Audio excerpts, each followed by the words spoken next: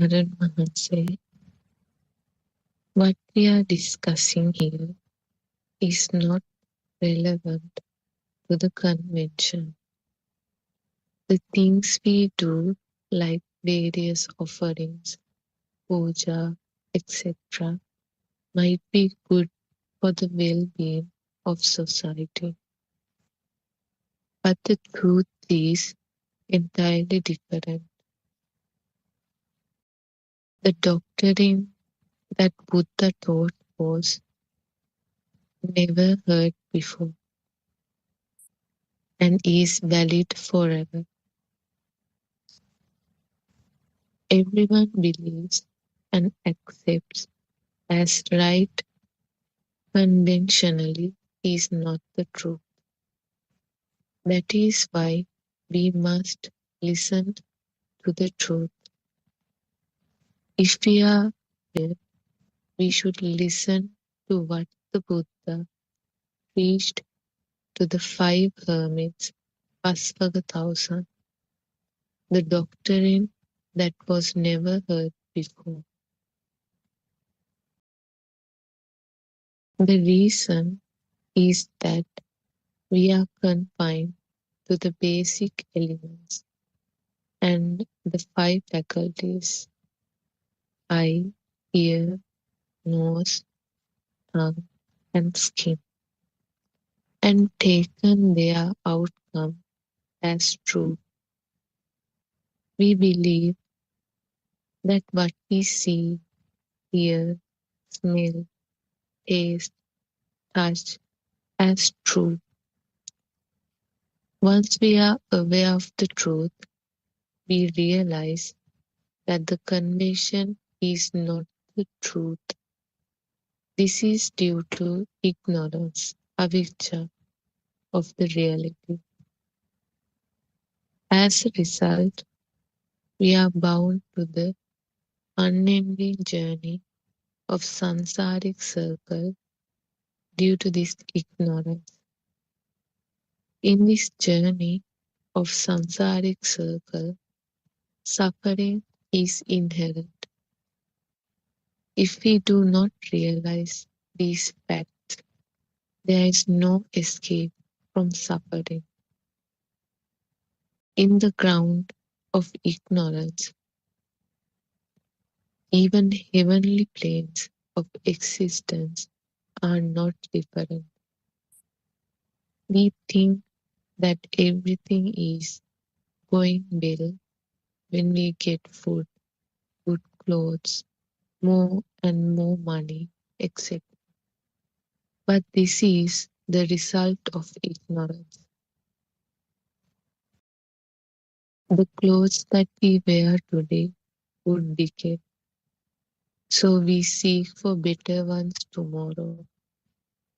This routine shall never end.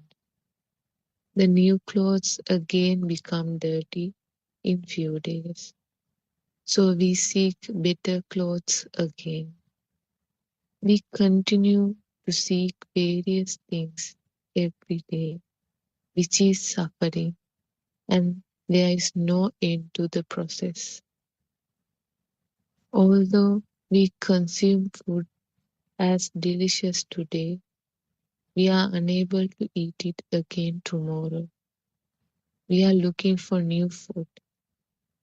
In the ground of ignorance, whatever we think as good does not become true. Upasika, I am from Kandy area. I am 74 years old. I have already listened to about 100 sermons during the past 3 months. Aryan Mahanse, there is nothing as good in this world as we think. It is suffering itself. It is this suffering that we believe to be pleasure and comfort. There is nothing but suffering. You said you are 74 and you have never heard this Dhamma before. You said you listened to about 100 sermons. and ask whether you can realize the nirvana at this moment. It is true that you can attain nirvana at this moment. In this instance, only this mind exists. This mind arises and passes away in the same moment. There is no existing mind. Inability to understand this fact causes suffering. To understand this fact is what we call the realization of the truth. Not understanding this nature of the mind brings us suffering. Therefore, what we have to do is to realize this truth. Realization means knowing that the world is a mere appearance in the mind. Kalayatana loko loko, chittena niyati loko. The five faculties are the world. The world is the creation of mind. Everyone, everybody. Shani. Thank you for reading the book for us. We are starting a new book today. The True Dhamma Has Awakened, Volume 3. Thank you for starting the session. I worship at Aryan Mahasa's feet, Thiruvan Saranai Aryan Mahasa, and Thiruvan Saranai, all Dhamma friends who have joined this English Zoom discussion, which is happening every day at 2:45 p.m. Sri Lankan time. So in this new book, it's kind of dialogues actually, unlike the previous book. In the previous book, we had some explanations and general knowledge about how the thoughts are formed and what is meant by this sense of faculty. So it was kind of a brief explanatory type of a book. But here, these are all based on discussions.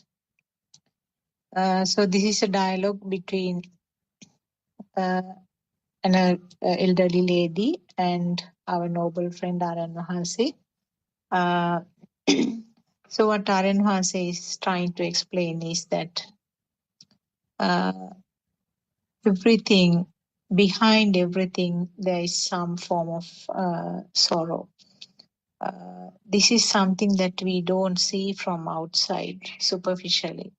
We feel that the world that experiencing is real. Everything that we experience with the help of this sensor function is taken as real. But uh, uh, when we consider the different living beings, now we know that different living beings, different animals have different sensor functions. Therefore, what they experience is different from one to another. So therefore, we cannot say that what I am experiencing is correct. So this is called avijja, or the ignorance, where we take what we are experiencing as true. So when we take what we are experiencing as true, automatically there is clinging or desires to keep it, or aversions or hatreds, all sorts of defilements come up as a sequence.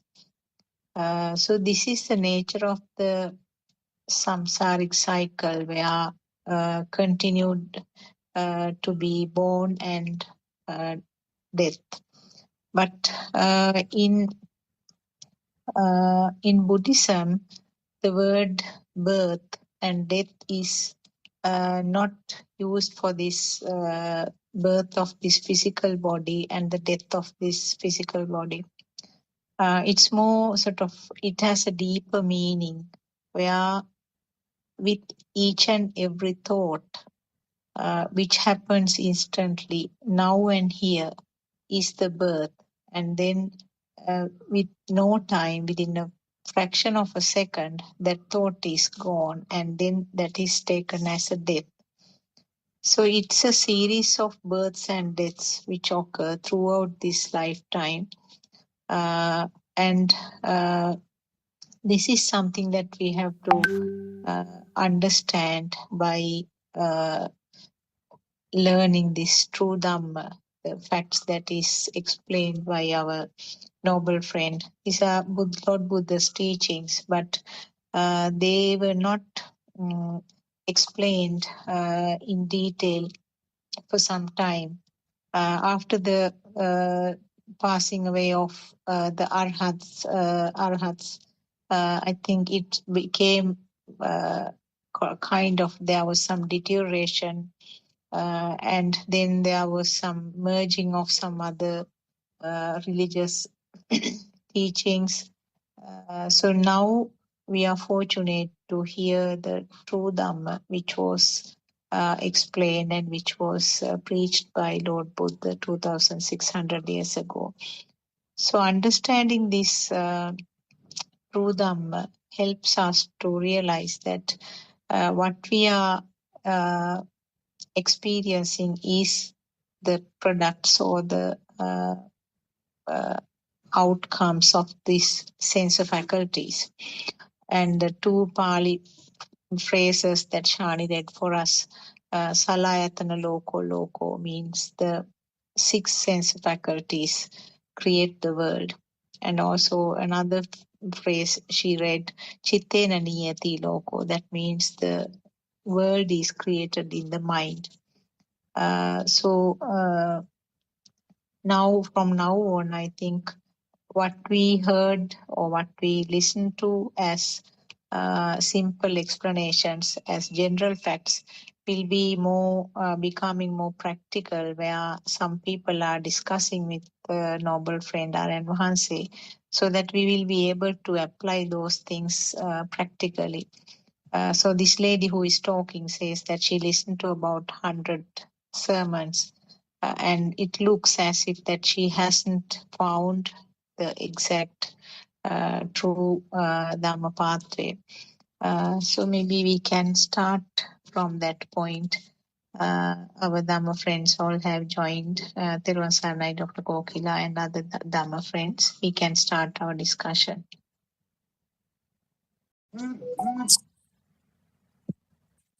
May Triple Gem bless you all. We worship and say for his noble guidance.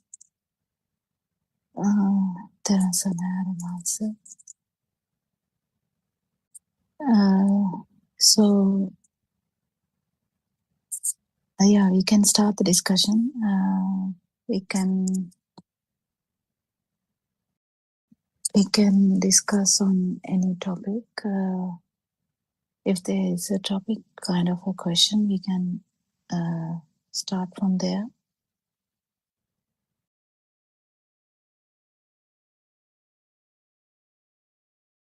Or else we can talk about anything in that sense. Because this Dhamma is actually a complete opposite of the way that we looked at the life. We looked at the life as it is existing, as everything is existing. It was so real to us, the dream was so real to us. It's fine, it appears real, it's okay. But we actually took it so serious. So we felt a need to exist as well as a problem. When we felt existence, we took it as real, and then there's a very kind of an urge to persevere or persist in this dream. So that when the dream is taken as real, there's obviously you can't prevent being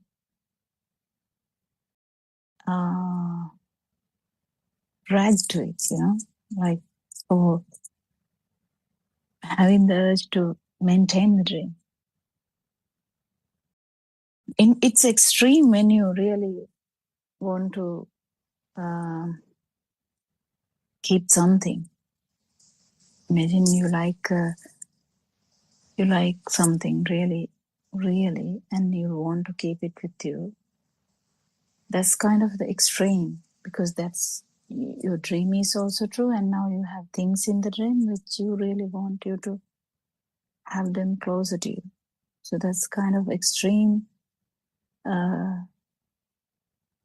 ignorance. But slowly, when you understand that that's not actually, that's actually a perception here, your urge to go for outside things would slow down. Actually, it will slow down really, really. You will feel it. These all feelings kind of you feel it, how the burning is coming down. And then, but still the dream is kind of true. But then, because the perceptions are still true, and then you keep understanding that's not actually true. It's kind of a vibration that's there. So, because in if you really can see one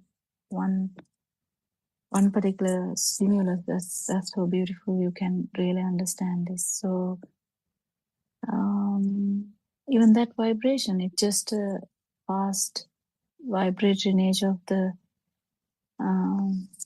sensory organ. That's all. That's all. So if you keep understanding this becomes very, very clear to you, and it's simple as well. You don't have to make it so difficult by adding so many things. If someone actually has no previous knowledge, like especially like someone like Joel, who doesn't know Pali, doesn't know anything deep about Buddhism, it's very easy for him to take it unless he has some other ideas. It's all, we have all the, the things that, the patterns we believe, the things that we believe. It's okay. It's just the parts of the dream that we are tangled with. That's fine. You just keep understanding how these things were so true to us.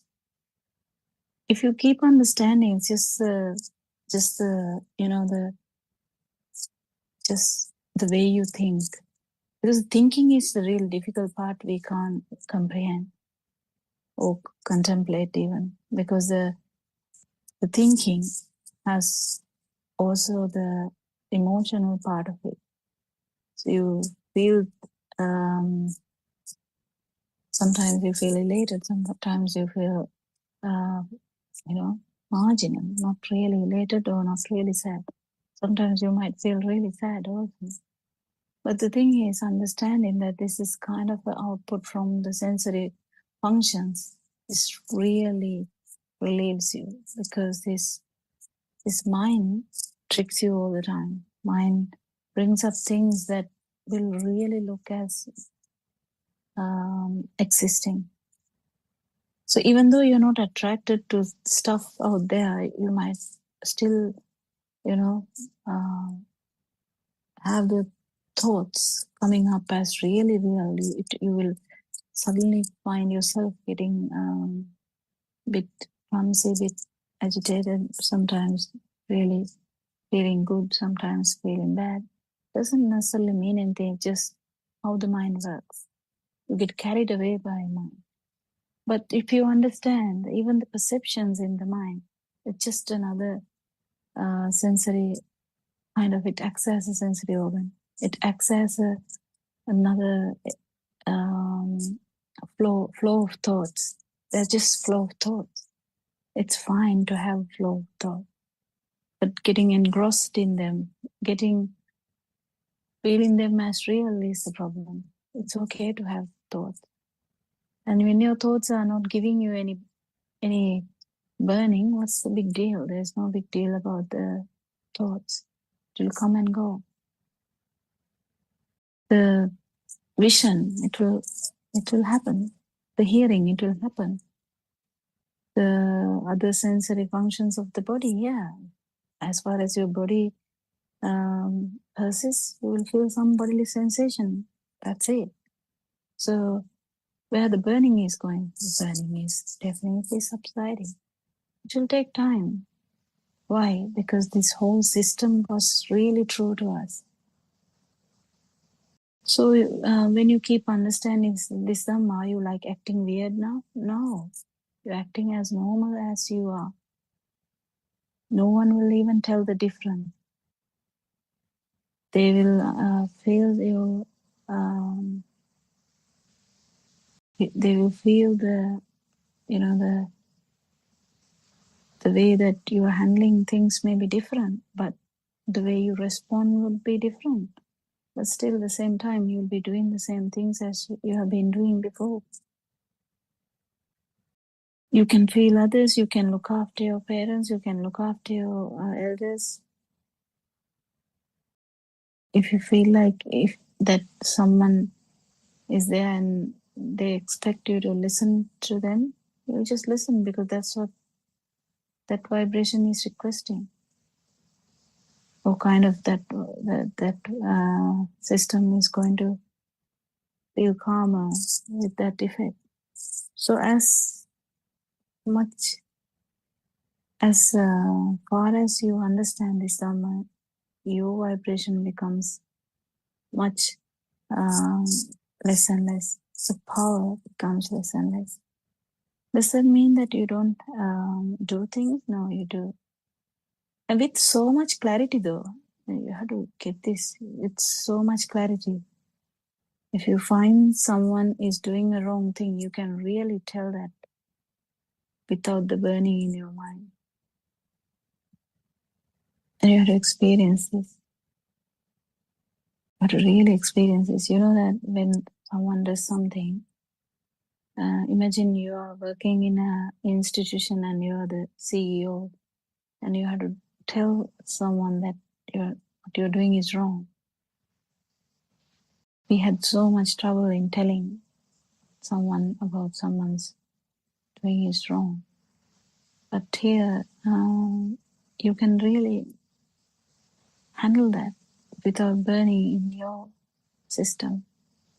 Because what happened here before was you're burning as well as you're giving that burning to others. So kind of a toxic environment. Someone can unmute the mic and join the discussion. Yes, we have Surang. Anyone can join?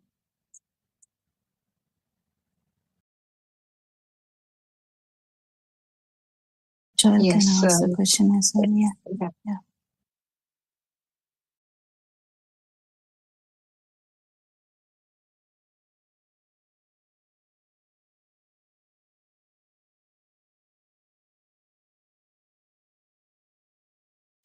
Yes, I think we can also discuss along the line where why we say that what is experienced by these senses is not true. Can we discuss on that line? Because Yeah, actually, it's a good one because it's a bit difficult to understand sometimes. So the stimulus is always very easy to understand. Stimulus is the chair, the shirt, anything comes along. It can be at one time, it is one particular sensory organ. If it is vision, it's vision. Then if it is hearing, it is hearing. If it is touch, it is touch. If it is a mind, like a thinking, it is thinking. But the most important thing you have to understand is every time there is a stimulus, there is, if it is through your main sensory functions, always the mind sensor is involved. How is that? Okay, so take the chair. That's the easiest, simple one we take usually. So the chair, it is not only eye faculty. If you're standing in front of a chair and you see the chair and suddenly it catches your eye, what happens? Is it only the eye function. No, but you have to understand, not only the eye function. Because as a grown-up, you just get the chair. If it is only the eye function, how can the word come there? The actual, there's a hardness. Everything is in that particular, even if it's, that's why that day I was telling just not to use the word label, because if you say that, so the quality of the thing that we are trying is going to get dissolved, because there's a thing for you to feel. So the chair is actually coming from mind sensor. What is mind is it just the thinking and thinking and thinking, but this eye works with the mind function. So that's how it brings up the chair. You only saw something, but how did it come out as chair? And when it comes out as chair, how do you get the whole thing about it? You can sit on a chair, you can even color it with whatever the color you want. You can have a gold chair, you can have a whatever the so like a sofa. You can have so many variants of chairs. And you might be, this is my father's chair, this is where he used to lie down. You can have so many things about that. Simple, just the vision brings up everything. How does that happen? That's the quality of the mind. That's the understanding. That's the quality of the mind. So this works together. Eye function works with mind function. They are not happening. They are happening at the same time. That's the thing. But because of the fast occurrence of these stimuli, when you stand, you can see the whole room. Can you not? You see the whole room. So when you see the whole room, don't you know that they are there? Just imagine you go to your living room in the morning. You just got up. You go through your living room. Kind of, don't you expect everything to be kind of same like last night? Unless a thief has come and taken everything, you expect everything to be same and looking similar. So you have kind of expectation that the dream is similar, and if the dream is different, you will kind of get agitated. So this mind, the beauty of the mind is there. If you understand how mind works, the burning is going to go down. So what Dr. Sakuntala brought up was, how do we say that it is not real? So okay, we'll go back to that. So you came to the living room. You have so many stuff. You haven't listened to any sound yet. You haven't smelled anything. You haven't touched anything yet. But you see. What do you see? Do you see light, or you see the whole room? You see the whole room. You see the whole room. So how does that happen? That's what we are talking about. How does that happen? So that is because this human mind works so fast. We know that the chair is there, the table is there, the table chairs are there. If there is a flower pot, that is there. TV is there, if the TV is there in your room, in the living room. So everything is there. So this how mind works, how fast mind works, and how mind works, how eye works. So the eye is a camera. You know very well now that eye is a camera. But then the mind interprets it as chair or the living room or the table. So which part is true in this? Actually, You definitely know. I think after listening, even Joel can understand that. I think because we have talked about that a lot. So the living room or the chair or the table, whatever, is actually a output of your mind function. That's the thought. But that thought has all the features of the five sensory organs. If you have touched a chair before, if you have, I mean, I don't think anyone licks a chair, but if you have the smell of the chair, if it's like a newly painted one, you might even smell the chair. Even if it's a dirty chair, sometimes children make it so dirty it can get smelly, so you have to throw it away. Yeah, something like that. And you see the chair. But the thing is, the whole mind, the output of this output is the chair. So when we understand that this is how it works, there's a sensory organ function. Yes, I was working. Vision happened. Then suddenly there's a living room. So we definitely understand that the living room is a perception. It's not there anyway. It's a perception.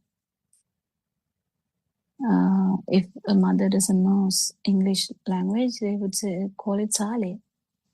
Sale is the kind of a word for living room in Sinhala.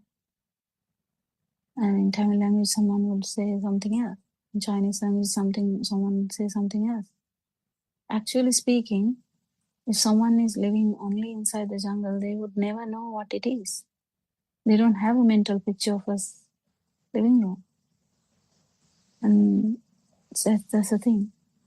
So this mental picture, we clearly understand that the mental picture is just a construct. That's the beauty of the mental construct. What about the actual the visual picture, the photo? Is that true? Now this is the problem. Now here it is a bit difficult to understand. But if you have the idea of how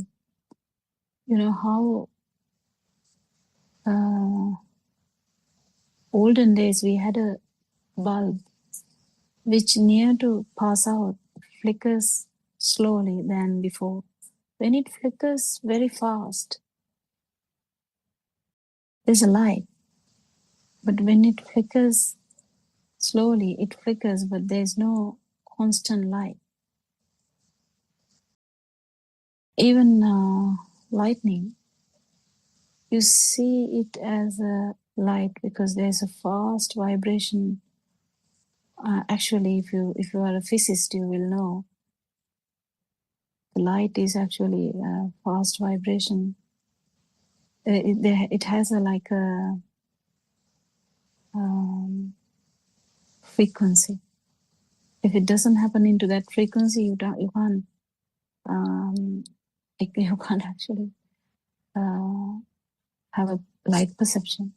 So how is this function happen? How does this eye work? Because eye is a beautiful sensory organ. Not every organism has eyes. We have discussed it. The unicellular bacteria doesn't have an eye. So we can't talk about an eye world with that unicellular organism. Some multicellular organisms, they don't have eyes. They have some other sensory functions. To limited number of animal species, they have eyes. But the variety of their eye function is also different.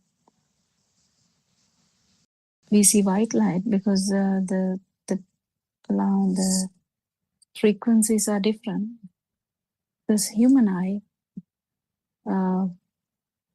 the vibrations are in the frequency is in kind of in one area, one limit is there. So the eye can telepathize or synchronize to only that vibration. So when they synchronize, we call it as a vision or seeing or light. But due to the variations of the light, you see kind of things in that, because there are so many variations in that. But the pure white light is possible because of the vibration of the cells in the eye. If someone is interested, there are two types of cells. It doesn't really matter whether you know them or not. It's just cells in the eye. If the cells in the eye didn't work, no way that human can telepathize light or see. So if you synchronize to the frequency of that, there has to be some vibration in your eye cells, the rods and cones. That if they are not there, you're not going to telepathize light. That means you're not going to see anything. So when you see, so why can't we remember about it, seeing anything in the first 1 or 2 years of life? That's because it didn't have that mind component. You know, when I said, when I walk in the morning to the living room, I can see the living room. No. Child, the small 6-week baby didn't have that idea. So what do they have? They just feel. They feel the light. So if the torch is shown into the eyes to check for the red reflex, it's difficult for them. It's just, they feel it. That's all. If you make a sound by hitting the table to check their reflexes, they just feel the vibration. They don't actually understand what is happening. There's no kind of perception there. It's just feel. If you touch them, you think mother is touching child. But actually what happens is there's a perception, but there's no mental formation. There's no mental perception, but there is a perception of touch. So which one is true? The speed of the light, if it was not there, actual vision is not there. And if the function of the eye wasn't there, if the person is born without the rod cells or the cone cells or with the defect of them, no synchronicity with the light. So you can't talk about a world of light. So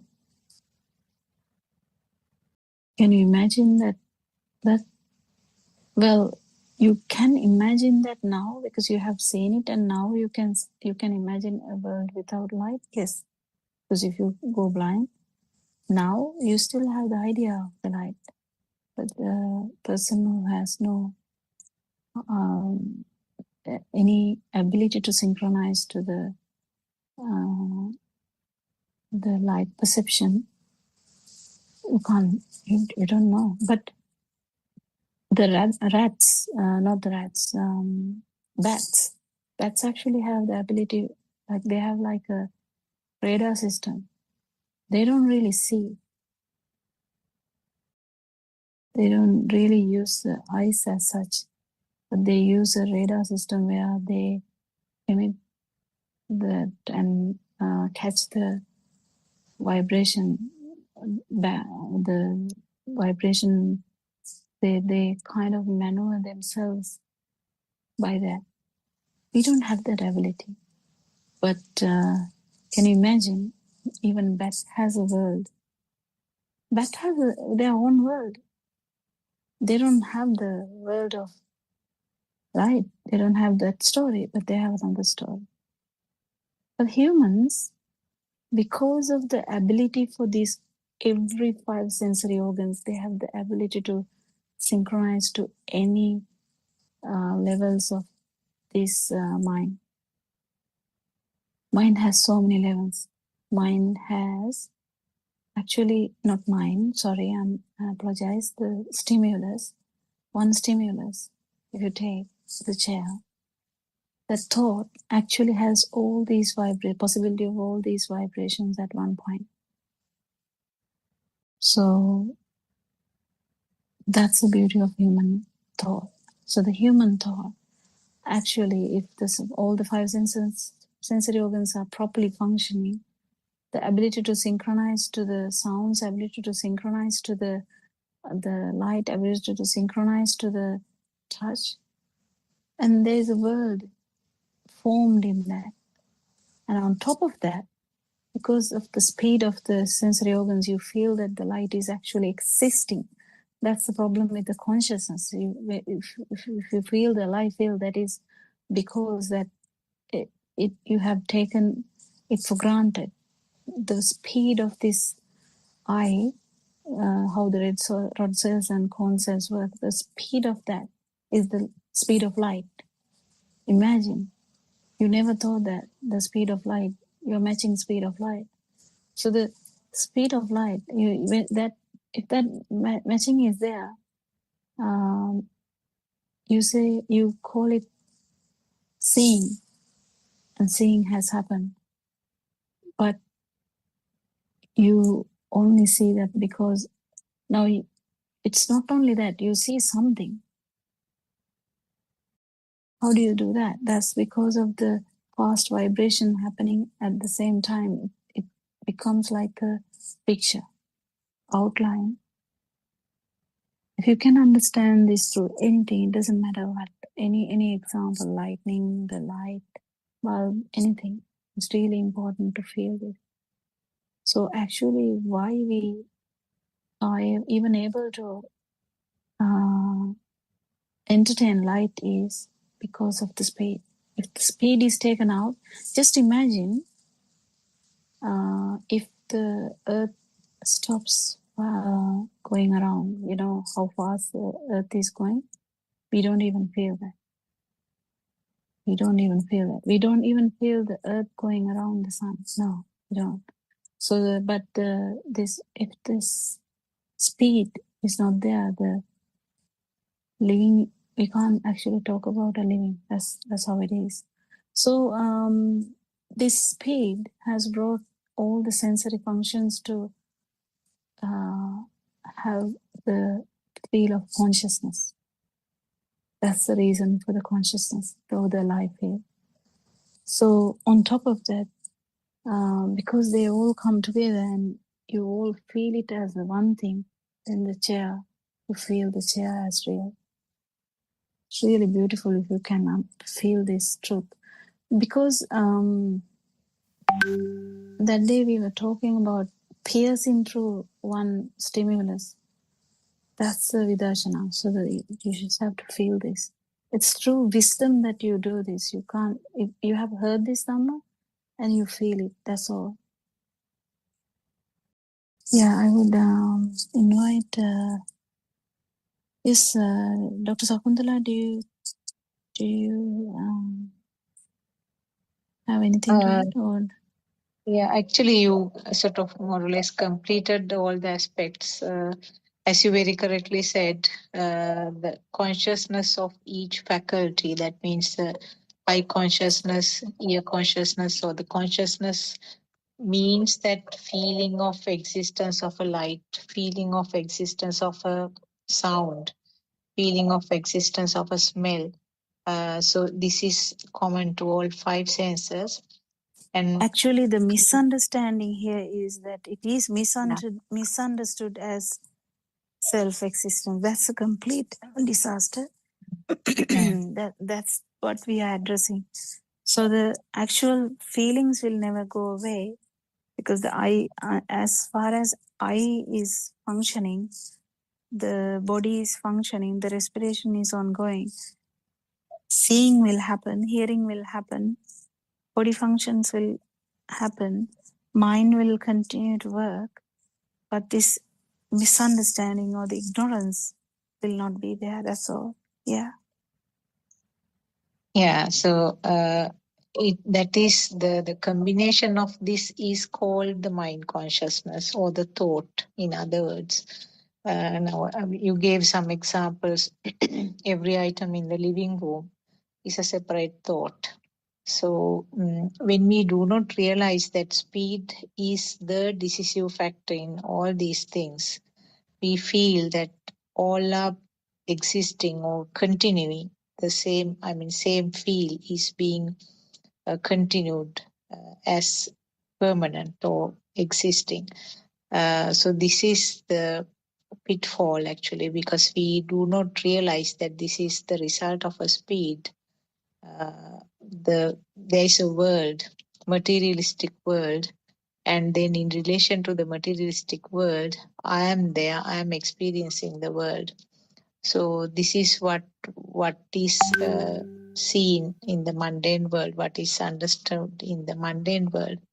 But when we realize that this is the result of the speed, everything, and also the fact that depending on the ability of the senses of different living beings, something is created, and what is created is taken as true.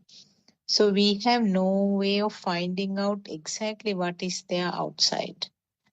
We have to assume and we have to accept whatever is created by the sense faculties, and we act according to what we perceive. So this is basically, I think, what we have to say. Why we say that it is not true? Why we say that what is experienced is not true or cannot be true, or we don't know. There's no way of confirming. Maybe the Surangika also can add something. There was Saranai. Surangika, are you free to talk? Yes, Sarvanchana, Dr. Sakuntala and Dr. Kokila. Just that point where I think Dr. Kokila has explained this, maybe in the midnight Zoom.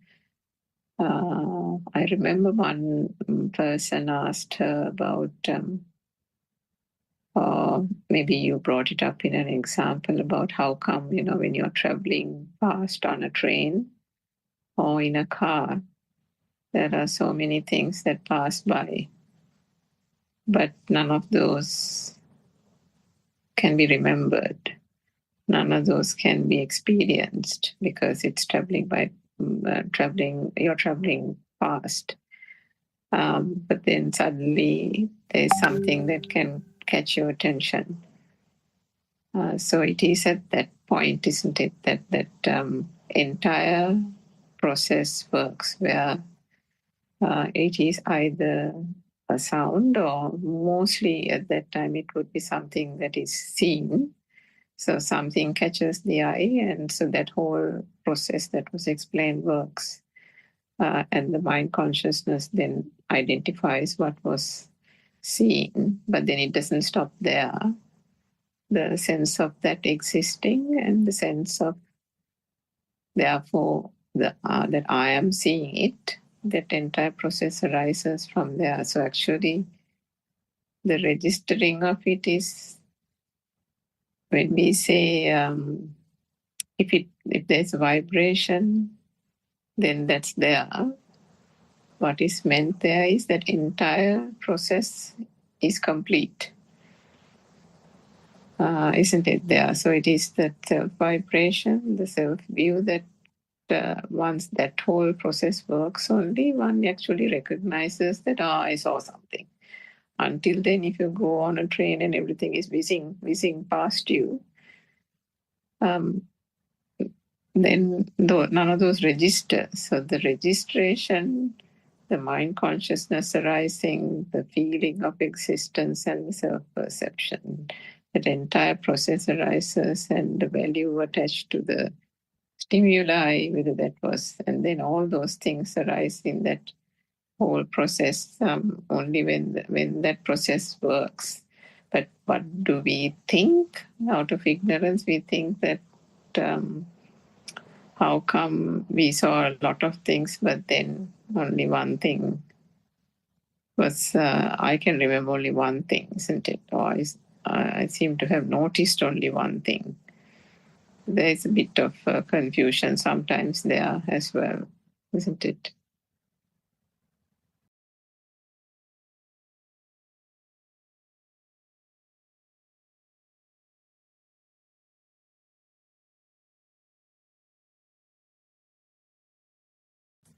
Yeah, actually, this topic is endless. Actually, so it goes here and there. So, we can take any example and it will go to the same thing if we understand the truth behind this. Actually, that's why the burning goes down. When you understand the system, what is left there, you just calm down, isn't it? Just calming down is the beginning, but then you will see how the burning to persist in this dream will go down. But you will be there with so much tranquility and kind of super happiness, where we can't compare that happiness to normal happiness, because normal happiness, you are there. Normal happiness, if someone has never heard this Dhamma and has not understood this Dhamma, you feel happiness, it's you feeling happiness. But here, there is a happiness and there is tranquility, but yeah, that's it. Just like that. Yeah, anything else? So, yeah. Any other lines we can talk about?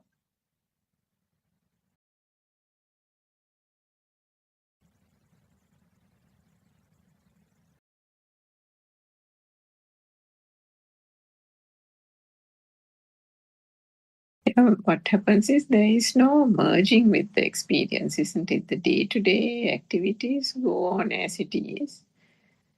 And conversations are being held.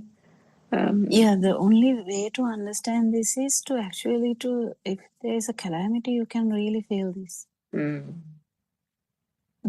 most nice way of really getting this out is there's a whole big calamity that you feel that you are awakened from that calamity. You are in the calamity, but you're not there, kind of thing. So you're doing everything, but you're still not there. You're talking also, you're not still there. Yeah, it's like a film unfolding in front of. Yeah. But if you think about it also, it comes in a mind picture also, so we kind of discourage that. But what happens is has to experience, yeah. Because when we try to say something, it comes to the mind picture, like when Naranwansi says, there is a sadness without sadness.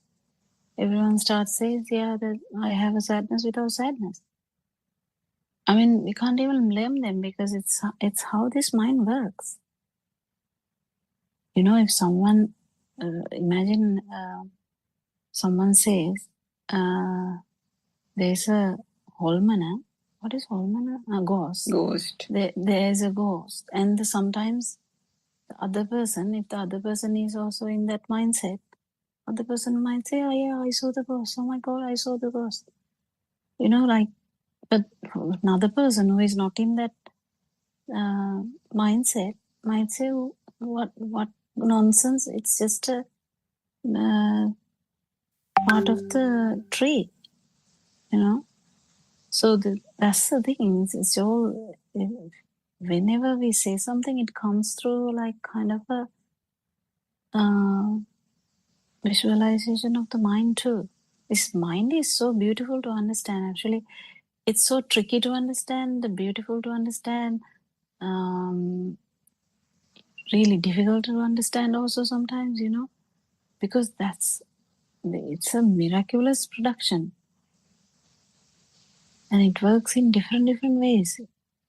Whatever you say, it will come as a, when you say nisatto nijivo sunyo, if you take the sunyo is empty. Oh, everyone starts saying, yeah, it's empty.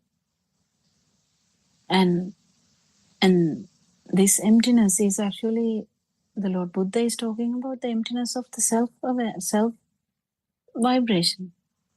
Not the room is empty. So that's the thing. The room is there, like living room is still there, like before. But actually, because it's not feeling as real, the burning is not there. So the self vibration is not there. So that's a kind of a different aspect. So it's very important to get the aspect or the way to look at it. And the more you polish the way to look at it by these discussions, it really works. I mean, we are not the experts in telling this. I tell this all the time. We have flaws. We may have flaws everywhere, but still we try to give the message as much as possible. As much as we feel, because we are all in path. Whether it's different levels of the path, it doesn't matter. It's still the path. Yeah. Yes, Rang. There was one experience, was it last week? Dr. Kokila actually was quite strange because it was the same day that Renvahansa explained the burning without burning thing.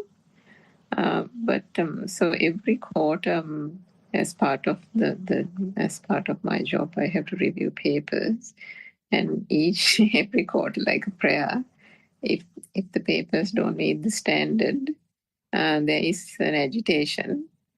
So that happens. Of course, the agitation over time has reduced considerably. Because if it is not, it I think comes from a point where even from childhood days where there was this thing of everything has to be done right or correctly. So that kind of thing has always been there as probably a trait.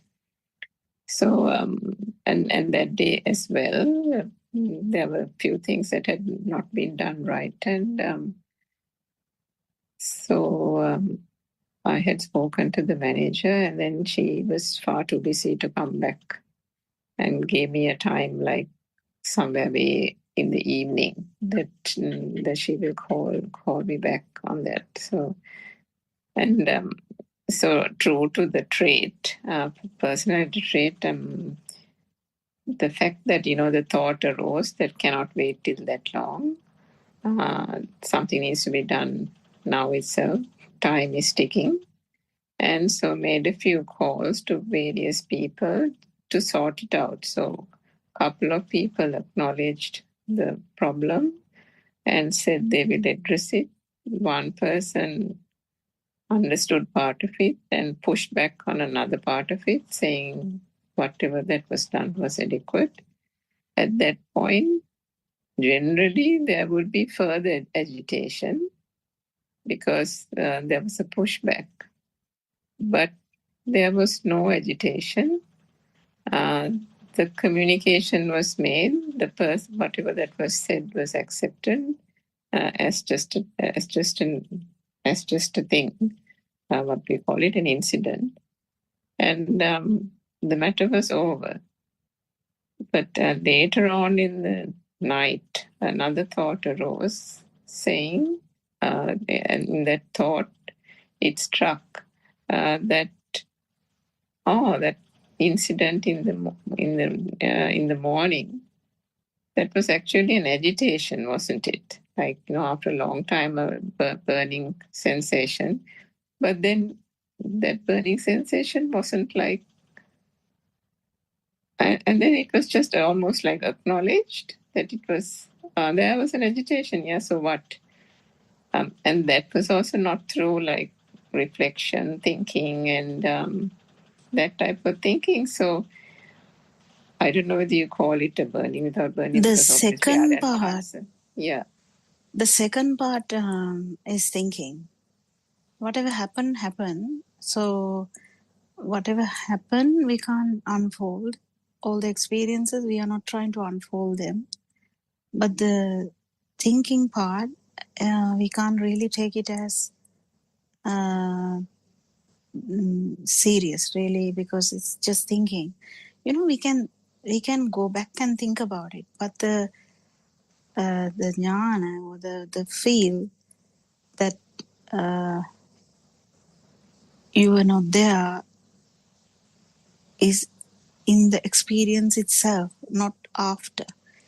So in one thought you can get this burning, and in the second thought you can attribute that to burning without Myself. burning. That's not that valid. That's okay, because you're trying to understand Dhamma, but it's not validating the past experience. That should be understood. But actually, Yes, if you felt the burning at the same time, if you felt the non-existence, that's a different story. But if just felt the agitation, you can't really correct it now, but you can understand what your parameters are. So the parameters here that you should understand about yourself is that you don't like failures. You have to actually dig into this. You don't like failures. So if you don't like failures, where is that going? Yeah, Who is going to address that? Because if you keep thinking that this is burning without burning, then you're not addressing the main issue. The main issue is you don't like the failure because you thought it might fail, and you wanted to correct it immediately, and you didn't have any like you had that urge. But this is very, very difficult to say. So it's only Sandhitika, or the only intimate to you how that burning happened. But what I'm saying is, according to the story, only I can say something. Second thought, which happened at night, we can't say anything by that. It's just a recollection of your incident and recollection of the Dhamma. That's fine. That's okay. But we can't really rectify the problem of the burning there, which happened. But the actual thing is, the some factors we have gained through life, some experiences that we have gained through life, some patterns, I would say, attitudes, some patterns. So how do I give an example? So imagine mistake in medical field. That's really dangerous, isn't it? But can it happen? It can happen. So you can keep a meticulous eye on them, but still a mistake can happen. So what if a mistake happens is a different story. And when you feel that the mistake is happening, rectifying the mistake is different as well. So the rectifying the mistake, and the mistake is happening, rectifying the mistake, trying to rectify the mistake, and acknowledging the mistake. 3 stages, I would say. I don't know, you can add something more. I'm just taking an example from my work. So you felt it, you try to rectify it, but it's kind of happened, and you acknowledge it. And so you kind of acknowledge, you don't put blame to others, you just take the blame. Or if it was totally unrelated, you might say you could have done this. So because we do like a post incident discussion where we try to understand what went wrong, because that's for learning. But all these, if the self is there, it's completely different. If the self is not there, it is completely different. So we are talking as people in the path, but if like a complete who an arahant who has completed the path, that who doesn't feel alive, or the alive feel is not prominent, then he will cruise through every stage that we were talking about without any burning at all. So identifying the mistake, trying to rectify the mistake, acknowledging the mistake, trying to learn from the mistake, apologizing for the mistake. For the whole team, you might apologize. So it's really really difficult to say, because it changes from work to work, it changes from the scenario to scenario, it changes from the people around you as well. You know, when Lord Buddha came back,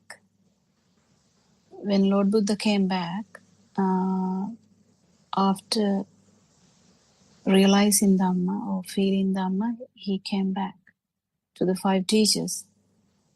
They thought that the teacher is, the Lord Buddha is coming, or Siddhartha is coming, because he lost the path. But then Lord Buddha said, have I told any lies before to you all? Have I said anything untrue to you before? So then they were like, no, then can you listen? And they listened. So there are so many things that the surroundings matter, the way you handle things matter, your attitude matters. And when your burning is not there, everyone can feel the ease around you. They can't get agitated, but they might get agitated, it's fine. But what I'm saying is, you're not putting more agitation to them. So everything calms down automatically, but the problem can be rectified if it can be. If it is not, it's not. So the understanding, the urge to maintain this dream is very tricky, because you might not actually feel about any of these things really badly. Like the burning will be like, if it was 75%, maybe now 25%. Still, if the dream is kind of true,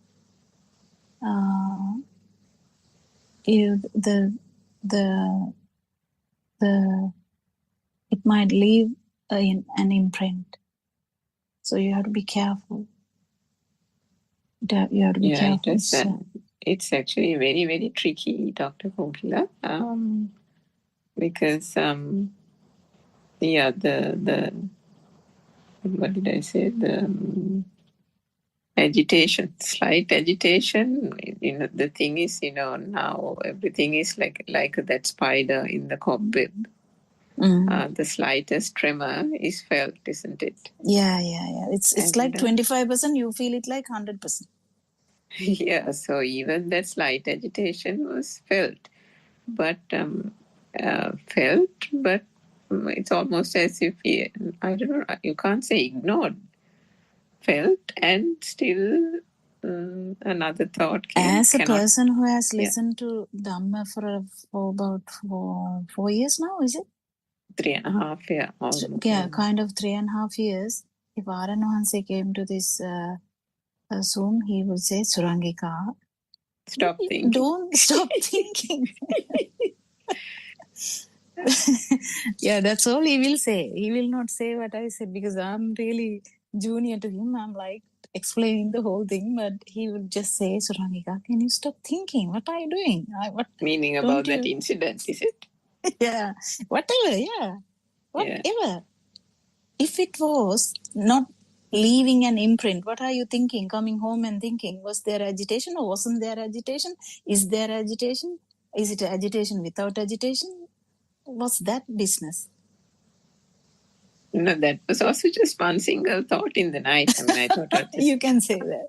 yeah, I mean, it just popped up in the mind because out of the blue, I had forgotten about that whole incident. And that is the other beautiful thing about this Dhamma, isn't it? Everything doesn't linger true. on.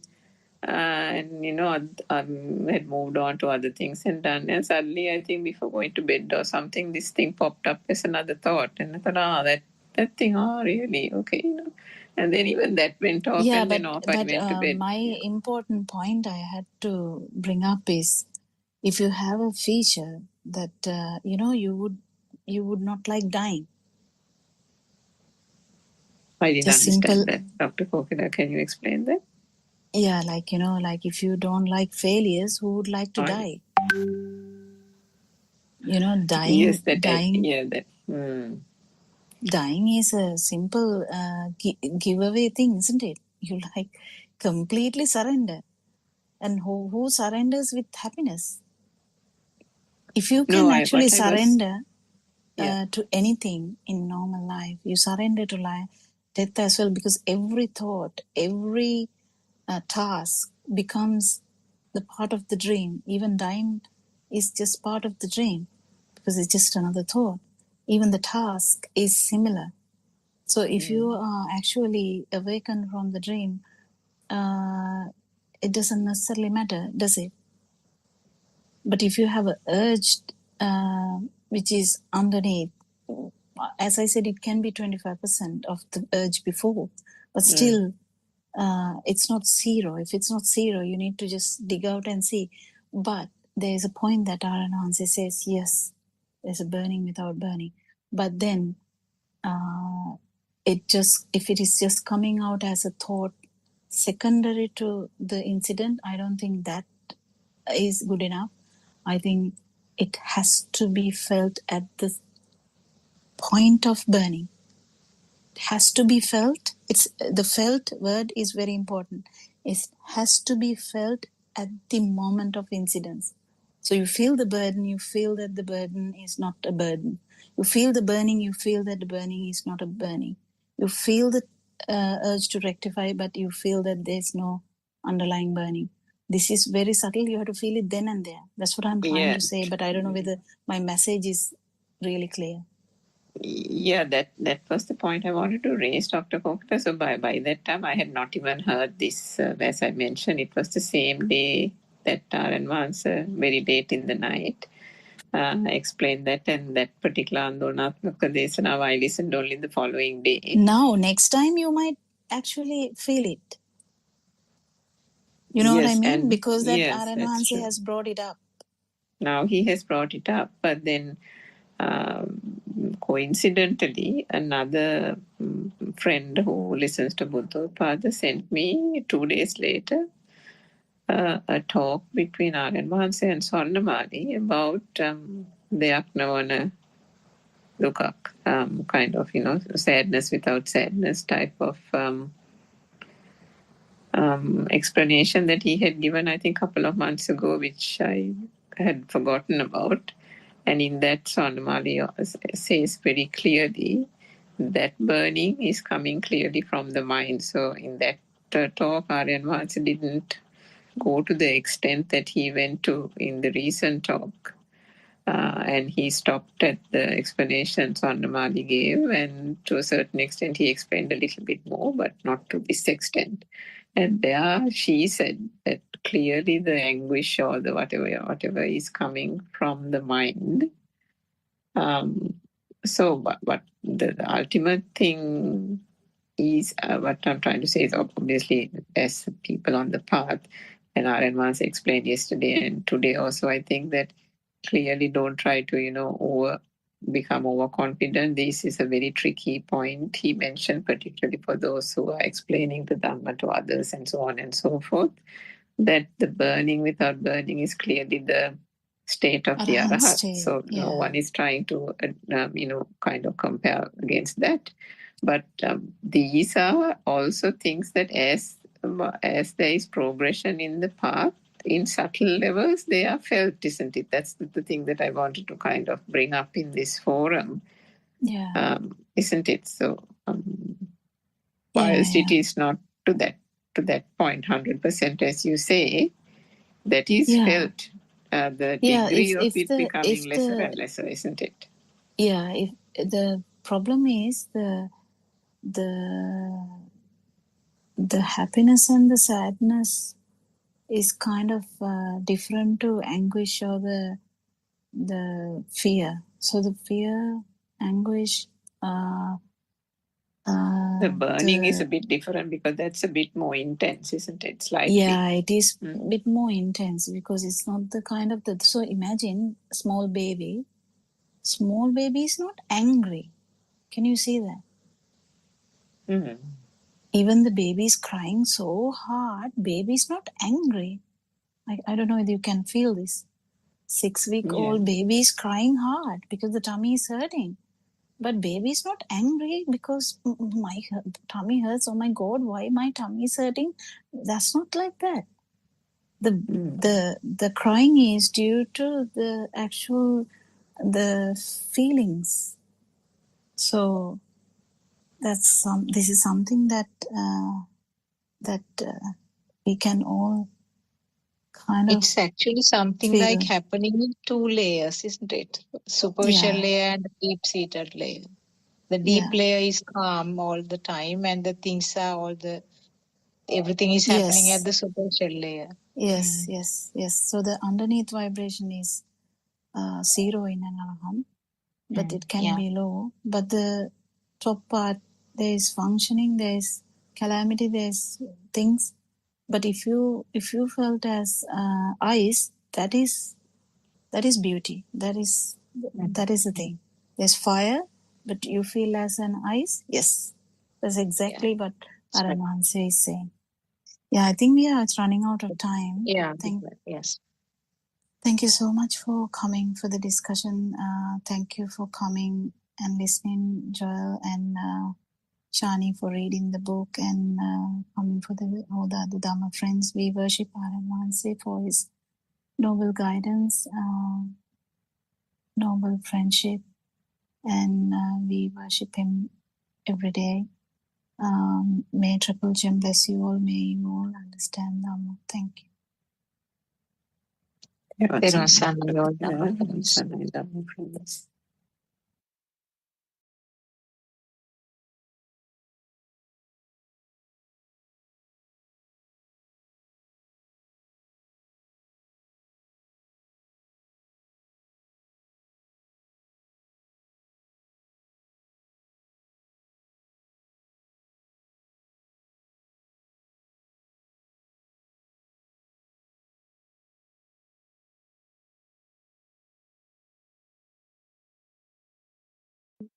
A deep awareness.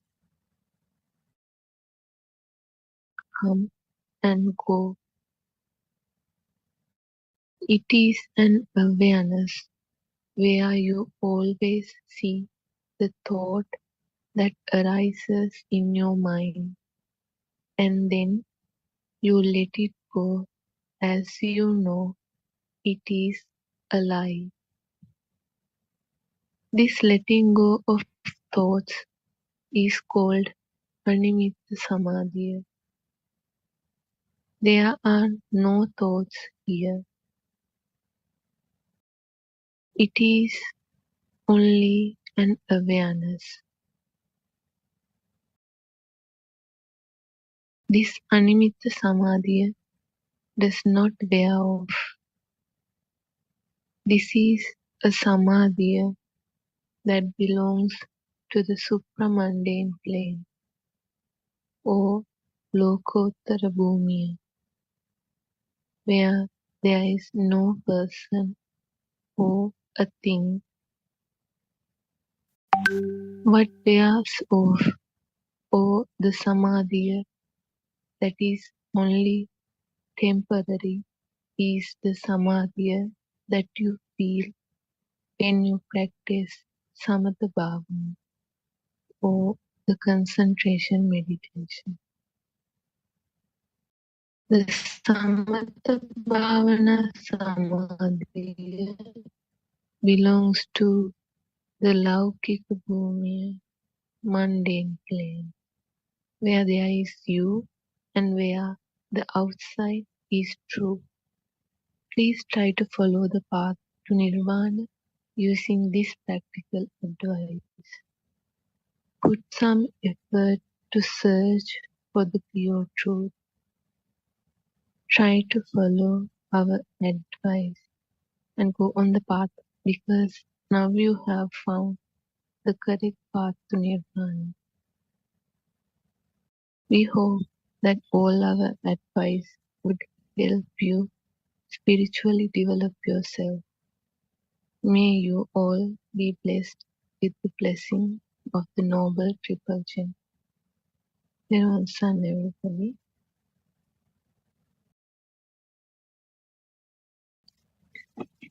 Tirvasana Shani, thank you for reading the book for us. The last 2 pages of the True Dhamma Has Awakened, Volume 2. The contents of the 2 pages you read briefs about the concentration meditation and the samadhi or the calm state that you achieve with the concentration meditation, and how it is different from the insight meditation. So actually the concentration meditation, you achieve some calmness in your mind, but it's not lasting forever. It's as long as you concentrate on the stimulus or a particular topic, you will be able to maintain that samadhi status. But the moment your attention moves away to some other topic, that tranquil state will disappear. But with insight meditation, or what is recommended for true Dhamma path, what has been shown by our noble friend R.N. Mahanse, is actually something lasting in all 4 positions, whether you are reclining, whether you are sitting, standing, walking, whatever. In any posture, this status of this tranquility will continue. So therefore, it's important to identify the what is taught in True Dham by Lord Buddha, because the concentration meditation and those statuses, those samadhi statuses that were experienced by the people those days were there even before the Lord Buddha was born. So that was they thought that that is the ultimate goal to reach, and that is the end of the pathway. And most of them different.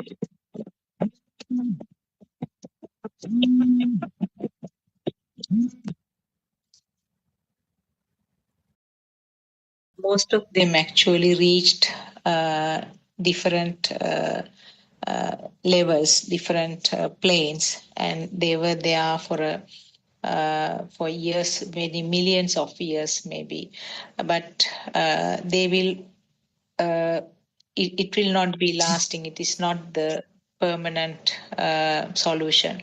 So what Lord Buddha found was that actually the insight meditation, where you will pierce into the thoughts, or you will sort of deeply analyze how the thoughts are formed, how this feeling of self-existence occurs.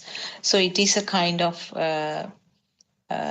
self research, and then finally when you realize this this is actually a creation of the sensor functions, and also how the thoughts are formed, and how this self feeling occurs, and then when you know the magic, actually there is no magic in it. So this tranquility or this samadhi that is achieved through this insight meditation is the ultimate end of the path. So those were the those were the things, facts that was briefed in these 2 pages that we listened to just now. Teruvan Saranai, all our Dhamma friends, we can start our discussion. Teruvan Saranai, Dr. Kokila. Therwan Saranai.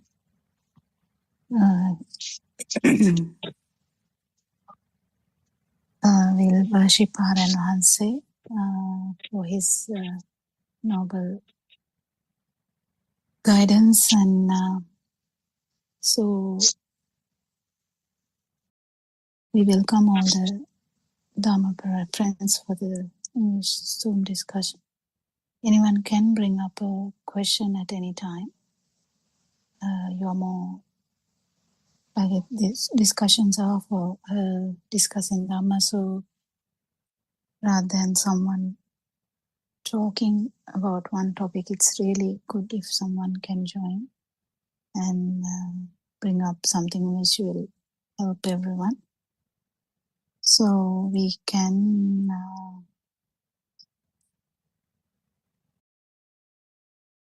talk about anything, whether it's the Satyajnana or the truth side, or we can talk a little bit about practical applications as well. We have been discussing about Dhamma for some time. So, yeah, anyone can join, and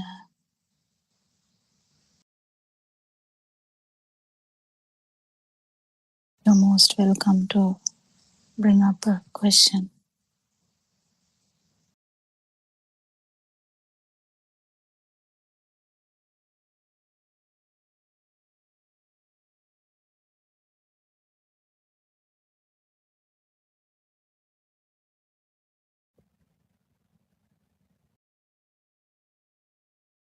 Dr. Sakuntala, do you have anything?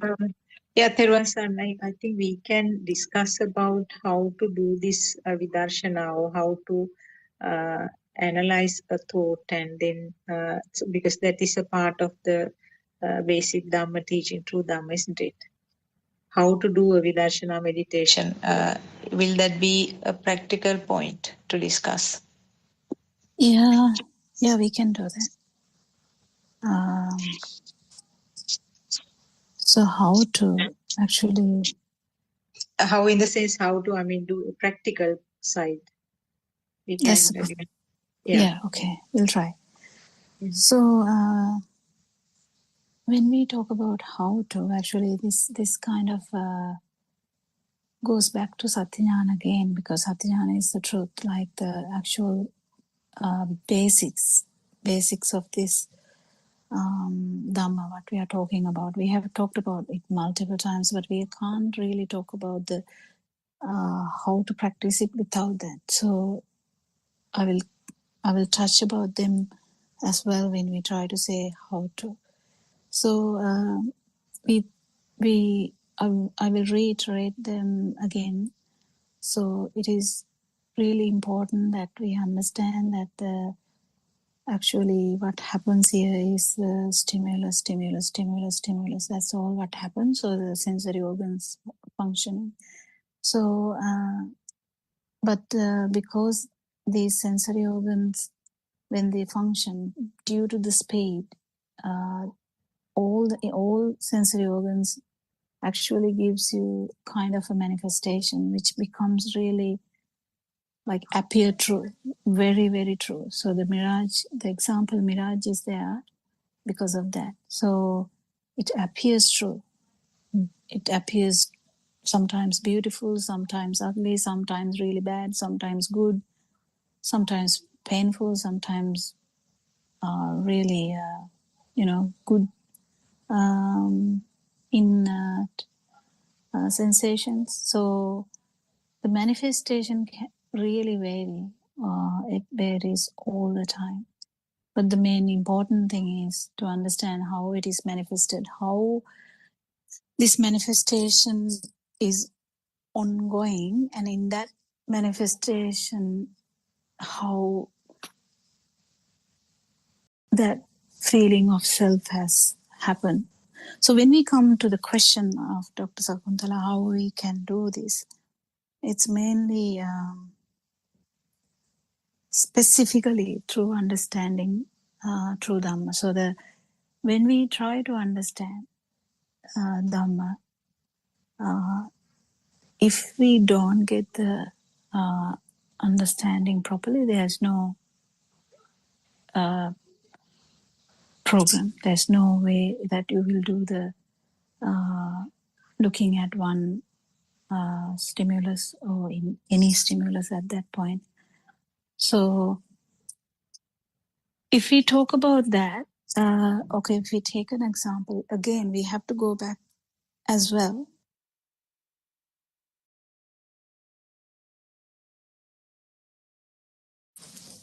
Sorry, I had to stop a little bit. So when we talk about something like, okay, we will take a simple example. We take like what pineapple. So the how thought like pineapple has happened to us. So we kind of go back. We have to. It's kind of a thing that even Lord Buddha has explained a lot.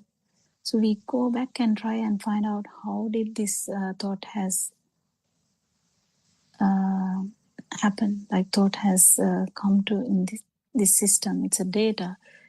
Yes, but how has it happened? So when we try to understand, when we go further down, only we can understand that it is again sensory function. So the sensory function of the eye, the ear, the nose, and the tongue, and the skin. When you say skin, it's really you have to understand the sensory function of the skin is really spread everywhere. The biggest sensory function of the body is the skin, and it has internal applications too. So when you understand that, you kind of get it first that actually the baby didn't have a big mind at all.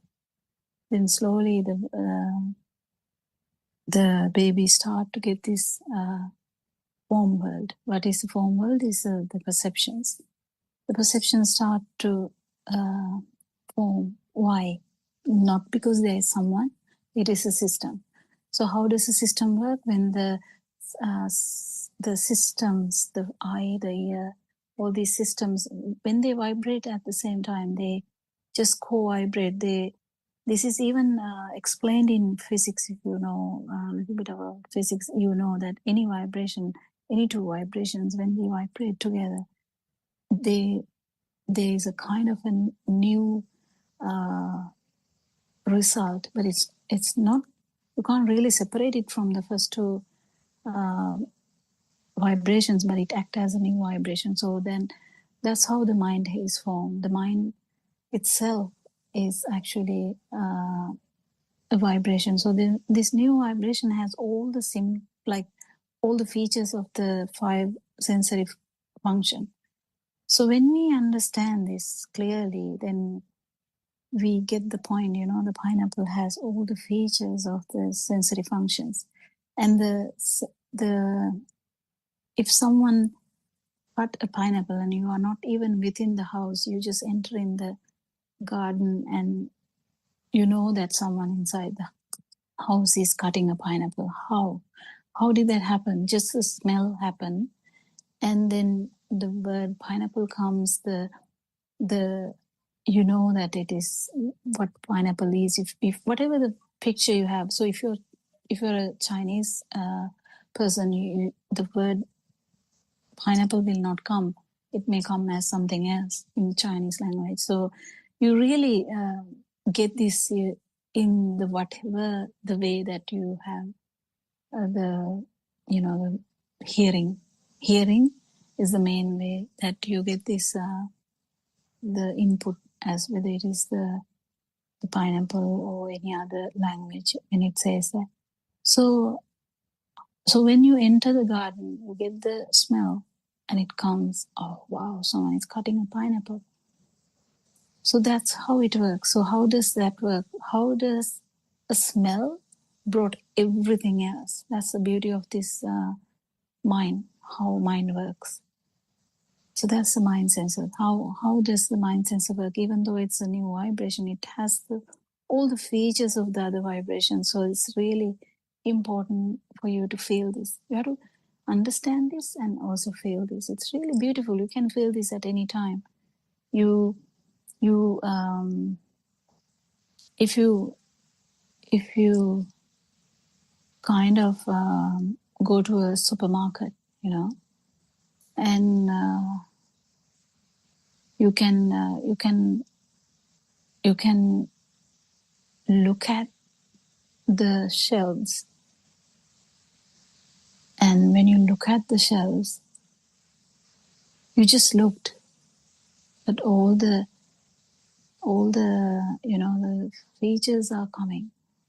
If you see a fruit like durian, then you know that it is what it is going to be, how it is going to be. Or even if you see, imagine you see someone wearing a mask. Just imagine someone is wearing mask. Everyone is not. Then kind of now you know that person may be sick. How did that come? That came after COVID. Like we usually didn't wear masks before COVID. So now if someone is wearing mask, we kind of know that's maybe that person may be having some kind of thing that is going to the others. So that person is trying to prevent it going to the others. Or that person may be scared that he might get something from the supermarket. But see, the just the visual aspect of it brings the whole thing. So can you feel that? The feeling is the most important thing here, not the actual, just the understanding. So when you feel that, you can understand that how this mind works. Mind is a perception. But when we say perception is actually like a vibration, but that vibration has the qualities, all the qualities. So when you say,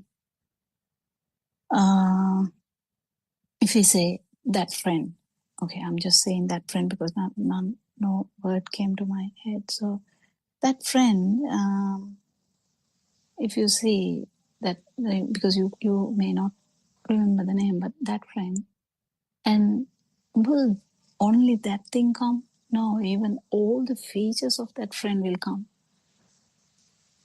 All the features, whatever the data that was there forever of that friend. So imagine you meet someone you haven't met for 30 years. You suddenly meet this person who was in your classes, maybe high school. Just if you just see in the supermarket, what would it bring to you? It would bring the whole thing. How does that happen? That's the effect. That's the effect we are talking about. That's the mind sensor, how it works. It's beautiful to feel these things, how everything comes. If it is your enemy, yeah, everything comes. And you might feel the shaking, either with anxiety or either with anger. So that's how it is. So that's actually the understanding of the thought process, or this thinking is the main thing. So when you understand that mind, the perception or the actual thought. So if we take it as my friend, if you take that and there's a little bit more, what? So we know now that my friend is a perception. We kind of know. You have to feel it, but you kind of know that. But then we understand that that perception is like a vibration actually. But how do we feel that it is like kind of true? That's because of ignorance. So far in your life, how old you are, like if you're 30 or 40, 50, 60, 70, it doesn't matter. All this time, you were trained to believe that you are in a world and you exist. The dinosaur happened in the past. Who happened actually? We feel that the dinosaur was in the past, but that's a fact which came to your mind just now. So we are thinking in the future, we predict in the future AI might take over the world. It's okay, but it's a thought. So we kind of keep understanding, okay, we have thoughts, we have millions of thoughts. We have not only thoughts, we have attitudes too. How do we get the attitudes? Okay, we get the attitudes from the thoughts. How? Okay, imagine your mother kept telling you, share. And mother kept telling you to share. And then you go with your packet of lunch. Every day you open the packet of lunch, it's gone because everyone is sharing.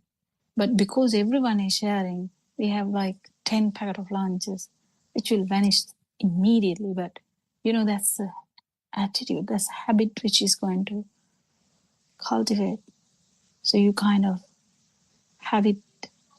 But what do you think we get it? We get it as my habit. That's the problem.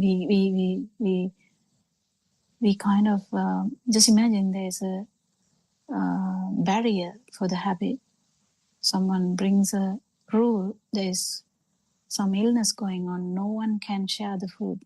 Everyone will be very sad. Why? Because it has become my pattern now. I don't want to change my pattern. So that's how we get attitudes, patterns, habits, whatever. So the way that we think is, they are my habits, they are my way of thinking.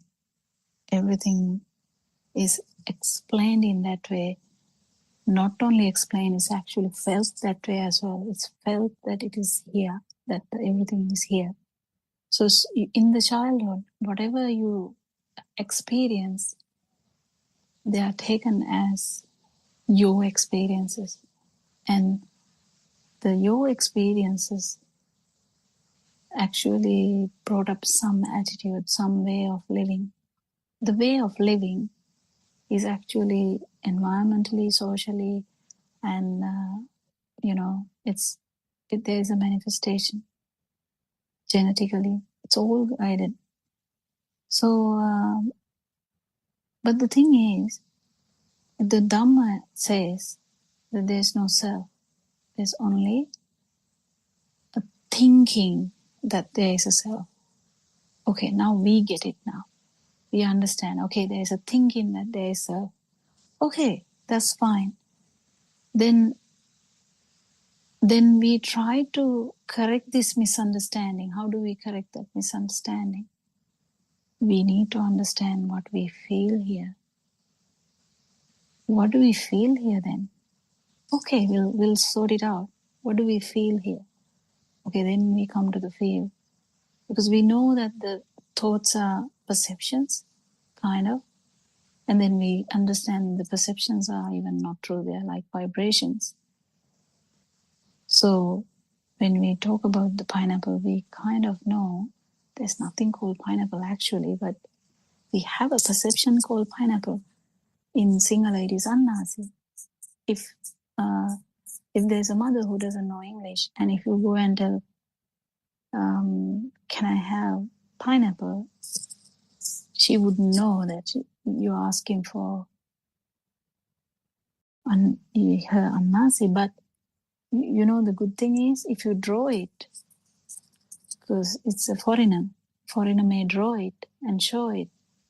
The mother knows exactly what to sell now. Oh, okay.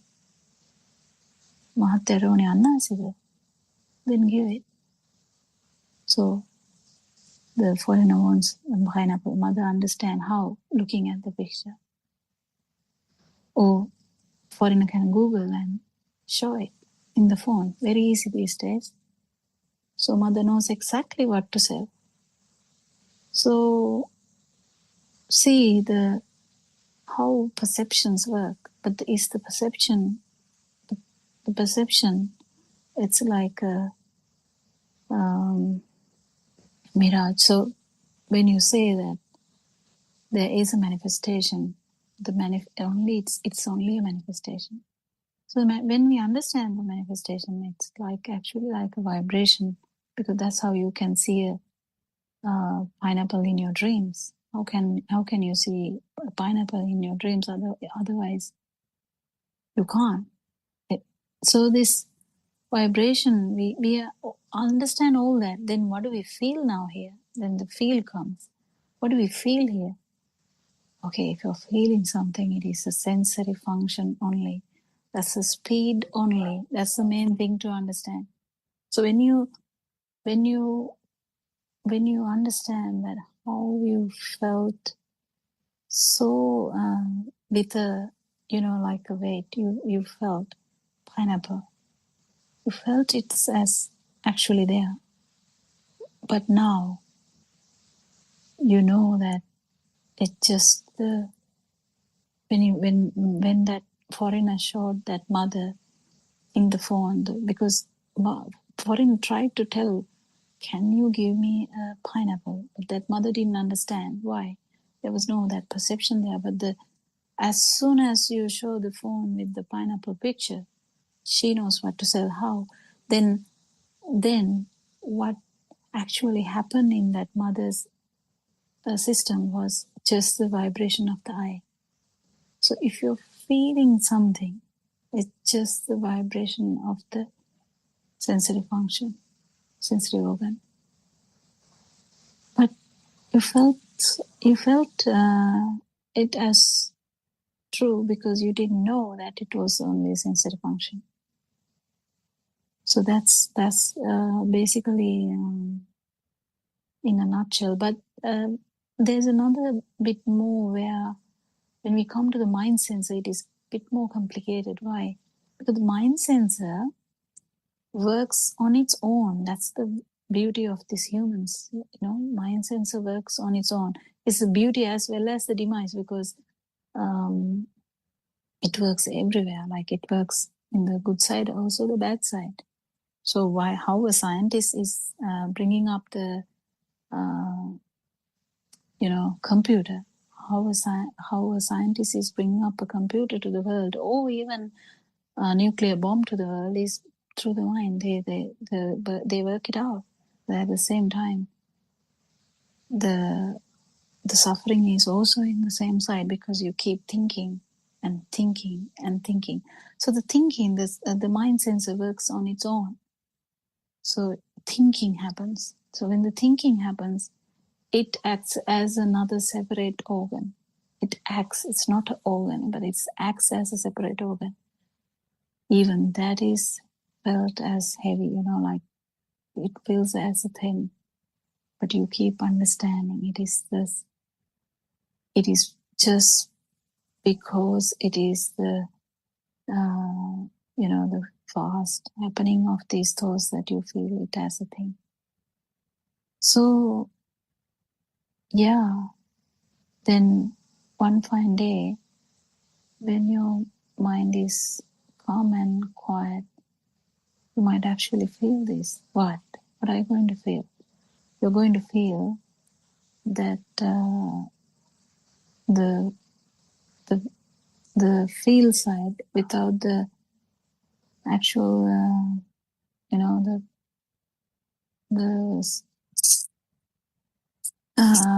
Because when you understand Dharma, the power of the thought is going to go down. So when the power of the thought is going down, you directly feel it. Then what do you feel? As I told, what do you feel? It's just the speed of the sensory organ.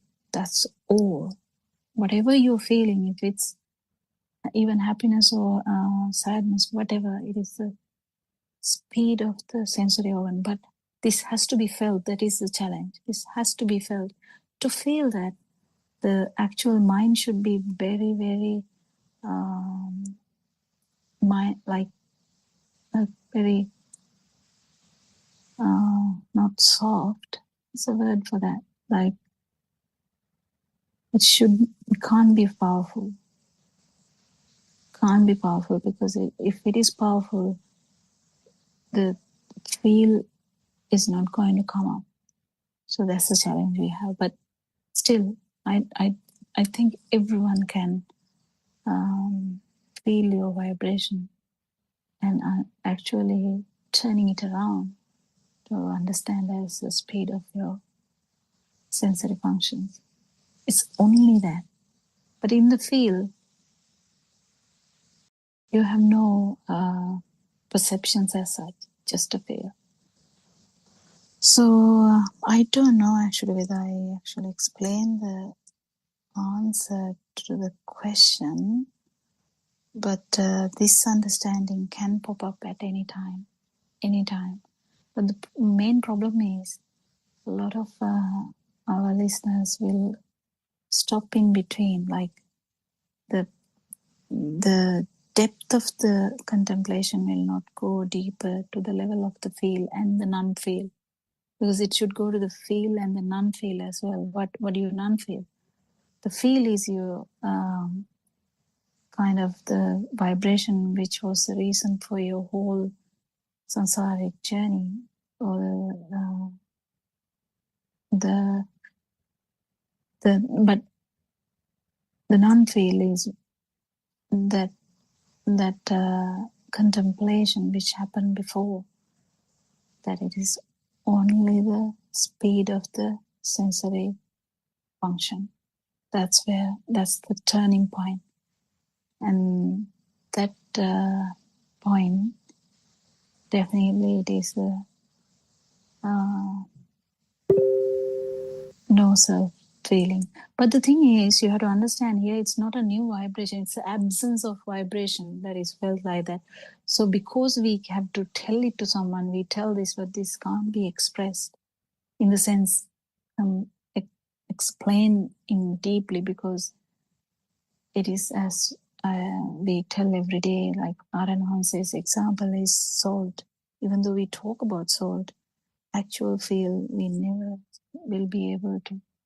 Even though the both children, if you have kind of 3 children, that all 3 children might say, "Oh wow, the salt is too much today. This food is so bad." But then the feel that particular tongue had, no one can actually compare that. Even though the words will come out as it's very salty, mom, still feel is different. Feel is unexplainable. Feel has no comparisons, kind of. Yes, Surangika, can you add something? Right? Or anyone can actually join.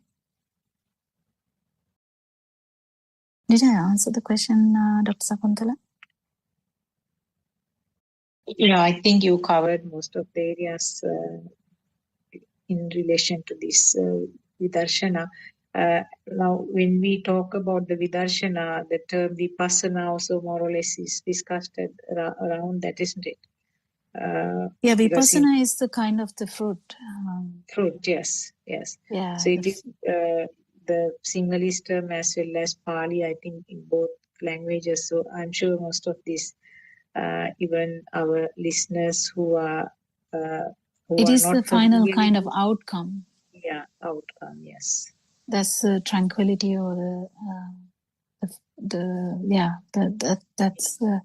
that would be the complete meditative state that you would get. If that's the outcome. Actually, when you analyze and sort of very clearly understand how these thoughts are happening, what is this, what is meant by thought, and how it is happening, automatically you realize that all thoughts are happening in that same way. So that is the ultimate result of the meditative process, isn't it? That is what's called the vipassana, what you experience. Even when you say vibration, we need to understand even the words we talk here, they are the same. That's why we always try and say not to get too confused about the wordings or whatever the meanings or anything, because you just have to get the essence of this message, and someone will actually take it very quickly. Someone will take ages to take it. If you can feel it, that's the most important thing. Whether you understand the words or not, it doesn't necessarily mean anything. So to feel it, the feeler, the people who feel would be more kind of more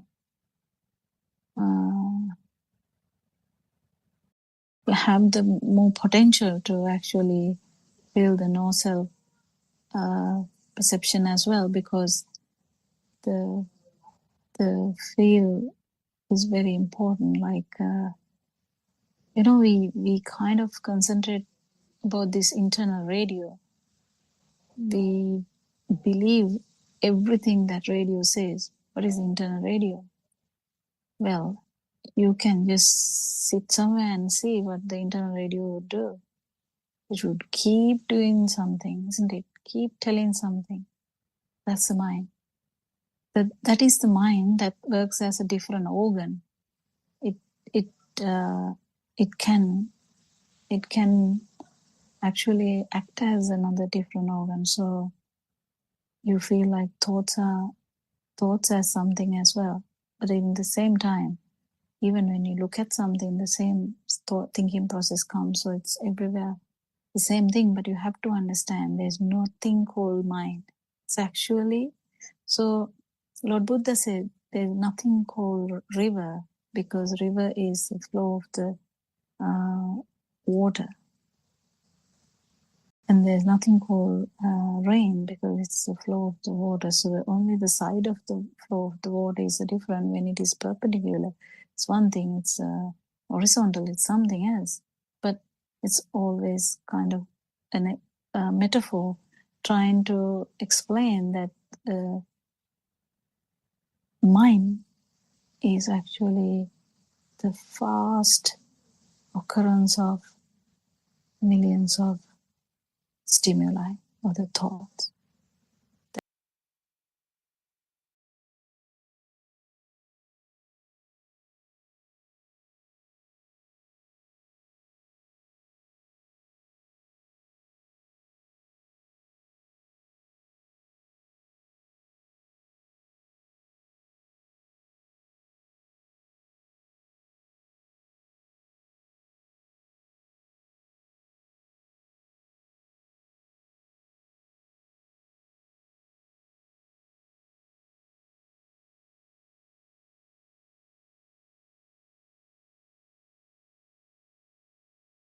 To Nirvana is a miraculous journey. No matter how many problems you have or how many people are gathered around you, or whatever you do, you will always be mindful in your home.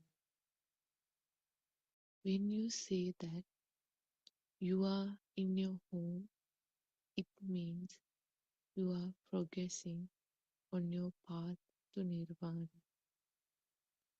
Once you develop a very good mindfulness, you will not wander about in this sansara, in this cycle of rebirth and death.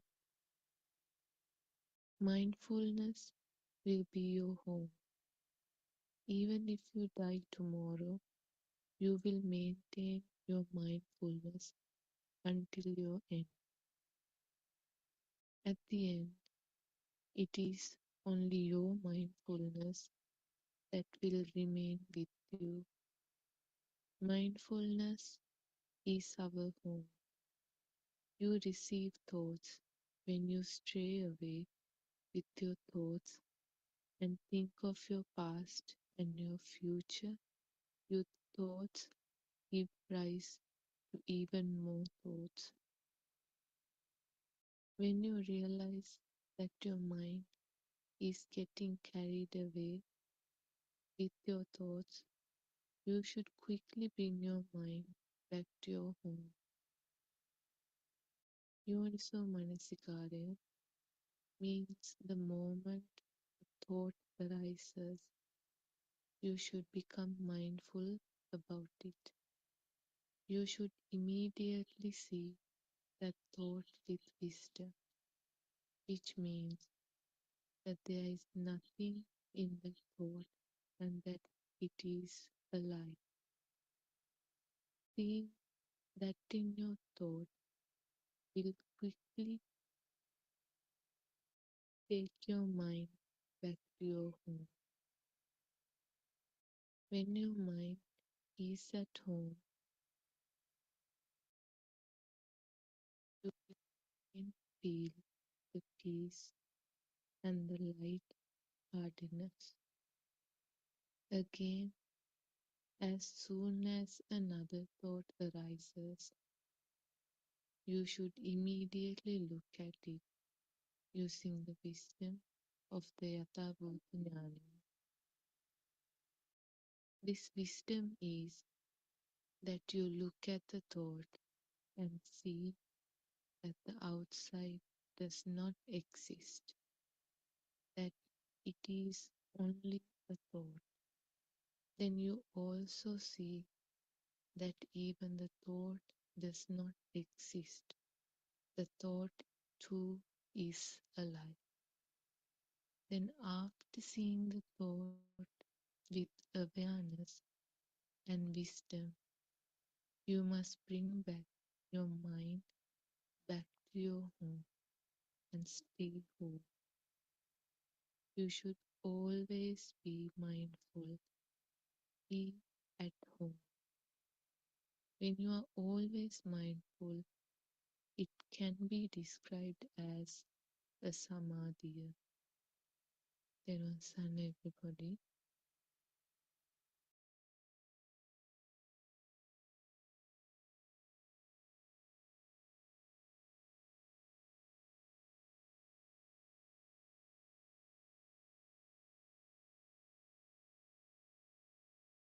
May Triple Gem bless you all. We worship our Heavenly Savior. And thank you very much, Shani, for reading the book. Uh, we will start the discussion.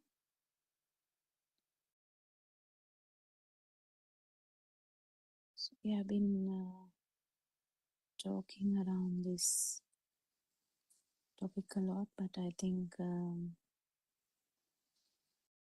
it's a simple. It's very good, very important to kind of understand this in a simple way rather than making it very confusing. If a person's mind is simple, then it's better to take it as simple. But if the mind is complicated, maybe you have to take it in that aspect. But not necessarily that it should be complicated. So we can talk about any topic if someone has a topic.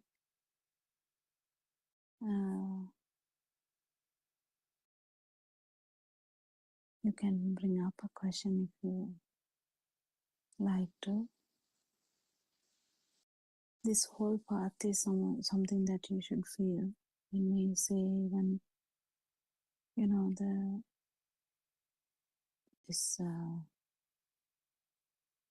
this whole thing, something the production of the system or the sensory organs, that's very simple sometimes. That's the only thing that will be told to someone, and someone might be able to actually understand that with that simple sentence.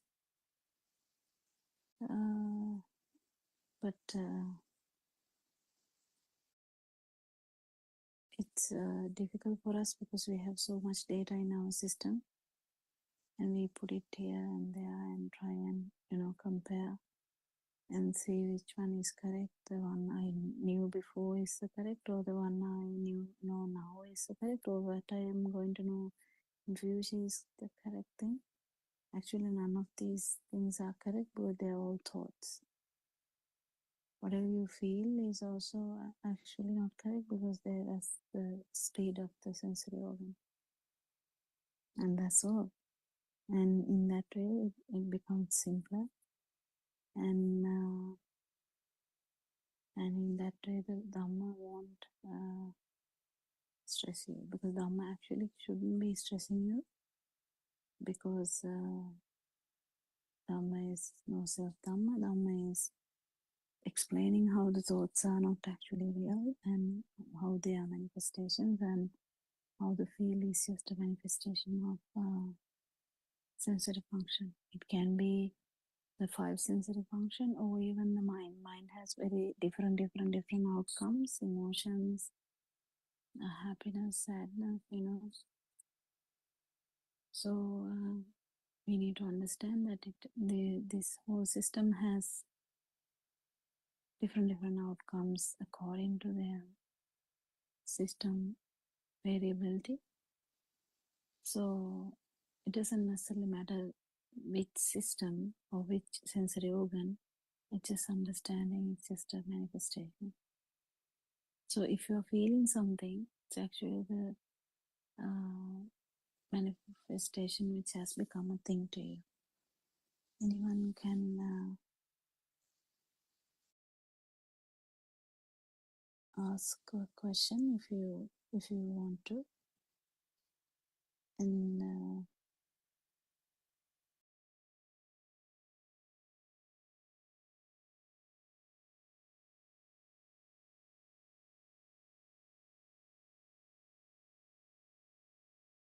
or anyone can join in.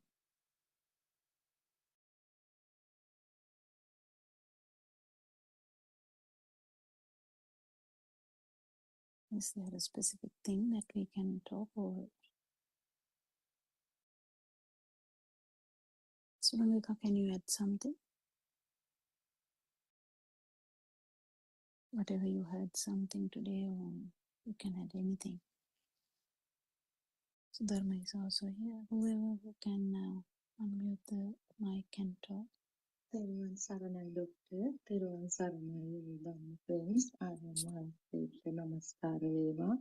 Doctor, yesterday in the groundbreaking revelations, there, I don't know whether you were able to listen to that, doctor, that somebody asked a beautiful question regarding the sadness, suffering, and Aryan Mahanse explained, okay, that sadness or suffering, actually sadness, will it is at that level, even in a very advanced level also, what happens is, it is not the sadness that diminishes or disappears, but it is Yeah. the self. Yeah, doctor.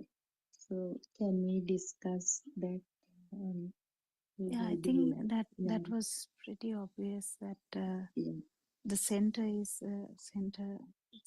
which will go away. The self perception is the one which will diminish. Self vibration would be the one which is going to diminish.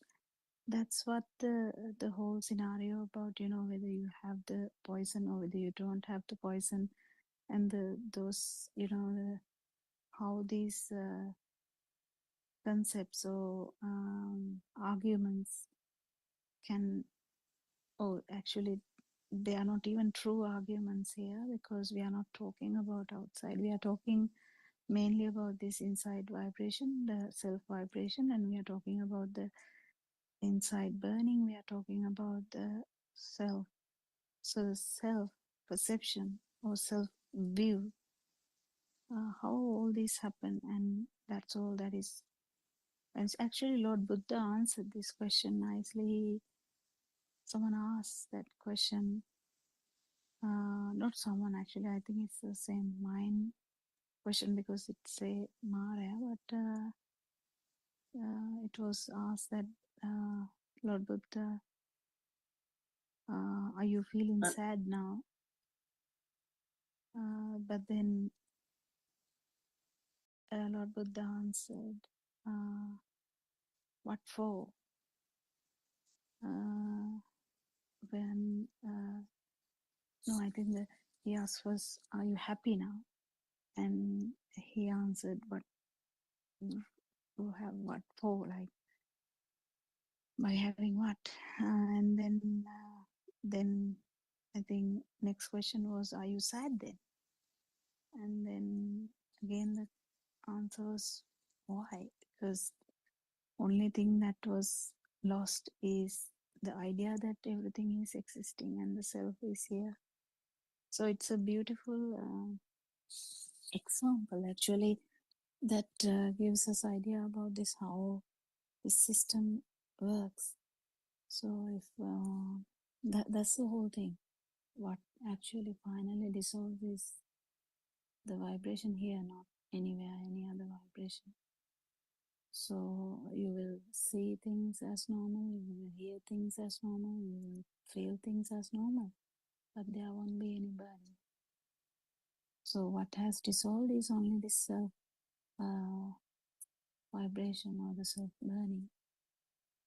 So yeah, I think it's very beautiful, and the main specifically this mind sense is difficult because we can even relate to we when we started discussing when Joel joined us, Joel asked actually you know um, I so we can say I'm not happy. So the how does that happen?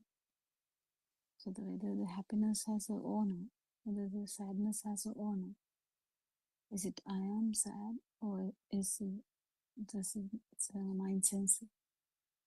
So that is very difficult, even though we tell it. We can tell it by another thought. You can keep telling, yeah, the sadness is not yours. Sadness is the mind sensor. Sadness is not yours.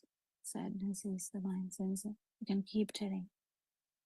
So the keep telling part is okay, but actually, this is going to be valid if you actually understand this Dhamma properly. Then you don't have to actually keep thinking about that, because originally whatever you feel, you don't actually put into the idea of self. There's some burning happening, but it's not you burning. So when center dissolves, you still have these sensory sensor functions of the mind sensor, the happiness, sadness, but there's a specific feel that it's not actually it's not felt here. So yeah, that's the basic thing. I could say, can you add something, Suranka?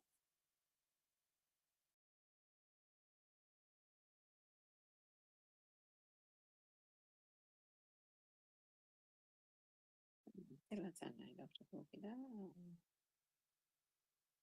Yeah, I think that was there were some clear distinctions drawn, wasn't it, Sudharma, last night when Aran Vanse explained that. I think he put it into like 3 categories: the mundane person, how they see and how they experience something, and then the person on the path, and then finally the Arahat. I think taking the example of, I think it was a coconut tree, or Yes. something. Yeah, so With the Vitakka mundane Vichara. person, sorry? Yes, Miss Surangika. Vitakka Vichara, Savitakka and Avitakka. Please Yes, explain. that's right. So the mundane person, when they encounter a coconut tree, would immediately either there'll be an aversion to the coconut tree, or there'll be some kind of value or value attached, and therefore an attachment to the coconut tree. For example, if the coconut tree is really bearing a lot of fruit, and then there's a lot of benefit from the tree, then there would be, oh, this coconut tree is good, it gives us shade, it gives us all these things. We make, catcha and stuff as well, from the branches, so on and so forth, or it has been there for a long time, and so on and so forth.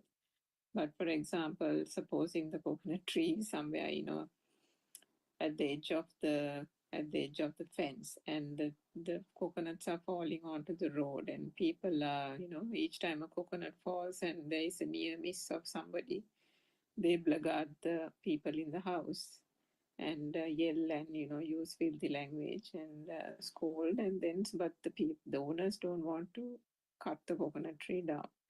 So then it's a mixture of feelings, isn't it? They want the coconut tree for the benefits of it and the coconuts and so on, but at the same time, they have this stress and anxiety about the coconuts falling onto somebody else, and the worry that one day, it can lead to a bigger issue. So there can be aversion, clinging, all these kind of things, all because of what? In either way, there is a value and attachment to that stimuli on the coconut tree, because for them it is real, isn't it? For them it's there in the external world, and because it's there is an I that has been created on this side. Uh, and so as a result, the entire duality and the experience, the sensations, the emotions, everything arises, including the burning, the heaviness, and so on. So that was the vitakka, the active thinking and ruminating about it with an external object becoming a reality. But then the person on the path, or the follower of the truth, would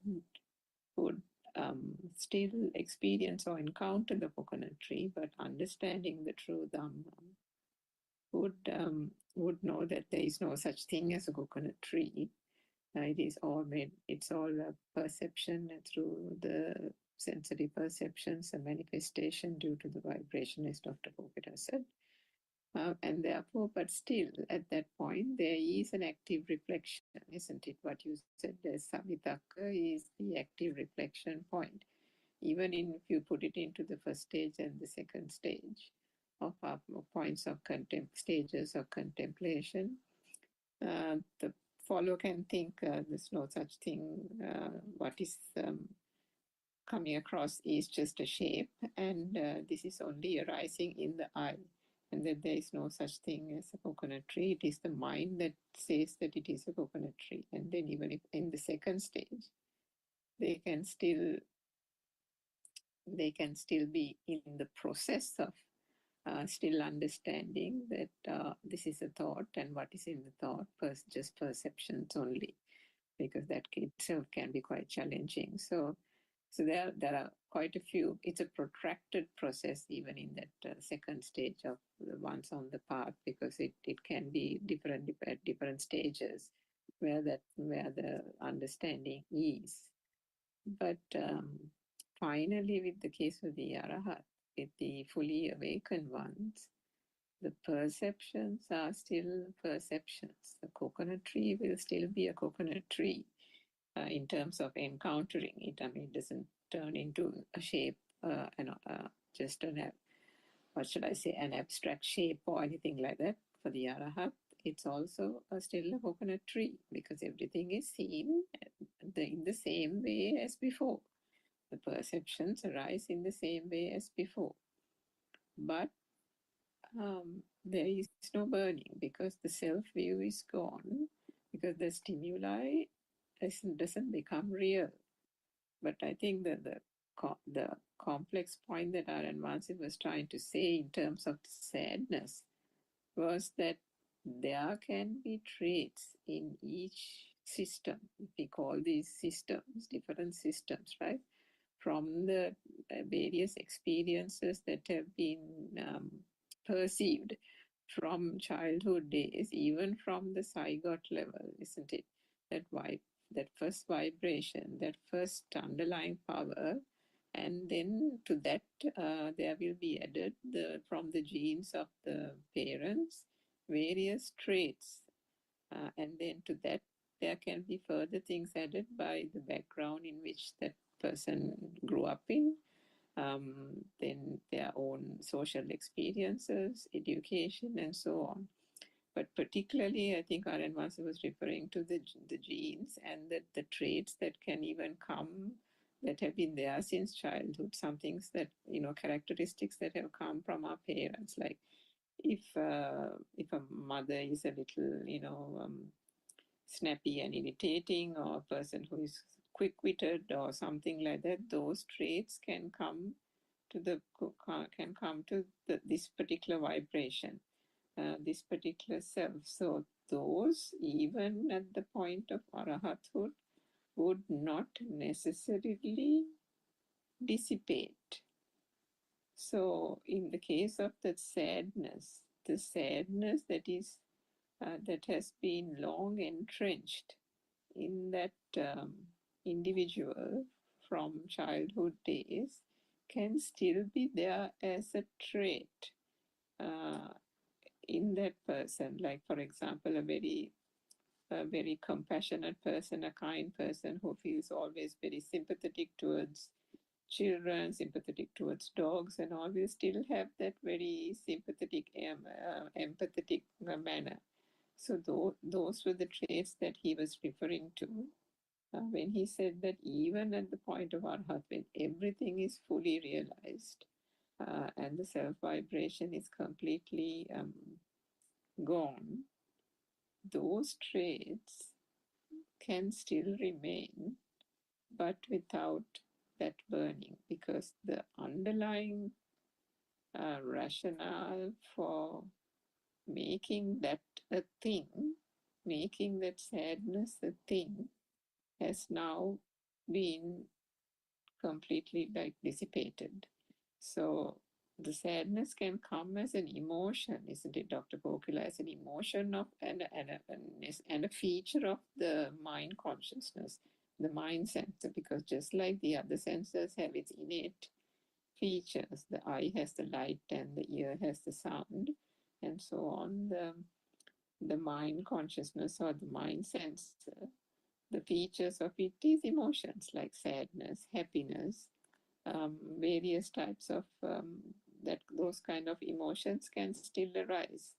So I think tagged on to those is that sadness element as well, which would still then arise without that ability, without the burning and the heaviness, which is that part is actually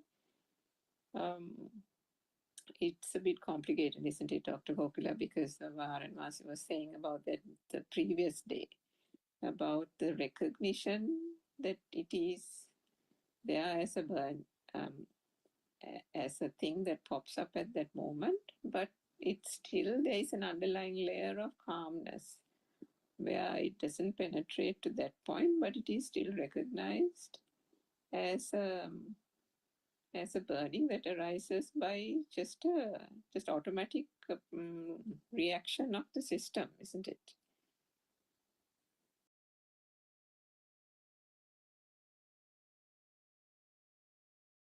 Maybe Dr. Kokla can elaborate on that a bit more.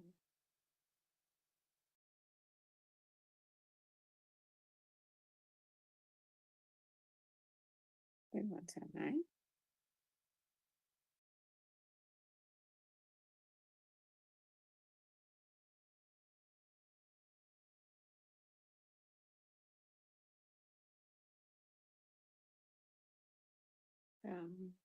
Can you hear me, Sudama?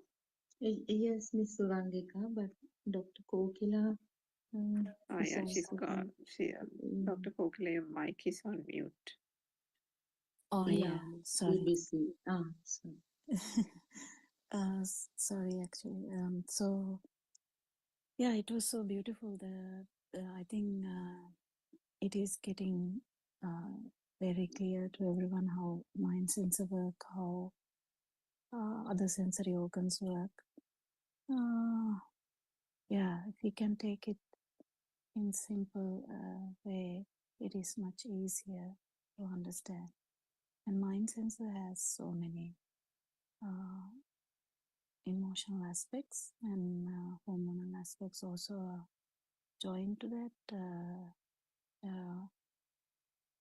Responses which are habits, and Aranwasi was talking about how uh, the genetic aspects. So we know in anyone, genetic aspects, environmental aspects, the cultural aspects, everything molds this dream.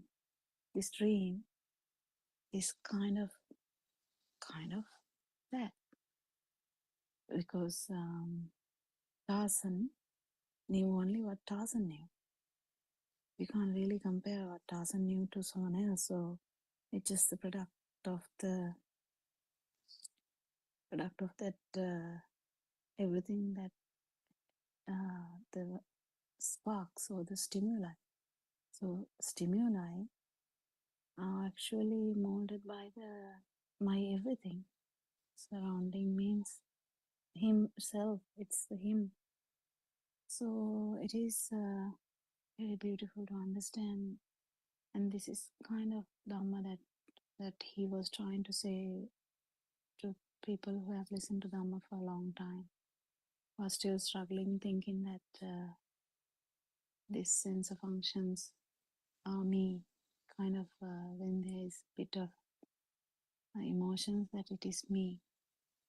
That is the thing that is very, very nice, because we are used to think that I felt sad or I felt this, that,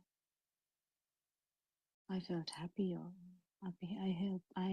I felt elated or I felt depressed in that sense. So it's everything is linked with I.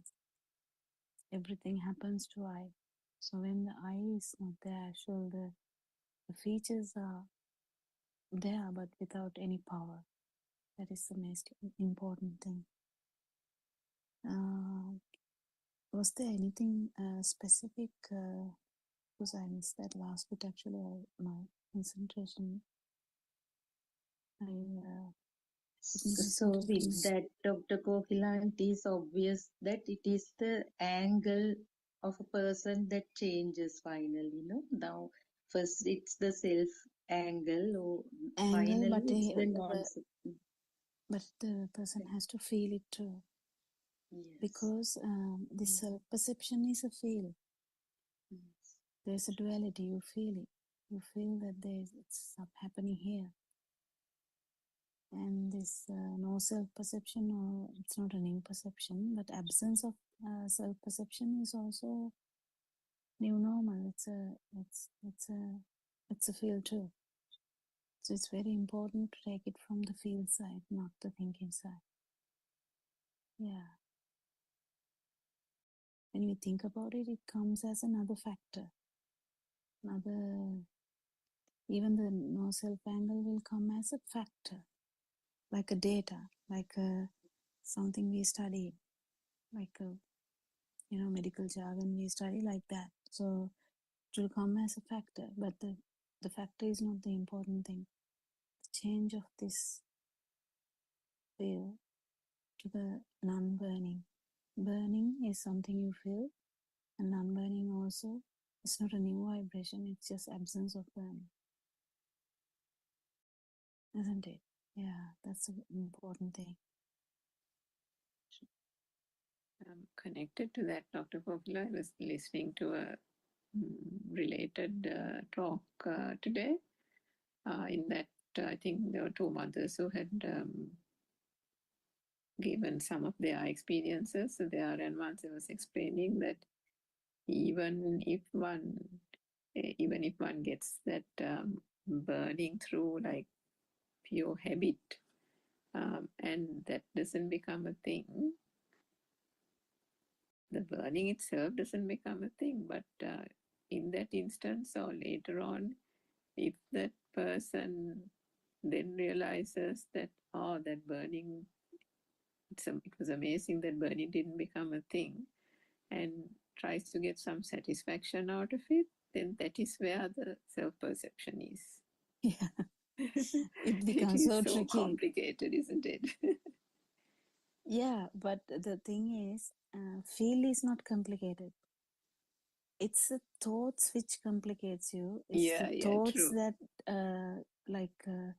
I think thoughts can traumatize you. Thoughts can make you confused. Thoughts can make you elated. Thoughts can do a lot of things. But the actual, the always what is Aranwansa says is you can't feel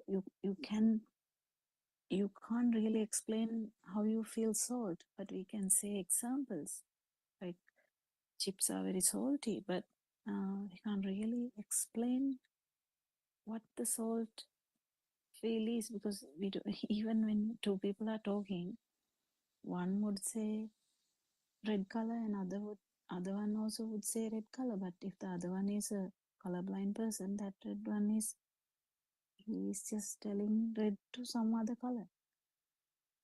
It doesn't necessarily matter. Whatever the perception, if the perception is felt as true, you feel that you are existent. So when you keep understanding this, so this is kind of the last bit actually, the 3 and 4.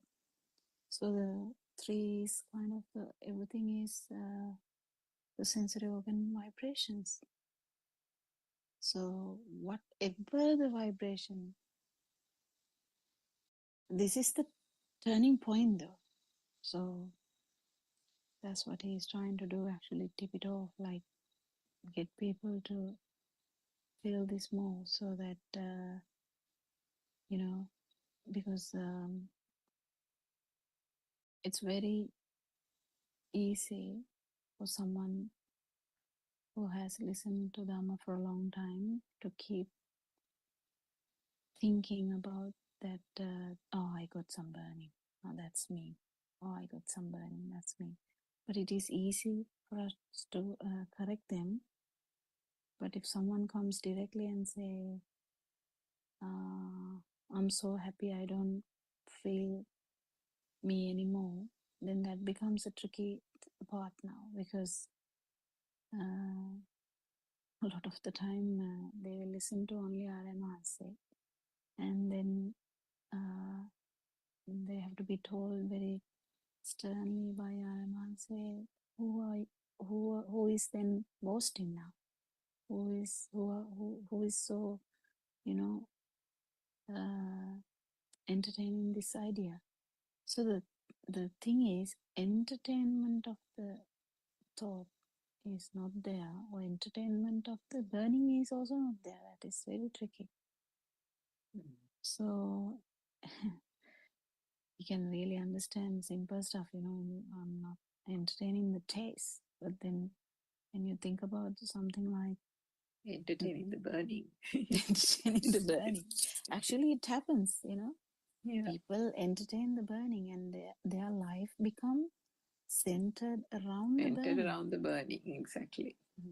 Yeah, that's a habit. Again, that's a habit. So we see this trend a lot. And then they kind of live in that pattern, and their life becomes that. Dr. Kokila, Aryan Mahansi always mentions people entertain suffering. Yeah, 100%. That's Yeah, because of the yeah. ignorance pattern. It's a habit. Because so imagine a person is put in a cage for some reason, put in a cage, and there's no light at all. That person might start even entertaining that darkness. That's how this self vibration is going to survive. because the self vibration is for survival. Like it is surviving, the next one. So it will be dark, complete darkness now. But even that darkness, it becomes okay now because its system knows that it will be dark forever. But even that, the darkness, it becomes the center now, because that's how it is. That's how tricky it is also. What Aranwan is telling sometimes, the someone who is actually going in the path also can get trapped here and there. It is very true, because you feel so light and you start liking the light feeling. So it's trapping again. So if that's the importance of noble friend, how we get trapped to everything, like wherever there's entertainment, or because that's how subtle it is. It's entertainment of burning, entertainment of suffering, entertainment of anything in that sense is the self vibration. When we keep understand that it's the other way around, there was no self vibration. It was only what it is. There is only sensory organ vibrations. This changes.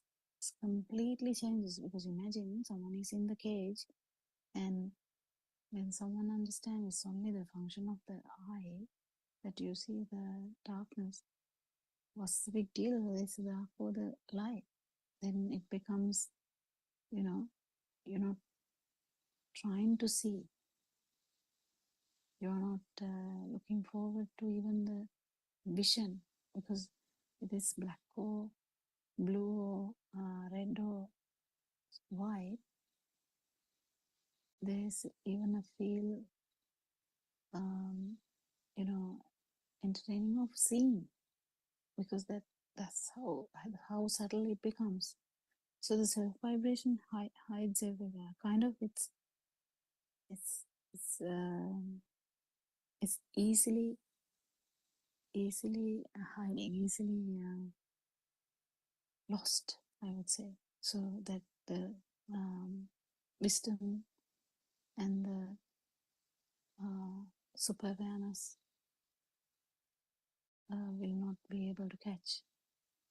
That's how it is. It is fine though, because with the help of the noble friend, you will definitely understand that whatever the entertainment, it is a self vibration. In the other way around, when you are trying to turn it over completely, it is the point actually where you will actually feel the non-vibration. This is the trickiest part, no, feeling the non-vibration.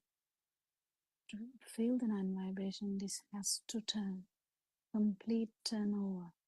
It's only the sensor function. So it can be the mind sensor, it can be the whatever the system. What do you have other than the system? Nothing. Is there anything else? That was the belief. That was the view that there's me hidden somewhere. That was really nicely explained by Lord Buddha. Try and even Narayana tells it very nicely. Try and find out who you are. If I take Surangika as an example, is Surangika the name Surangika, or is Surangika's body, or is Surangika's mind system, or is Surangika in the eye? Is Surangika in the eye socket, or the function of the seeing, or is Surangika inside the actual organ of the ear, or actually the function of seeing, or is anywhere this Surangika is? At the end, there's no Surangika. That's the thing. But to keep understanding that the mental formations are really tricky, and the sense of function of the mind is also very tricky. And also, there are responses that is not even attached to the sensor function. We have discussed this. The little baby also has, crying to level of the, if there is a vibratory level in the ear, and if there's a loud sound, and you make it near the baby, baby will, baby will be startled and will start to cry. Not because there's a self there, but that that system can't handle it. So there are responses of the system. So even the mind sensor has that. So understanding that there was never a self here, never a self. Not that we are trying to, get rid of self which was there before. No, there was never a self. To keep understand that we have to actually feel this, feel the sensory function of any sensory organ, and understand that it is the only sensory function, only, not there's nothing else. Yeah, it's beautiful. Anything else to add? Joel also can join. Yeah. I think we have some new Dhamma friends on the Zoom. Maybe they can contribute or ask questions. Yeah, I think Shriyani is, from, can't remember where she joins from, I think,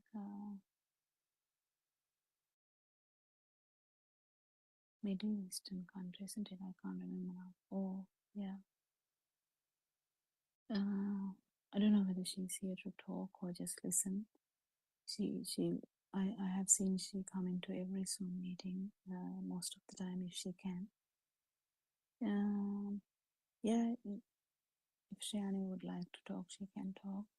And is there any question, Joe?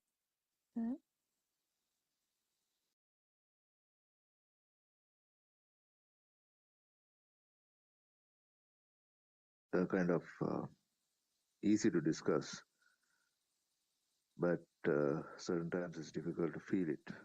Yeah. That's the issue that we all have. When we discuss it, it's very easy and it's very smooth, soothing, and it gets into your mind and you feel like, oh my God, wow. But after the discussion is over,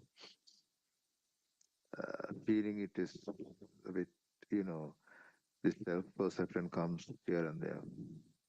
Yeah, that's normal. That's normal. That's very normal. Doesn't happen overnight. It can happen. It may not happen. It doesn't matter.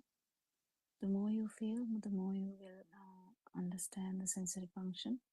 The more you will understand that if you can actually hand over all these vibrations to the sensory functions, done.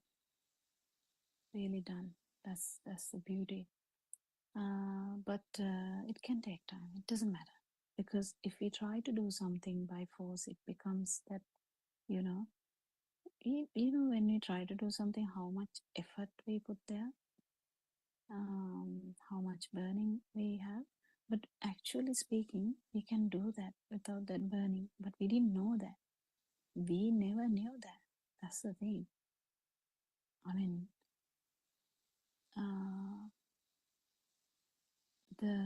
you still feel tired. I physically feel tired now. Actually, today was like a long day. So, but well, it's not a big deal. But the body is tired. So that's like that. Like there can be problems, but it's okay, kind of thing. Yeah, but the no self angle is very important, because even to normal people, if we say it's okay to be sad, they also keep staring at you and they feel it. Even just those few words. If we say to her like, they have never heard Dhamma, nothing. You just say, it's okay to be sad. They kind of feel it, and they kind of look at you with disbelief sometimes. But then the real message is behind this eternal happiness, or kind of which will be there forever, is coming from the no self angle, because temporarily you can feel happy, temporarily you can be sad, whatever, it's keep changing. But understanding that there is no doer here, or there is no person who feels it or entertains it, is the beauty. So it releases everything. So there will be sensation, there will be happiness or sadness, there will be tiredness, there will be, of course, problems. Life is never problemless. If every day there is a problem. So yeah, problems are there. So what? Are you trying to do something about them? Yeah. If you can do something, it's fine.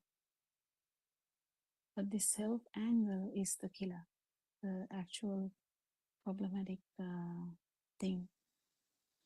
Even understanding this is beautiful, child. So don't worry. Even understanding, because you could feel it initially. Definitely you felt it before. So kind of you felt it, when you initially listened to that. So it is going to be there in the back of your system.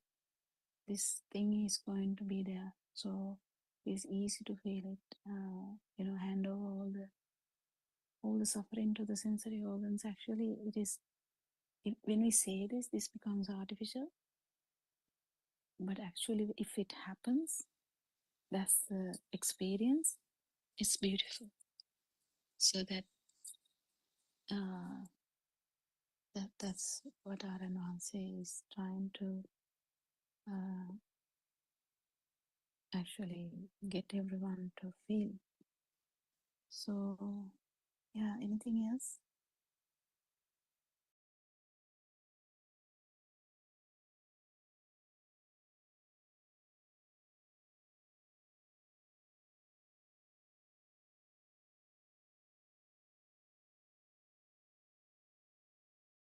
And yeah, yes, sir.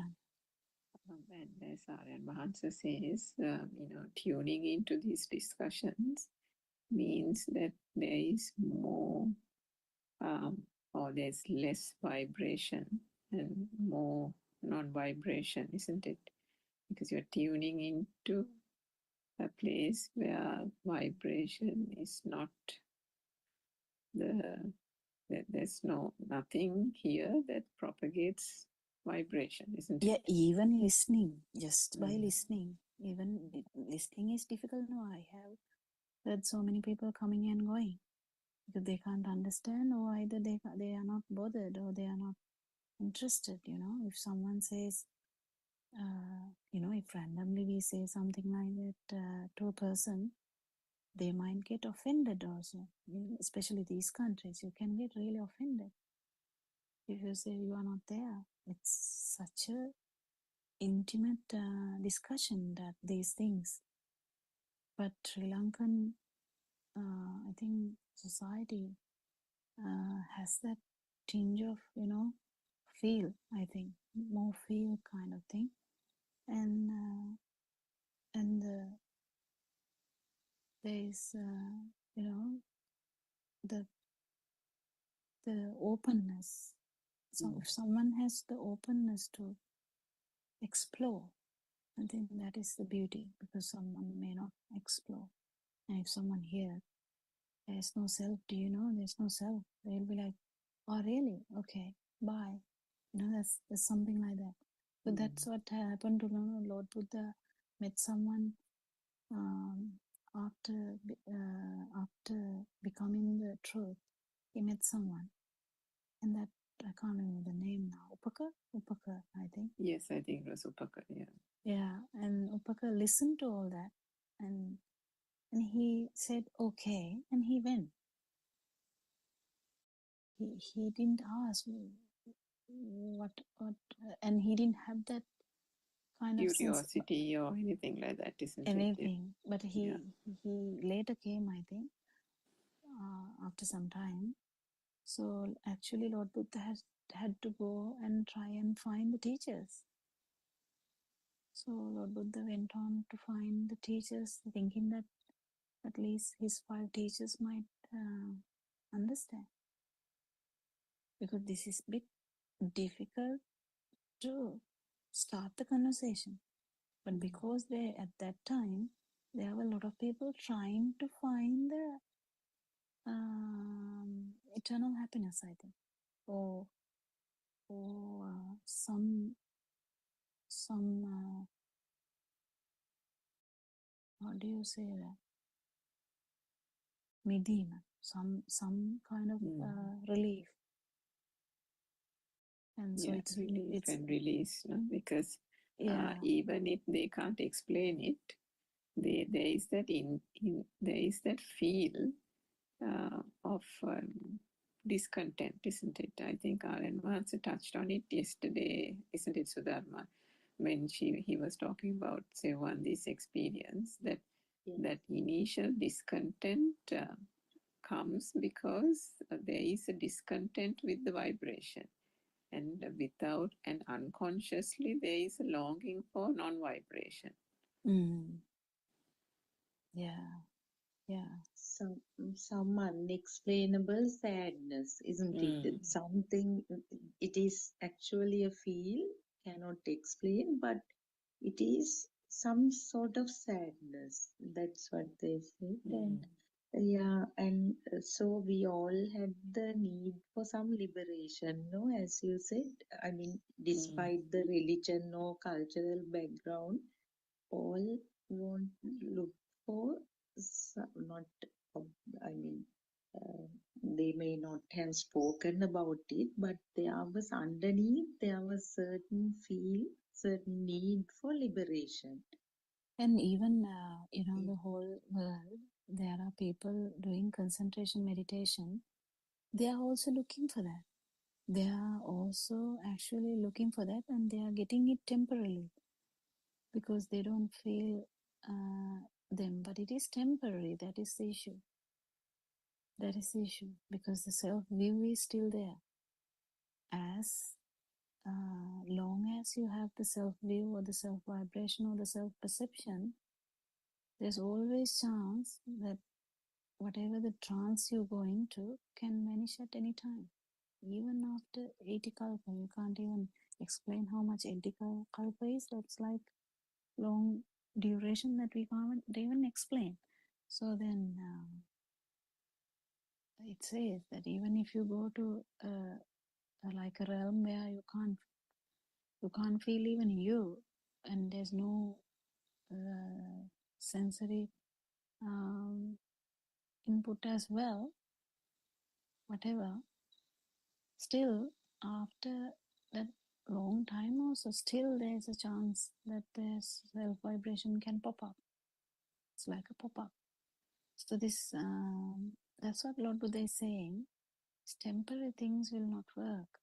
Temporarily you can feel happy, and then again you are unhappy. But this understanding, that's wisdom, understanding that there is no self and how this vibration occurred, and how only sensory organs have created this mirage of self vibration, mirage of self perception, mirage of self wave. That is the most important mirage that we have to understand, not the other stuff, but we have to understand the other stuff, because it's always the stimulus which is masquerading, or I don't know whether it is correct, the stimulus which is actually kind of giving you that self-perception. So we have to understand every perception because of that, but it doesn't matter.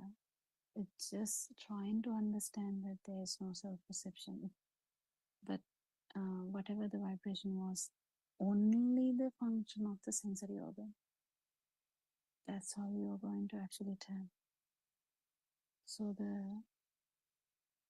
it can take time. It doesn't matter, because the more you try to do something, it will disappear. If you're trying to look for happiness, happiness is very hidden. But actually, this super happiness will only come when the self vibration is getting weaker and weaker. Yeah, anything else? Are we running into the other zone? We have 3 minutes, doctor. And Yeah. actually, I was wondering now, having discussed Dhamma this much, having listened to sermons for so many years, ultimately we found through Dhamma. But still, as Joel said, uh, it's discussing, listening, everything. I mean, at that point, we understand it fully, like we feel it also then and there. But after a while, it's we again fall back into that mundane. I don't say fully kind of ignorant people, but still this field is so much challenging, doctor. Now when you all talk also, now we know this is a system, but still that knowing that I am listening is there, and some knowing that I am listening, it's, I don't know how to explain. So That's another thought, though. That's basically, another thought. So that's what Raghavansa is yeah. attacking every time. Hmm. It's just another thought. Good. So this just another thought is the problem. That if that thought also doesn't have power, it doesn't matter. But if it does have a power, that is the self vibration hidden there. So that's how Yes. it works. So don't worry. But it's kind of if you're walking and if you're listening, if you're touching, if you're thinking, it doesn't matter. Whatever you feel, if you know that it is a sensory function of the sensory organs, whether it is the hearing, vision, feeling of the taste, smell, and the body. Body is difficult because body feels like real. We get this question every kind of often. Yeah, body is a bit difficult, and the mind is more difficult than the body. Body is difficult, but mind is more difficult because mind is so real to us. So you keep thinking, when am I going to do something? When am I going to feel something? And you're trying to watch for a new feel. That's the problem. This is different. This is actually an absence of the feel that you have now. So that's not a new feel. That's the thing. So keep looking is not the thing. Just feel whatever you're feeling now. That is the function of the sensory organ. That's all. That's the third and fourth.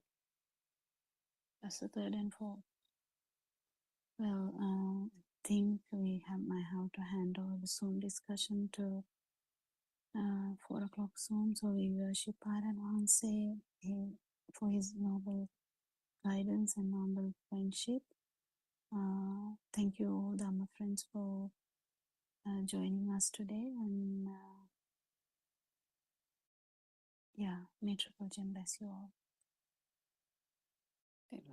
Therwan Saranai, doctor. Therwan Saranai, Dhamma friends.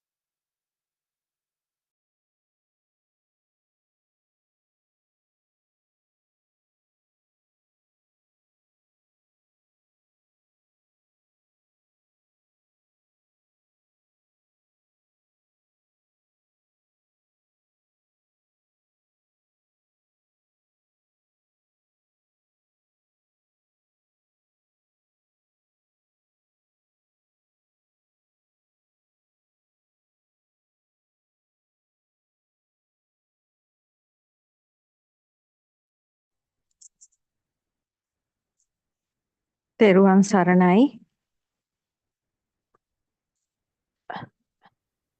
I worship Triple Gem respectfully. Also, I pay homage at the feet of our Kalyana Mitra, Buddothpada Aryan Vahanse. Aryan Vahanse may live long to spread this true Dhamma among the humanity. Teruvan Saranai Dhamma, friends. I'm talking about true Buddhist philosophy. Lord Buddha revealed 2600 years ago and again awakened fully by Buddothpada Aryan Vahanse, showing a very clear, steady path to overcome cycle of samsara created in human mind and super awakening to the moment. I'm presenting now the self-translation of true Buddhist philosophy, Darshana Samapattiya, preached by Buddothpada Aryan Vahanse 5 years ago. This is the continuation of Darshana Samapattiya, Sermon 7.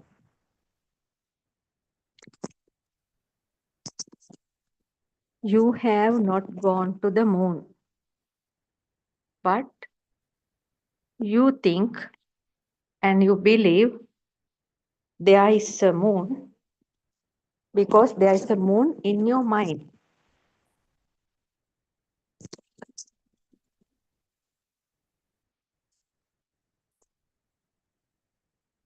There is an idea.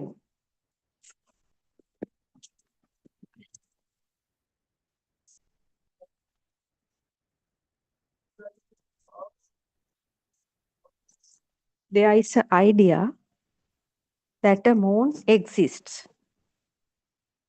Though you have not gone to the space, there is an idea of space in your mind. Until those things are in your mind, you are suffering about them. If somebody says a part of the moon broke off, a portion of the moon fell apart, you are feeling sad about it and talking about moon because most of the people on our earth in a certain way they used to worship moon also. Why is the moon in your mind a part of it is missing? See, this is a mental defilement, an affliction of the mind. All these are thoughts. Chetanavamai karma, Lord Buddha said.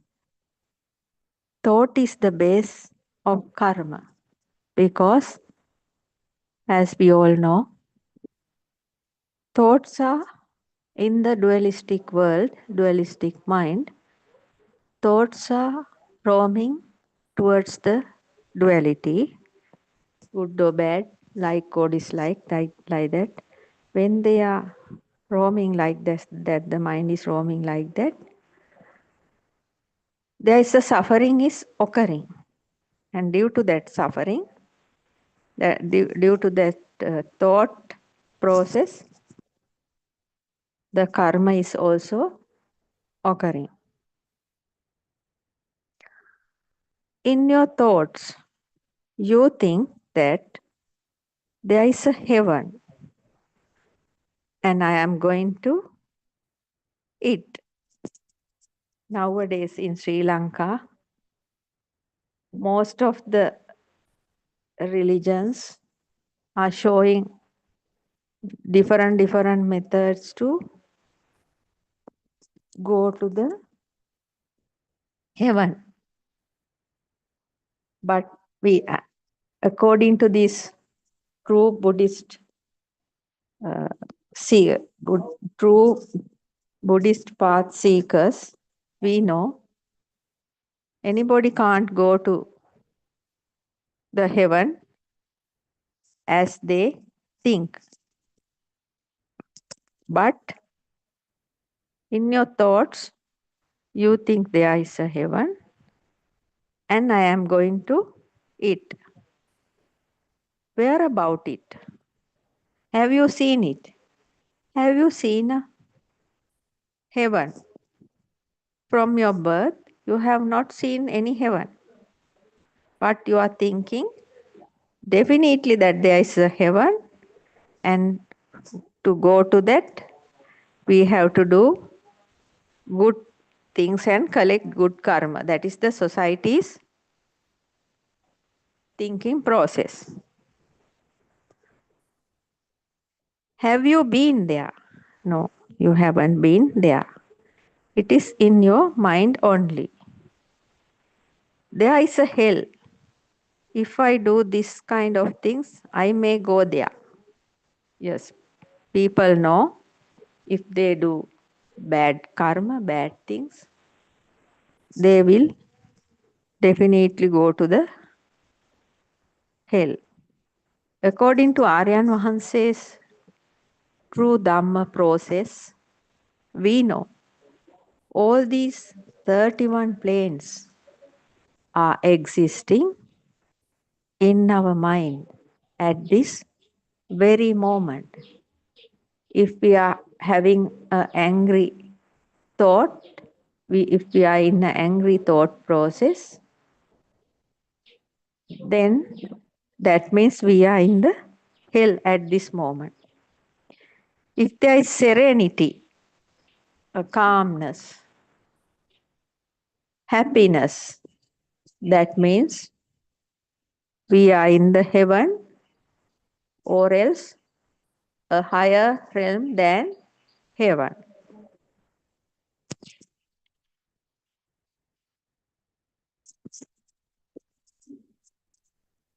What are you doing? Thinking this and that. That is what Lord Buddha said. Viññāṇaṁ anidassana anantaṁ sabbato pabam etta āpoca patavi tejo vayo nagharati etta dīgañca rassang va anakulam subha. Aryan Wahanse is explaining. A non-manifest infinite consciousness that shines everywhere. That means a consciousness without falling into outside or any side. A non-manifesting infinite consciousness. There is no manifestation in that consciousness. That type of consciousness is shining everywhere. In that state, the four great elements, earth, water, fire, and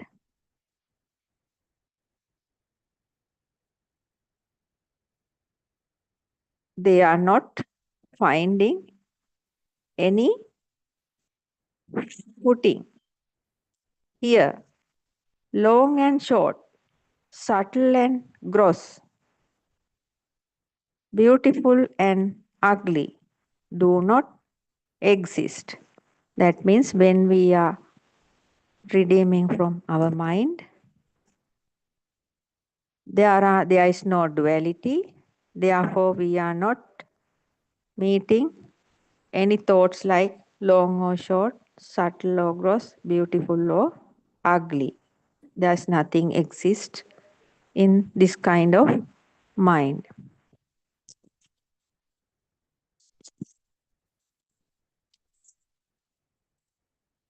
Lord Buddha said, good or bad, long or short, thin or fat, all those are disappearing when you are redeeming from your mind. Nothing is there, no any kind of world. That is why Lord Buddha is called Lokavidu, winning from the three worlds. As you know, according to Aryan Mahanse's explanations of true Dhamma, each and every thought, there are three worlds inside each and every thought. Lokayen midenava means redeeming from the world. That means not only one world, redeeming from the three worlds. That is why Aryan Mahansa is explaining through his Dhamma how to redeem from these three worlds.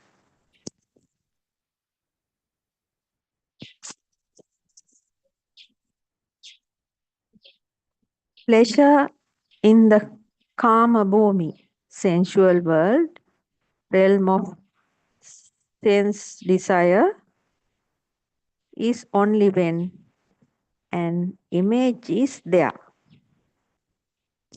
According to your experiences, you know, when we see something through our eyes, then only we feel the pleasure about it. That is why this kama bhumi, sensual world, is created on seeking for sensual pleasure. To seek sensual pleasure, there should be an image. That is why this world is called realm of sense desire. Only when an image is there. When you are redeeming from sensual world, that means when you are redeeming from this kama bhumi, realm of sense desire, there you are winning the kama loka. When you are redeeming from the sensual world, there is rupa loka.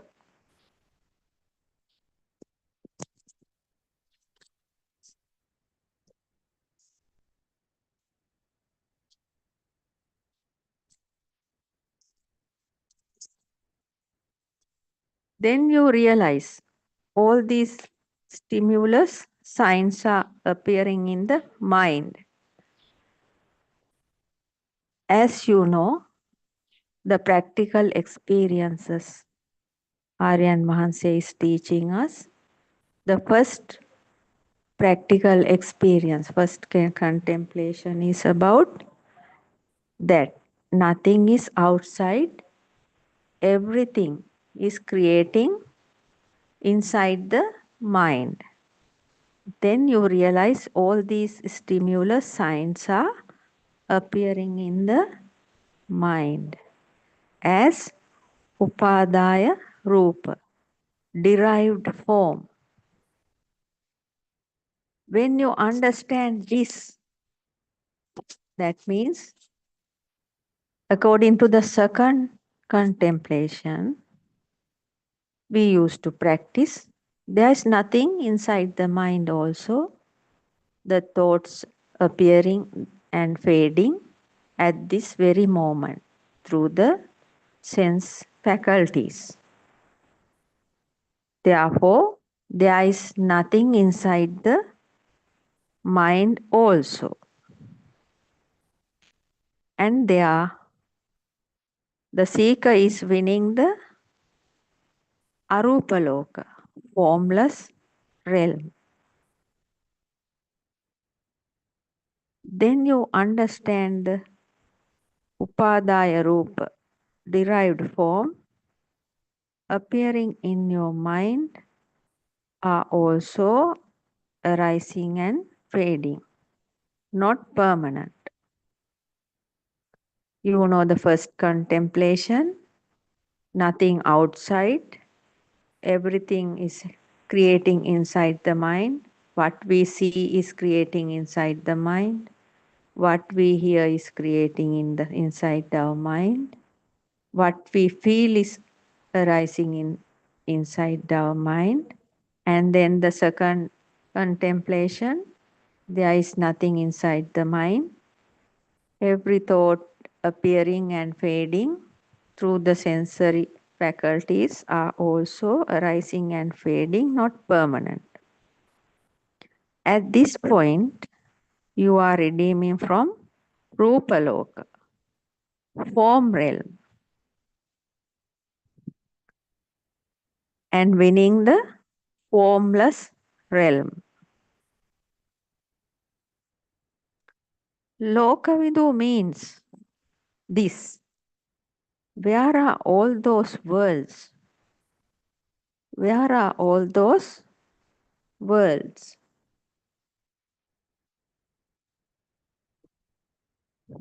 All those worlds are inside our mind. Before Aryan Mahanse explained this true Dhamma, about 25-50 years ago, people in this society, Buddhist society, thought Kamaloka means in this world is this human world.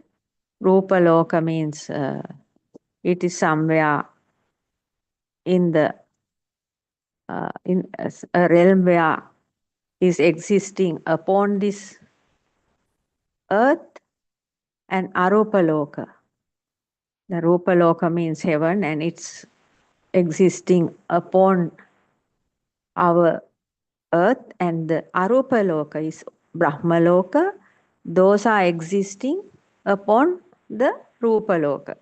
Likewise, peoples in the Buddhist society thought like that. But Aryan Mahanse, in his True Dhamma sermons, Aryan Mahanse explained, no, all these three cell realms are inside our mind.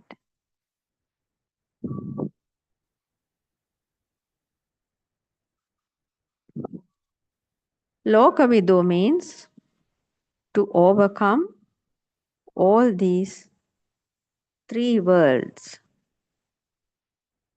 All these three worlds are inside our mind. It's wonderful to hear that even. So Aryan Mahan says, in a very short way, Aryan Mahan says, showing us a clear path with those 4 practical experiences through first contemplation to redeem from the Rupaloka, redeem from the Kamaloka, and second contemplation to redeem from the Rupaloka.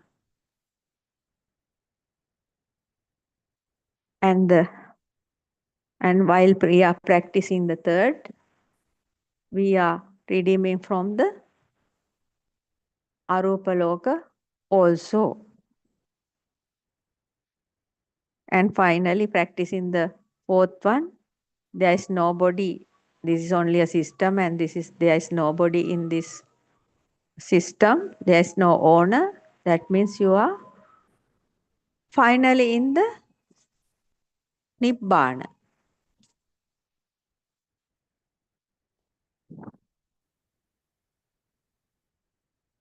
For winning them, You must understand the world inside your mind.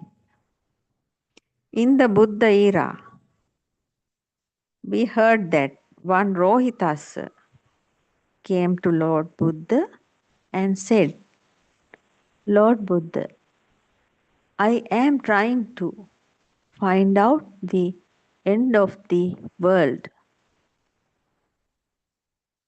For that, I tried for years and years.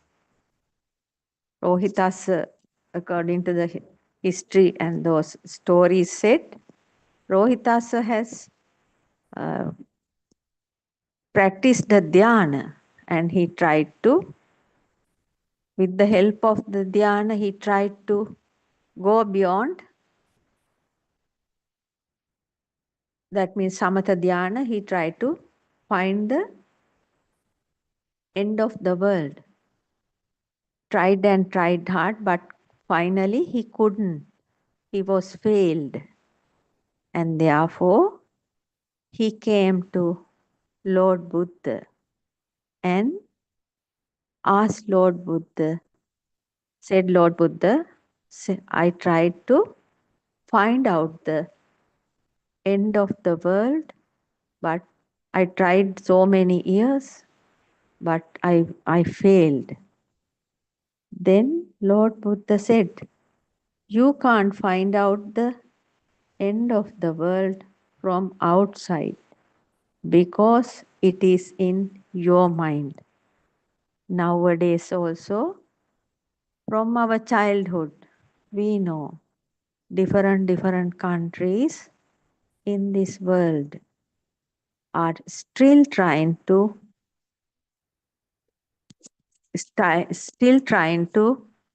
go through the space and find different planets and trying to see the end of this cosmos, but still they couldn't do it, but they don't know, still they don't know, they can't do it in that way.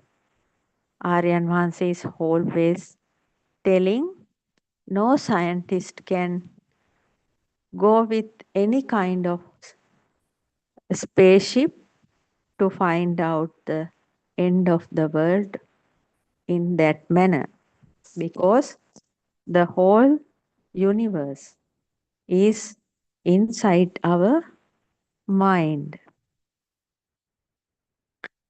And Lord Buddha said to Rohitasa, do not try to find it from outside. Instead, try to find it from inside. That means Lord Buddha explained there how to freed from these three worlds, Kama Bhumi, Rupa Bhumi, and Arupa Bhumi, sensual world, form world, and formless world. If somebody really needs to see the end of the world, they must try this path.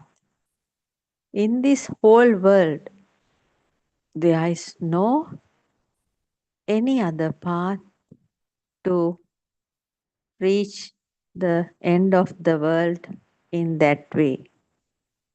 We have to see our mind, then we have to understand our thought process, then we have to find out, we have to understand how the thoughts are creating, and each and every thought, how it's creating. Due to the light, the shape is appearing due to the light, and the name is appearing due to the ears, and they are getting together, tying together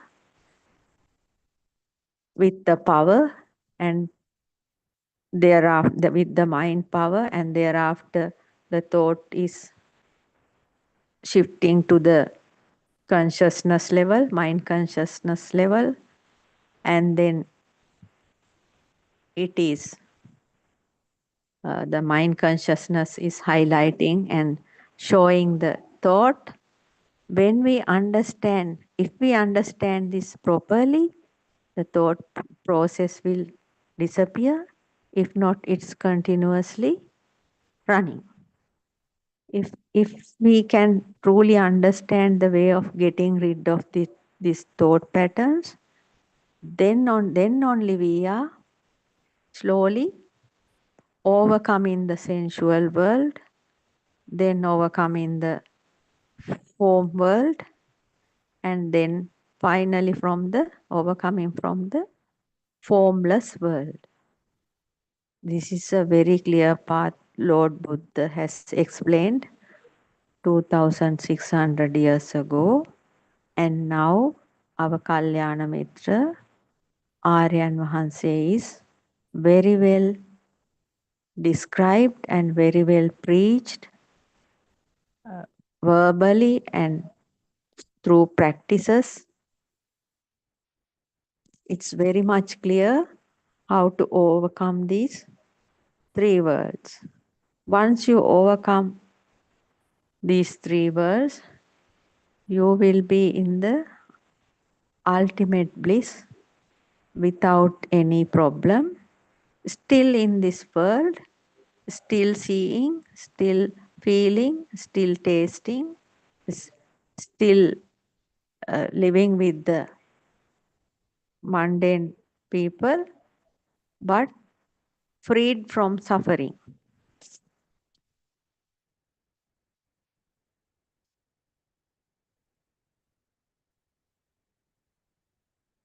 When listening to this kind of stories, it is very clear.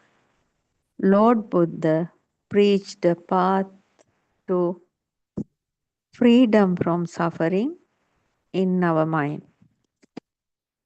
Thousands of years and years, when born as a human in this planet, or else all the animals and all beings are suffering without an end. But only the human being is able to understanding this true nature of mind, because there is an ability in the human mind without going to extremes. The human mind can understand how to redeem from this kind of true way of overcoming, true way of overcoming this suffering. That means human beings are born to understand and getting rid of this, that overcoming and redeeming from this sansaric circle. This sansara is the thought process happening inside the mind.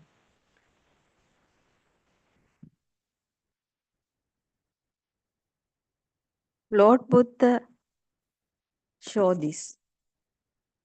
Though Lord Buddha was a king, king's son, princess, prince, Lord Buddha had a luxury life with every luxury as those days.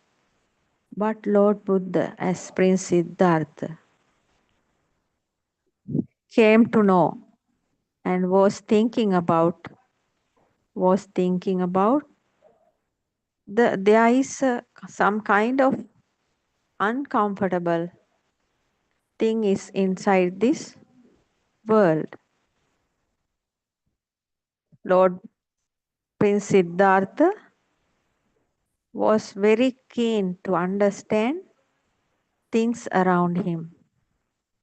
Finally, Lord Buddha understood. There is a death. All people, everybody is getting old. Everybody is getting sick. and therefore Prince Siddhartha left his palace to find out the truth of the life.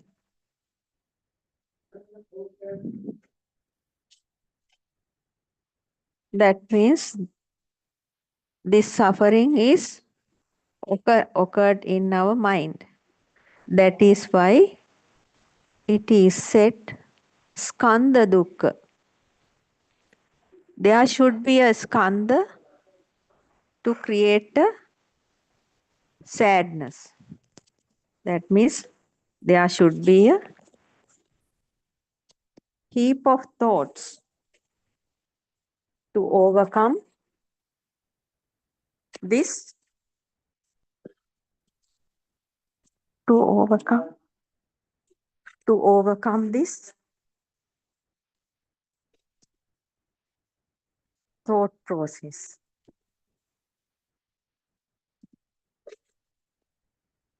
This skanda is called aggregates.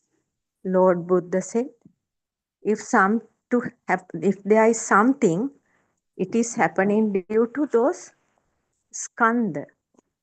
Skanda means 5 aggregates coming through our sense faculties.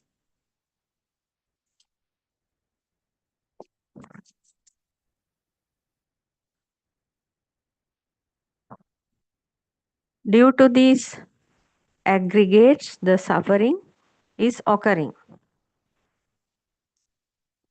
Aggregates means heap of thoughts.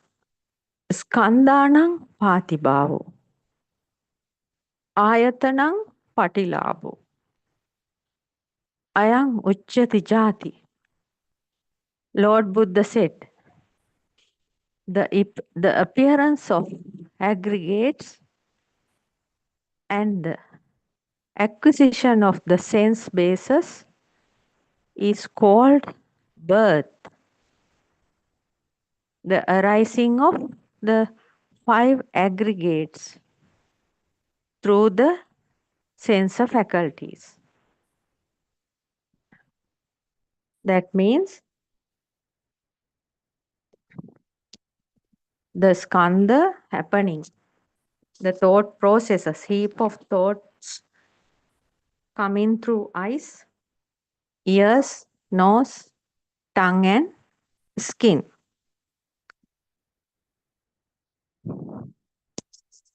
Are the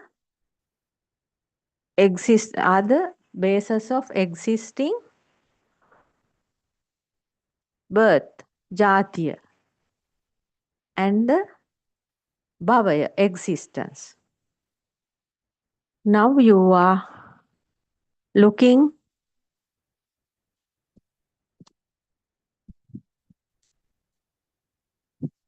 not the date of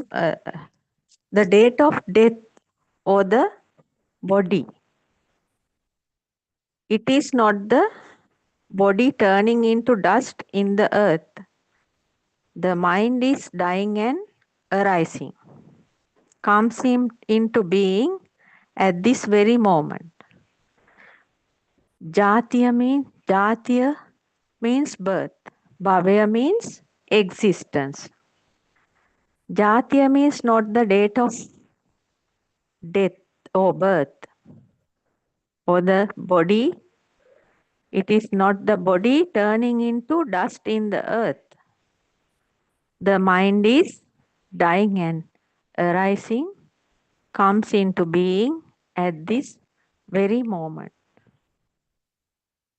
That means each and every moment, we are dying and arising and comes into being in a moment. That means the birth means a birth of a creation of a thought is the birth, and the fading of the thought is the death. it is every time it's happening. But we call the death as Sammuti Marana. Sammuti Marana means, according to this conceptual conventions on this planet, people are telling when somebody's mind is going beyond the body, that is the death. That is the Sammuti Marana. But there are lacks of existence and uh, death, arising and fading of each and every thought, process, and thoughts means there is a birth and the death each moment. But the mundane world people cannot understand that somebody in the spiritual path, according to Lord Buddha's teachings and according to Aryan Mahanse's clear teachings, now people are little by little understanding death means the birth and death means those birth and death is happening inside the mind and not outside.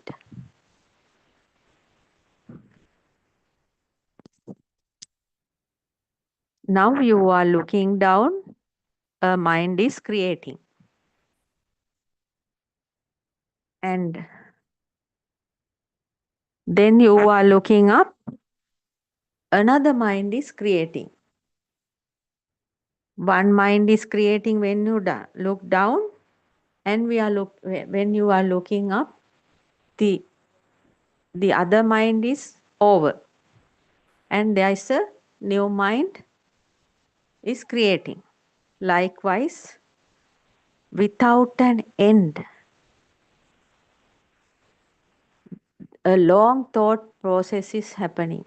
When we see through outside the window, a new mind, and we see at a wall, that is another mind.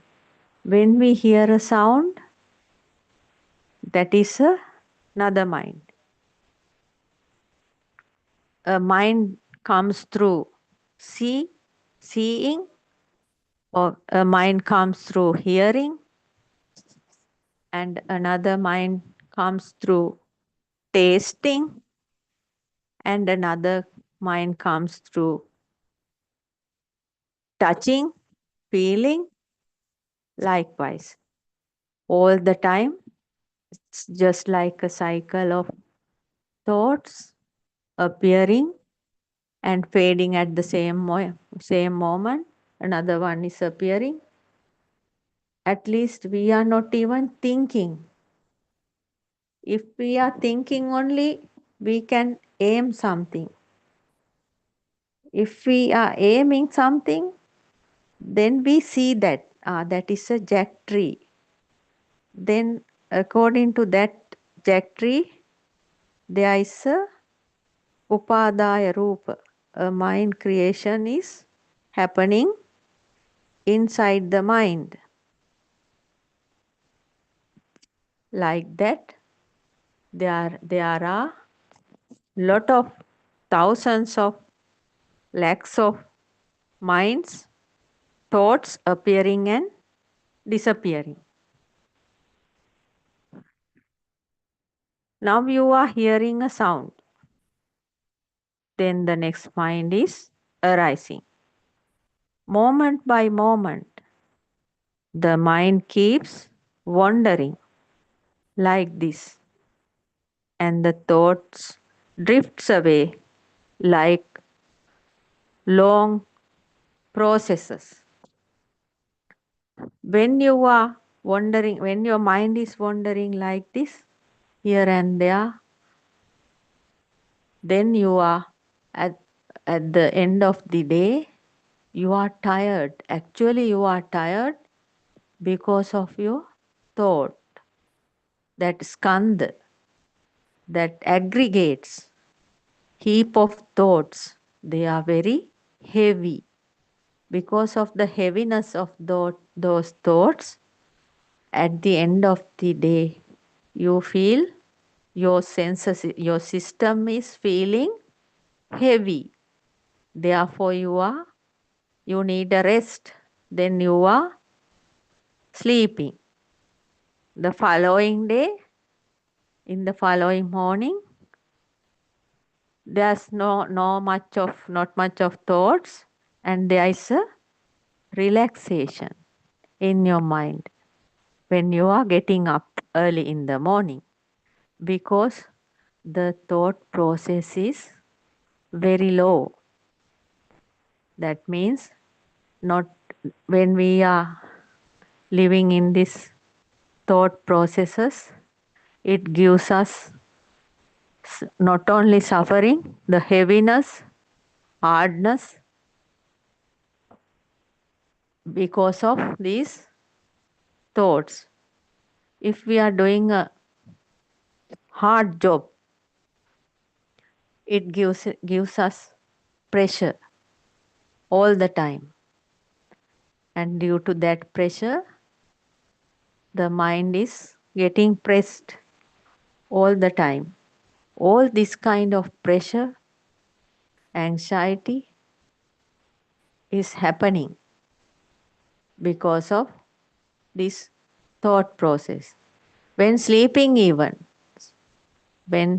because people are having this anxiety,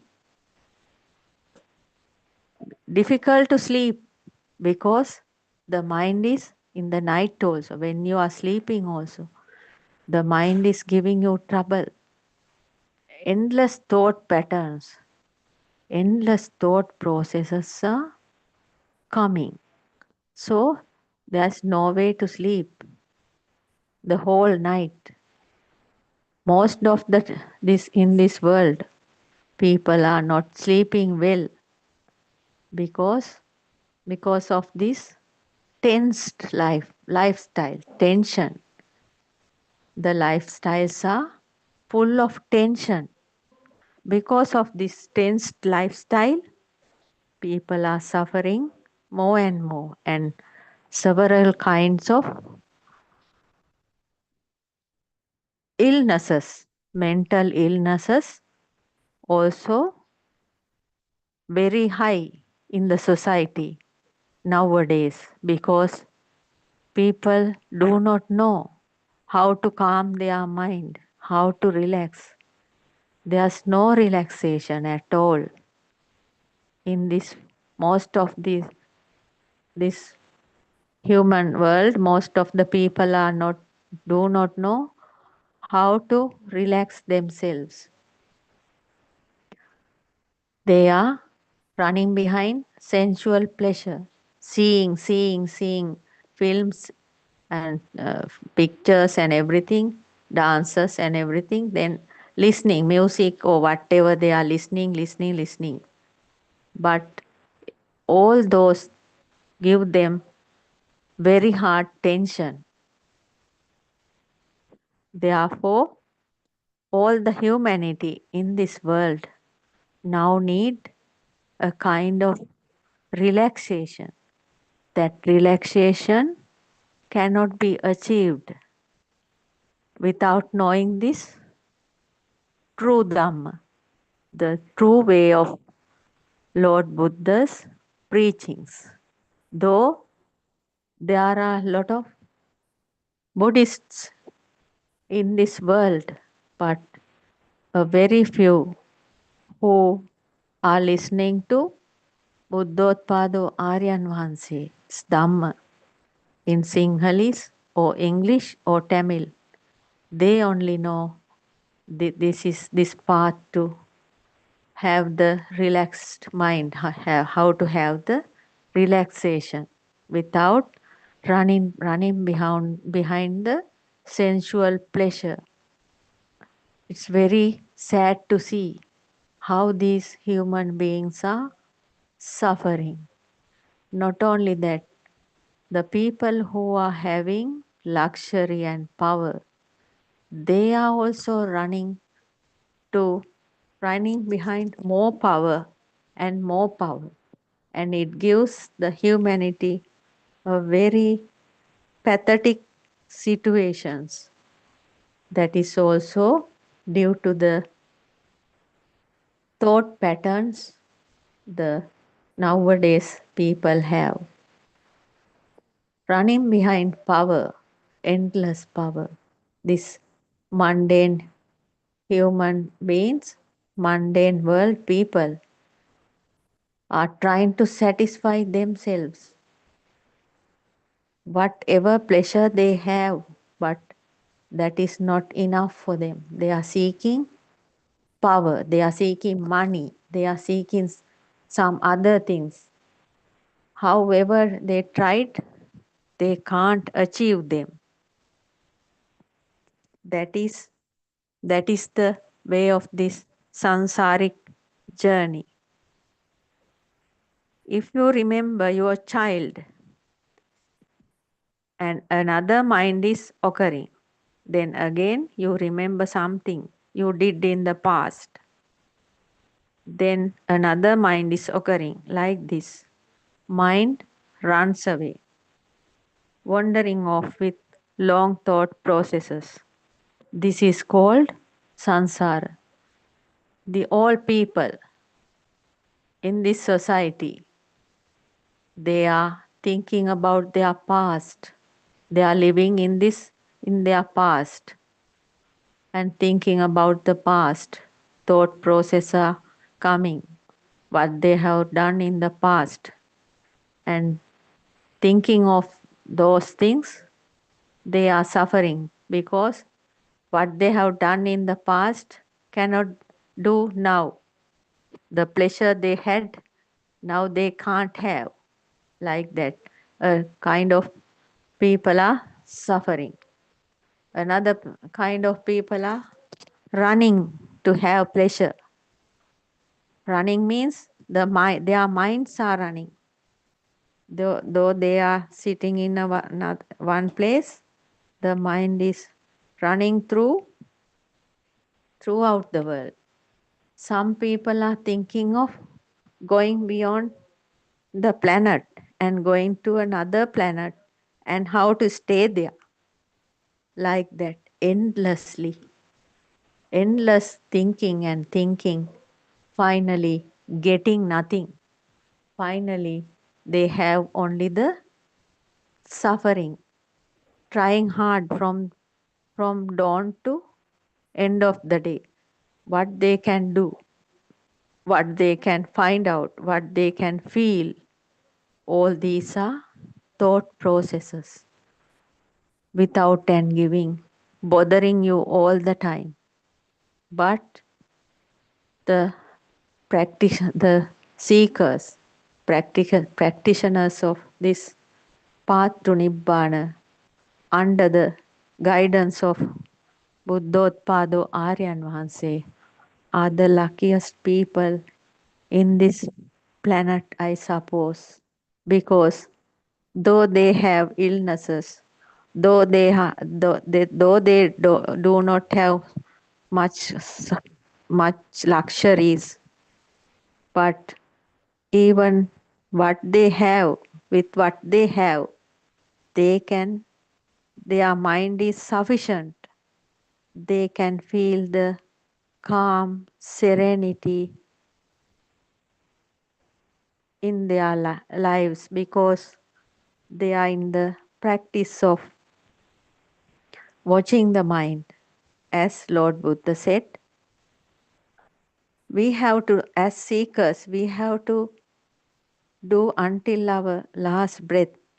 We have to see the mind occurring, Udayavaya, Udayavaya Jnana. That means how the thought is appearing, how it's fading, how another thought is appearing, how it's fading, and dissect the thoughts, piercing the thoughts, and understanding how it created, how this thought is created, like that all the time when we are practicing this Dhamma. with the Vidarshana meditation. Vidarshana means going through, piercing the thoughts and see. That is the practice. That the Vidarshana mind. And Vipassana means appearing and fading of watching the thoughts while doing this, and while practicing walking meditation, working meditation, according to Aryan Vahansi. Walking meditation is giving us such a pleasure. While walking, there is an exercise also, and it's for the mind and the body. While practicing those 4 contemplations every day for a little while, we slowly redeeming from these 3 worlds. That means sensory world, sensual world, and form world, and formless world. We have to worship Buddothpada Aryan Vahanse because he has revealed such a wonderful Dhamma. Can't can't imagine how hard he tried to understand this true Dhamma, and how he is revealing to the people of this world who are having knowledge and who are having the luck to listen to that and to spread throughout the world through 3 languages. It gives us very much pleasure, and day by day we must always think of Aryan Vahanse as obedient students of him. We must always worship him. There are no words to thank Buddhothpada Aryan Vahanse for this great Dhamma revelation, and it's the only hope for humanity at this right moment. While talking about this Dhamma even, we feel some kind of calmness, happiness inside our mind. Such a power it has when we hear Buddhothpada Aryan Vahanse's sound, the vibration, through telepathization, we are clearing every day, day by day. Thank into Aryan Vahanse about this true Dhamma. Now I am going to conclude this session for today. Teruvan Saranai, I worship Triple Gem respectfully. Also, I pay homage at the feet of our Kalyana Mitra, Buddhothpada Aryan Vahanse. May Aryan Vahanse live long to spread this true Dhamma throughout this human world, and to get these human beings to his true Dhamma and show them the way of relaxing and way of coming out these sufferings, this sansaric journey. Teruvan Saranai, Dhamma friends.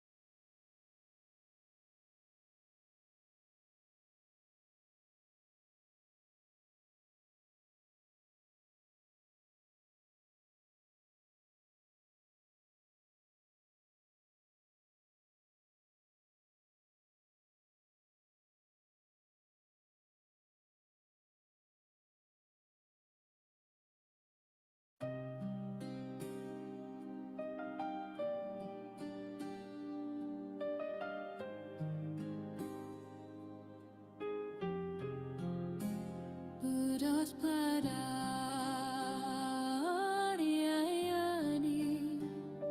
loving and kind.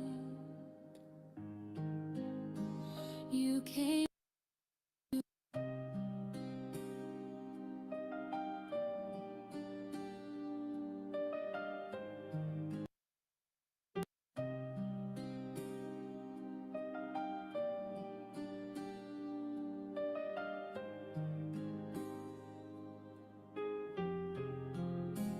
Buddothpada,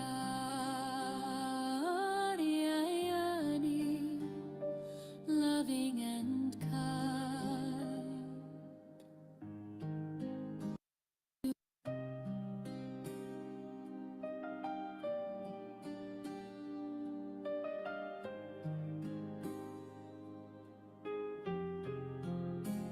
Buddothpada,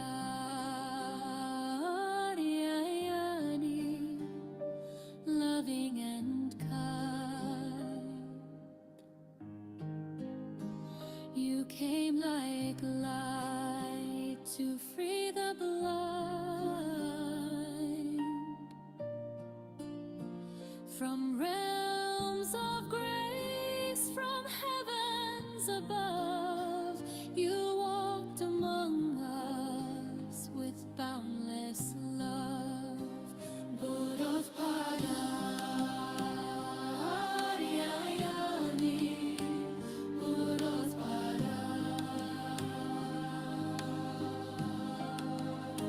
seeing the sorrow of mankind, lost in darkness, confused and blind.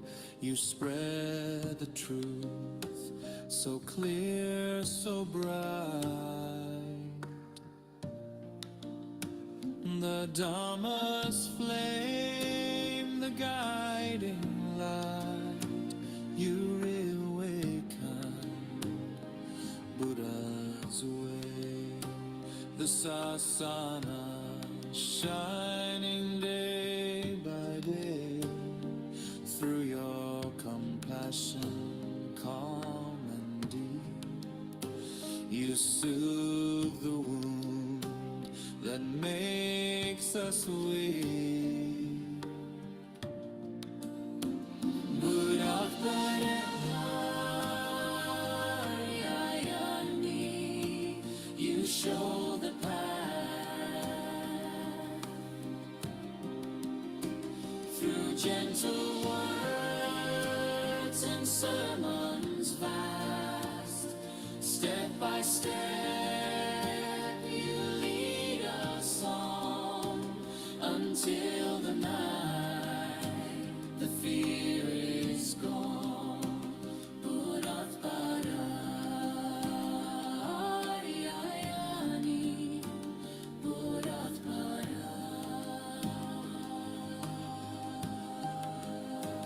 Nibbana now is not a dream.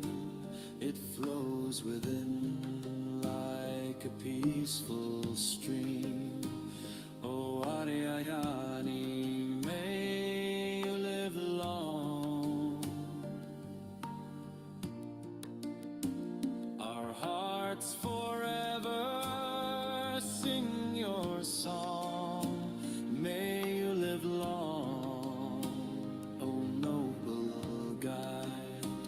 In gratitude we stand with pride. Buddothpada, bright as the sun. May your holy work never be done. Buddothpada, you show the path through gentle boats and and sermons vast. Buddothpada,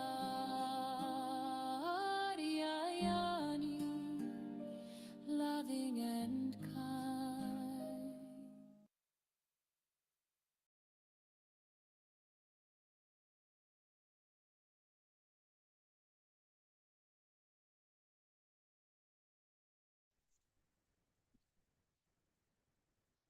I worship Triple Gem with the greatest respect. I worship Aryan Wahanse at his feet. Thiruvan Saranai Aryan Wahanse. May all of you be blessed by Triple Gem. And I convey my gratitude to all our Dhamma friends who are helping us with the background work, technology. So this is yet another session, a discussion session of our Buddothpada Pure TV channel from 3 p.m. to 5 p.m. Sri Lankan time. This time is reserved for purely discussion where Dhamma friends who are joining, who are listening to sermons done throughout the day, 24 hours. In any of those places, if you find any doubts or any problems that you want to clarify, we can discuss in these 2 hours. So you are welcome to join whoever is listening at this moment with some other means other than the Zoom.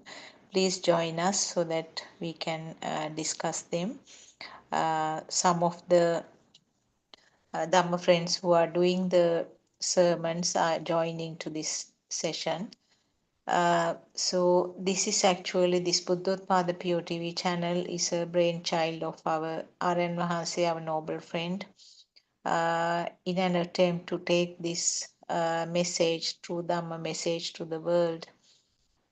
So I'm sure wherever you are,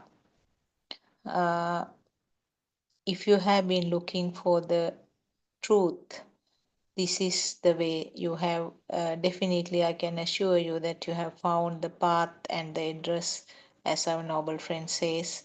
So please continue to listen if you have listened only one or two sermons, and please continue to listen. And then, if you have any doubts, definitely you need the help of a noble friend, somebody who is going to help you with the pitfalls that you will come across on your pathway. So you are welcome to this session. Our Dhamma friends have joined, so we can start the discussion. Teruvan Saranai, Dr. Kokila, and other Dhamma friends. Any particular topic that we can bring up, we can start discussing. Teruvan Saranai.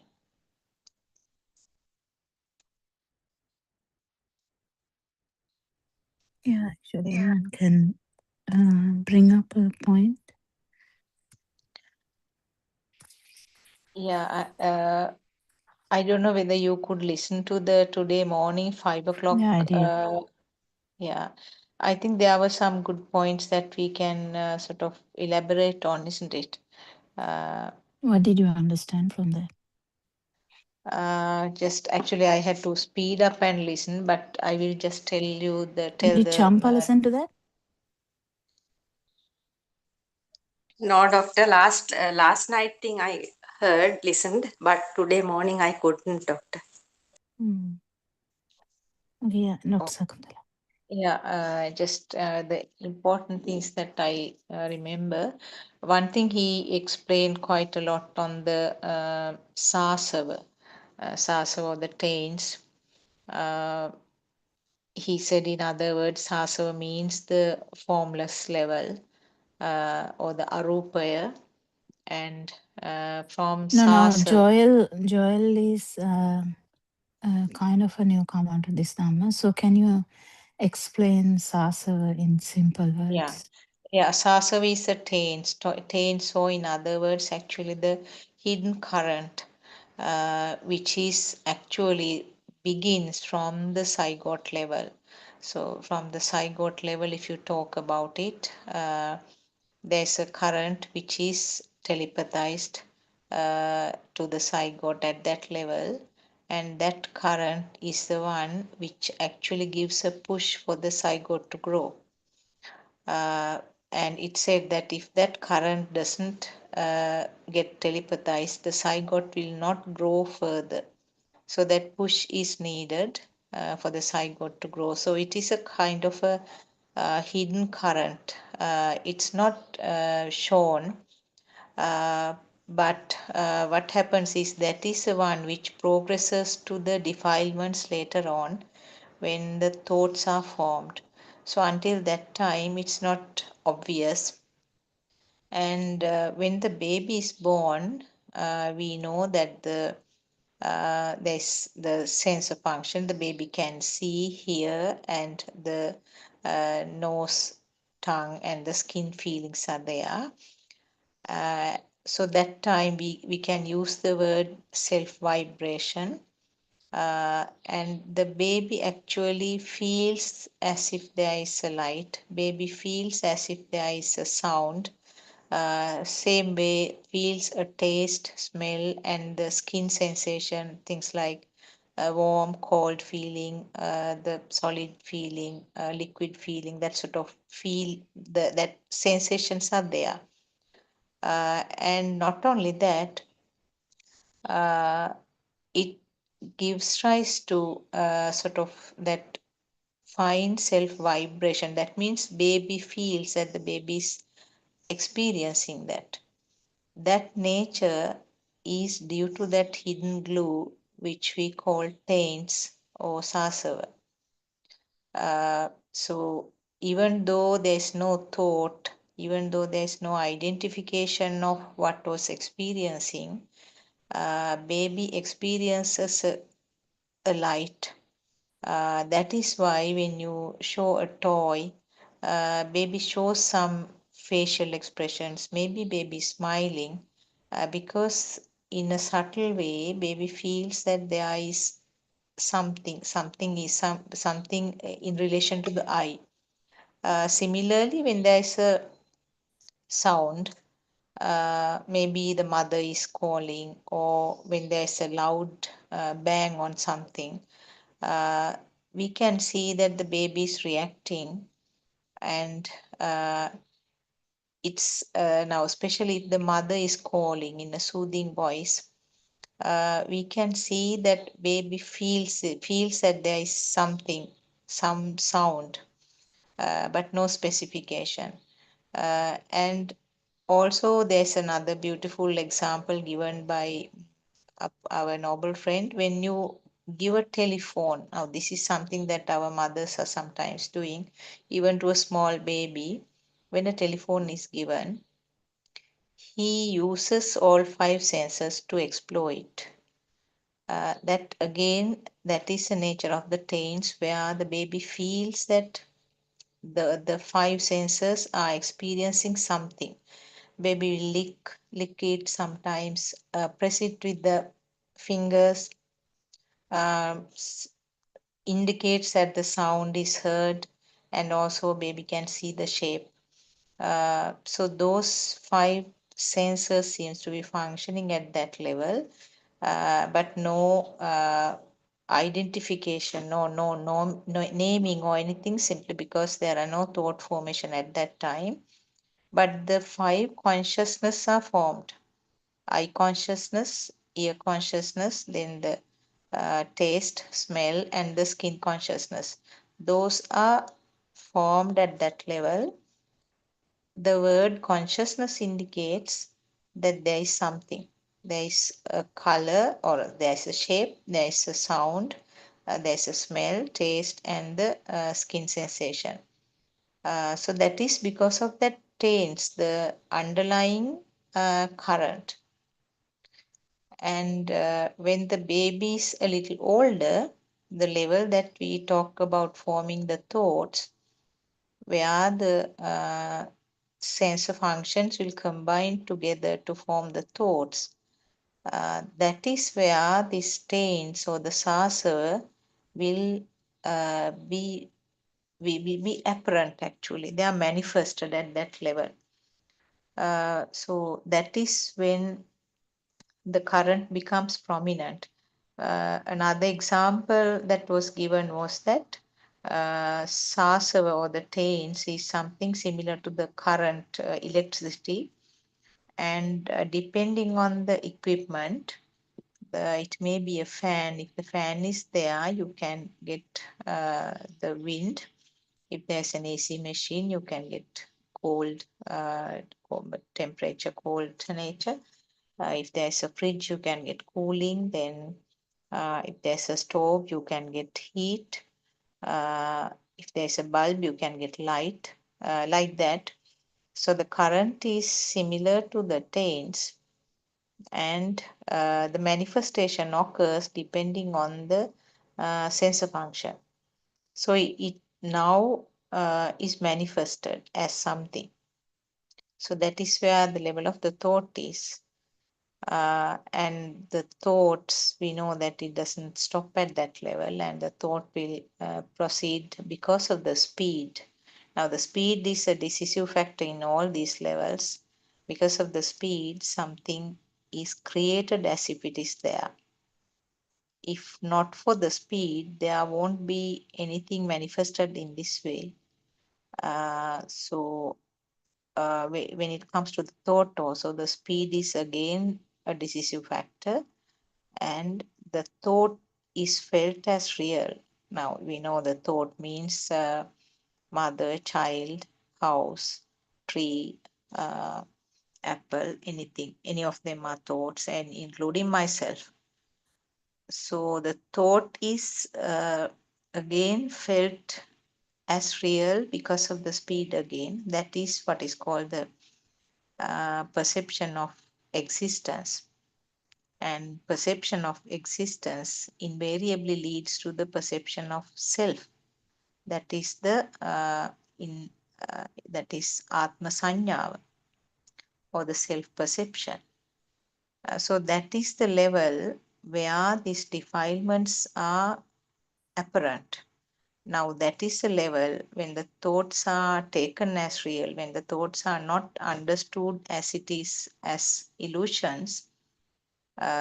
Thoughts are taken as real, and that is where the defilements, that means all the hatreds, cravings, and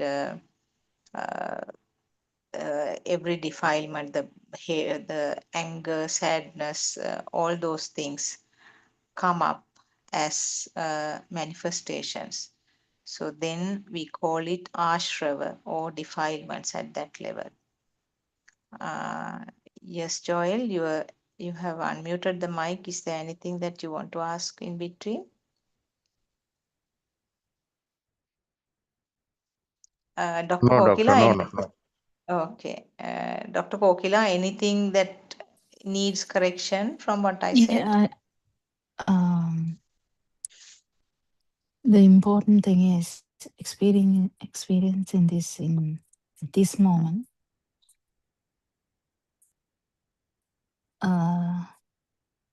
Most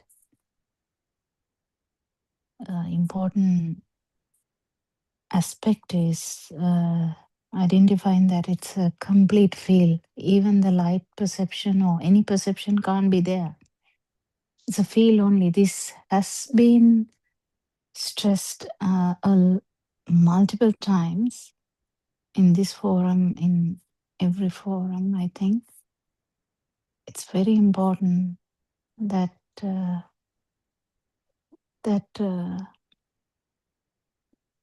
that be aware that it is a feel, and the feel with power, in the sense that that that it has the power, kind of a power. It is felt, definitely it is felt. And if the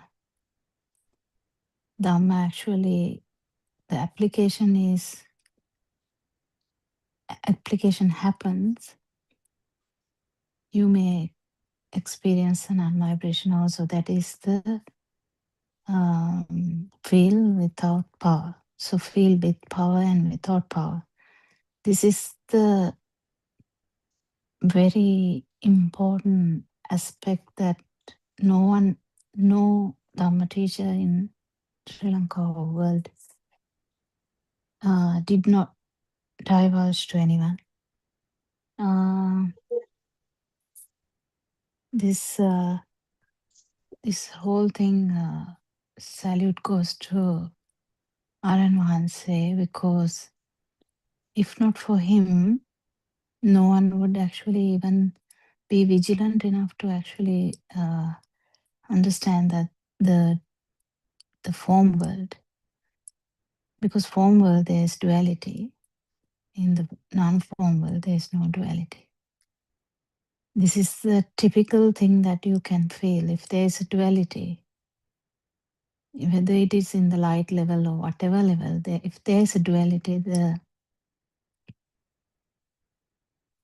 you haven't crossed the non-form. But the thing is, even if you cross the non-form, the task is not over. You should know that it's a vibration with power. You will feel it, the power. And as soon as application happens, the Dhamma application happens, that power will be released, because the bond will be broken. Excuse me, Dr. Kopila, can you please repeat what you said? You said the form world has the duality, that is true. And when you said non-form world, where when you haven't crossed, you said something like that. Can you please repeat it? Well, I can't even remember what I said. What I'm trying to say is,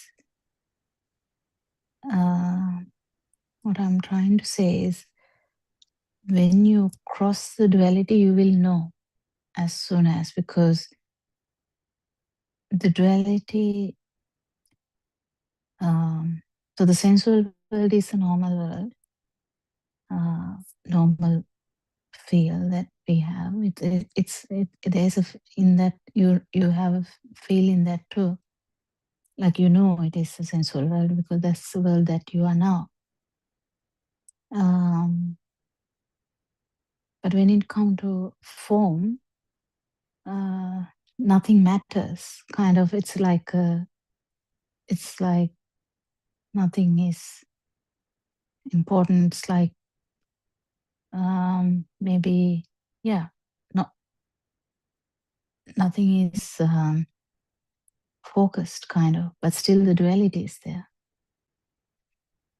So that's the form. And the non-form, the demarcation is so critical. It is very nicely felt because the duality is gone, and it's a feel only. As soon as this feel appears, you know it is the tense, you know it is the power that gave all these problems. But if the Dhamma application happens properly, then definitely non-vibration will be felt. Yeah. Repetition, I don't know whether I repeated, because it just flows. I don't know. What did you not? Did you get No, it? no. Now it's clear. Yes, I got it. Yes. Yeah. Yeah. Thank you. Yes. So that's the thing that when you have a duality, even when you come to the form world, you are like a bit surprised because you didn't feel. You felt the difference between the sensual and the form. And you will be more surprised if you actually, I mean, you can't be surprised there because there's no duality. There's nothing like that. I'm just telling as an experience. Because these taints were never exposed before. So the taints or the power will become a magic, but the actual magic is not the taints. The actual magic is absence of the change, so the absence of the power. That is the most important aspect of this Dhamma, the practical aspect of all this Dhamma.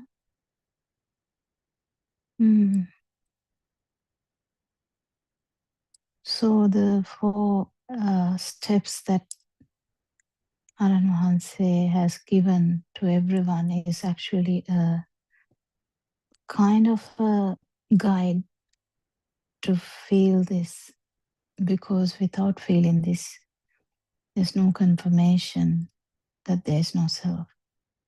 You know the Dhamma, but there's no confirmation or consolidation of this knowledge you have, because you say there's no self. You say, you really get the point also. You can keep saying that, but the thing is, unless you feel the absence of that power, the absence of this alive feel, or absence of the force, we can use any word, absence of the vibration, anything, then only you realize that when the stimuli, whether it is the grass, whether it's a rain, whether it's a sound of a crow, whether it's a leaf falling down, whether it's a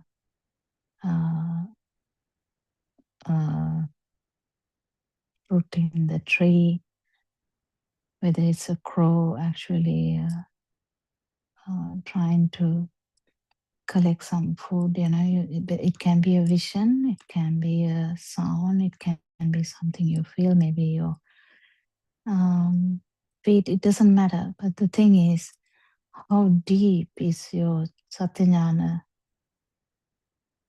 leads you to feel this deeply, because that's the problem, how deep is your Satyajnana, that is the depth that is going to be felt. So the deeper and deeper you realize that Dhamma is going, because as soon as you realize there's no self, then there's a question, okay, what do I feel? This feel is actually the stimuli, the power of the stimuli. So if the power of the stimuli is not there, alive feel should vanish. And that should be experienced, otherwise the consolidation is not there. And again, Surangika is here as well. Hopefully you're okay.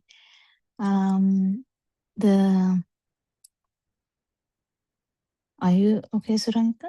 Are you better now?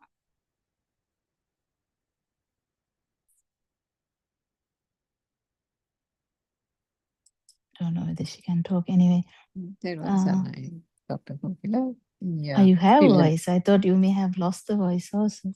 Still a bit groggy, but okay. I might not stay for the full 2 hours, but I thought I'd join. Thank you. Yeah. We were talking about these 3 levels of arupa. Even in that, I was trying to say something, but it didn't match at that time. But today also, Aran Hanse said the same thing, that which was the understanding I had. So it is very tricky, isn't it? Because only the feel has these things. So only the feel means it is completely arupa. So completely arupa. So the vanishing of arupa means vanishing of this power. This can be experienced in one stimuli as well. So it is very important that your investigation doesn't narrow down. Keep it open. Keep it open forever. So until otherwise, because if your investigation slows down, or investigation, if you keep thinking this must be something, this must be something. Obviously, that is not that, because it is kind of a thinking pattern. But definitely the, kind of life feel vanishing, or this complete difference to whatever you are now is very important. Yeah. Did you get the chance to listen to morning one, Suramika?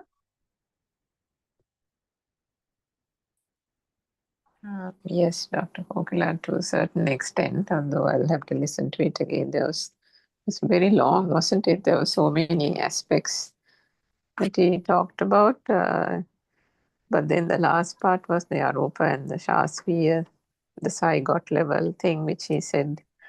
One of the things also I think I got from that was that even when we are giving talks, that part has to be included, because otherwise it's not complete about how the power originates as well. Yeah, the thing is, until you experience it also, it is a bit difficult, there is a point there. So people, but at least people should know, because if Aran Hanse didn't tell this for 5 years, he has said this from the beginning. But he's actually doing it much straightforward now. Because long time ago, before even Zoom started, he kind of was talking about this in sermons that he did alone. And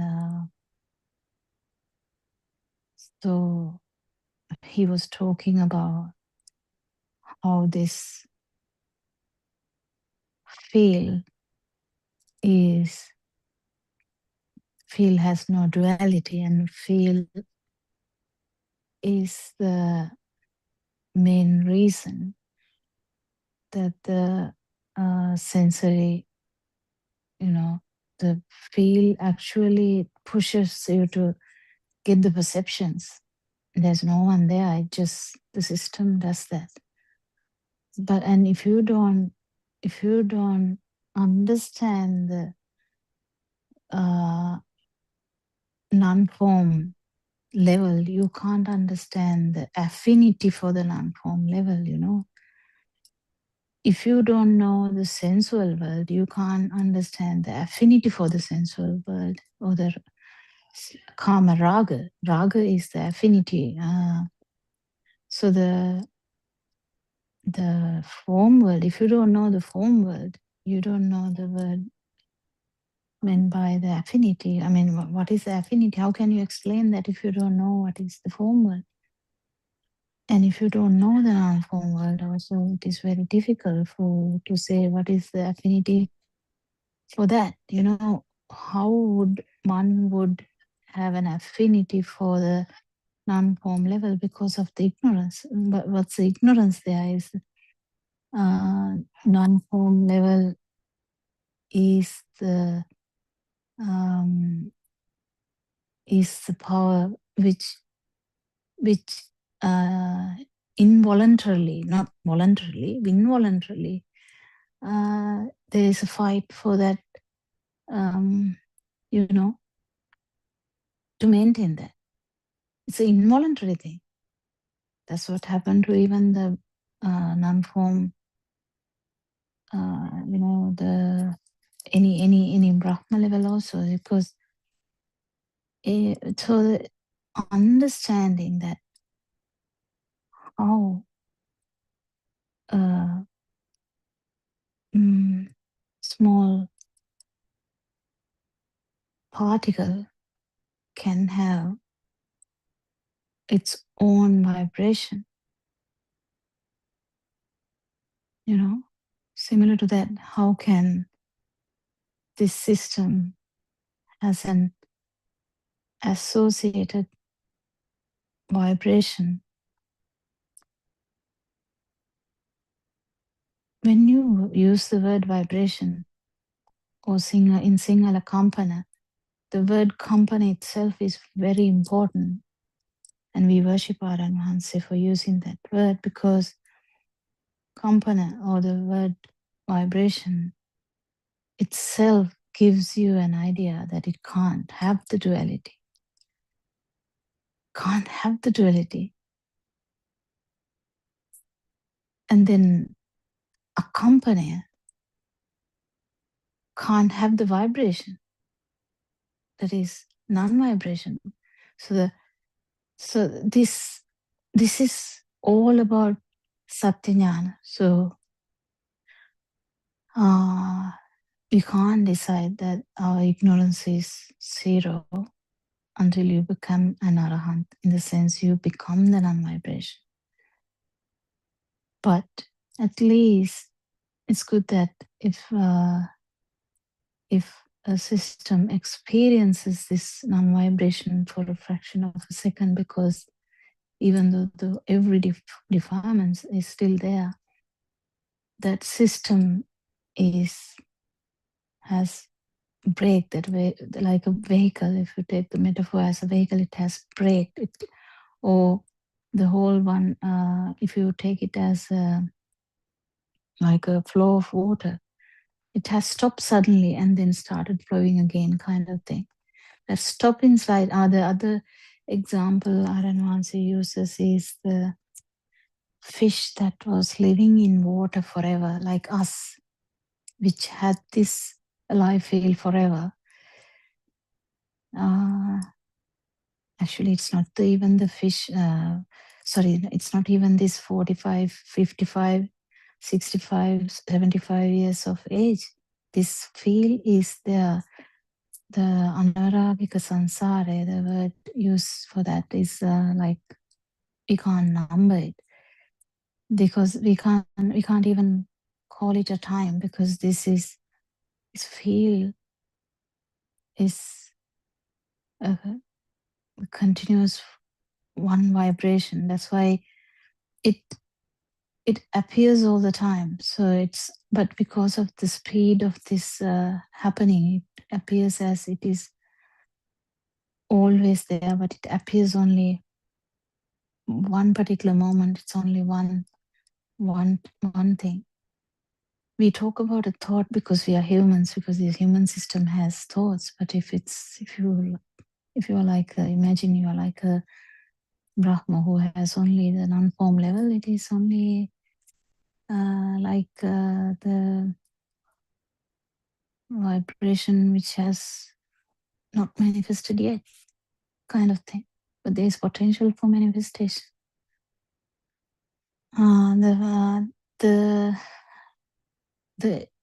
There's so much depth in this, that if you are keen and you actually feel what Aranansi is trying to say, because he used these words a lot. He used these words, vibration, non-vibration, or company, for reason. Because to explain the feel, there's no other way, because there's no duality. There's no duality. Even the eye formation, we can't talk about that. But this is in one stimuli also, so this confuses, isn't it?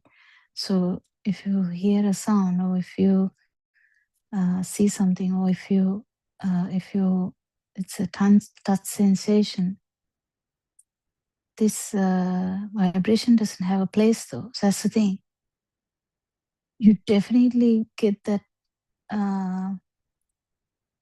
when you actually experience it. You definitely get that it's not actually there, because when the duality is there, you definitely feel the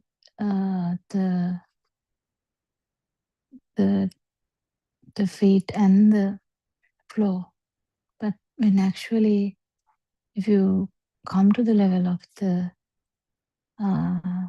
non-form, it's just a vibration, or just a feel. And that feel, if you fully have realized Dhamma and practiced Dhamma, definitely know it is the speed of the sensory system, or the speed of this system. It's the speed which gave rise to these two ends. As soon as you get that point properly, the two ends vanish. Actually, there's no place for this to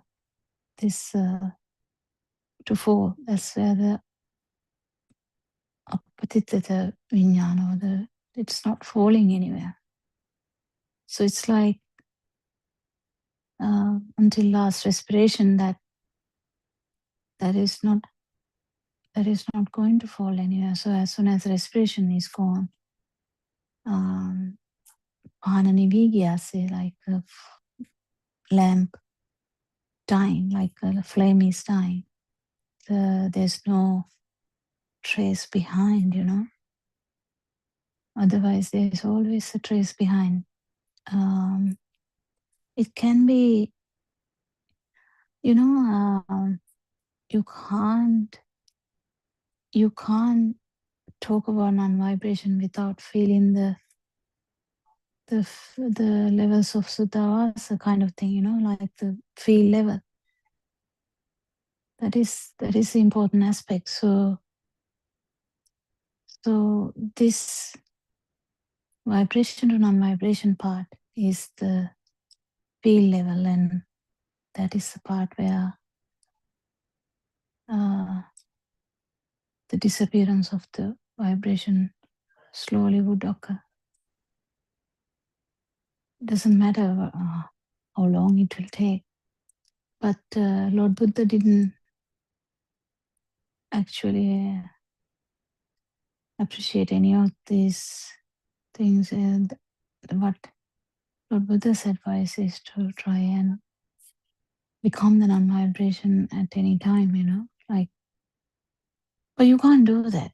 So we can't forcefully do anything. Just let the system to work. So if you calm down, if you really understand this Dhamma, just calm down. Just let it go. Just go on with your life. The touching will happen. The light will happen. Sound will happen. Smell will happen. Taste will happen. What's the big deal? No, there's no big deal. So, but when at one point, if you really get the chance to pierce it, mind bubble, you might feel this power.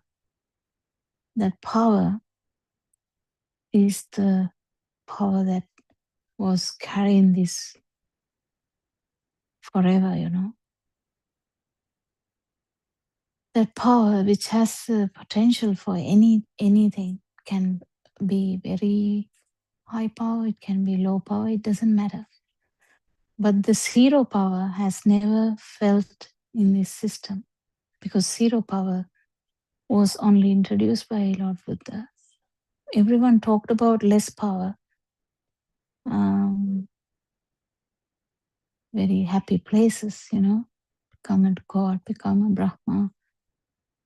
Becoming something was all the time was discussed, but becoming nothing was never kind of until Lord Buddha experienced it. No one else actually experienced it. But this needs so much truth. Yeah, I'll hand over to someone. Yes, you can discuss it.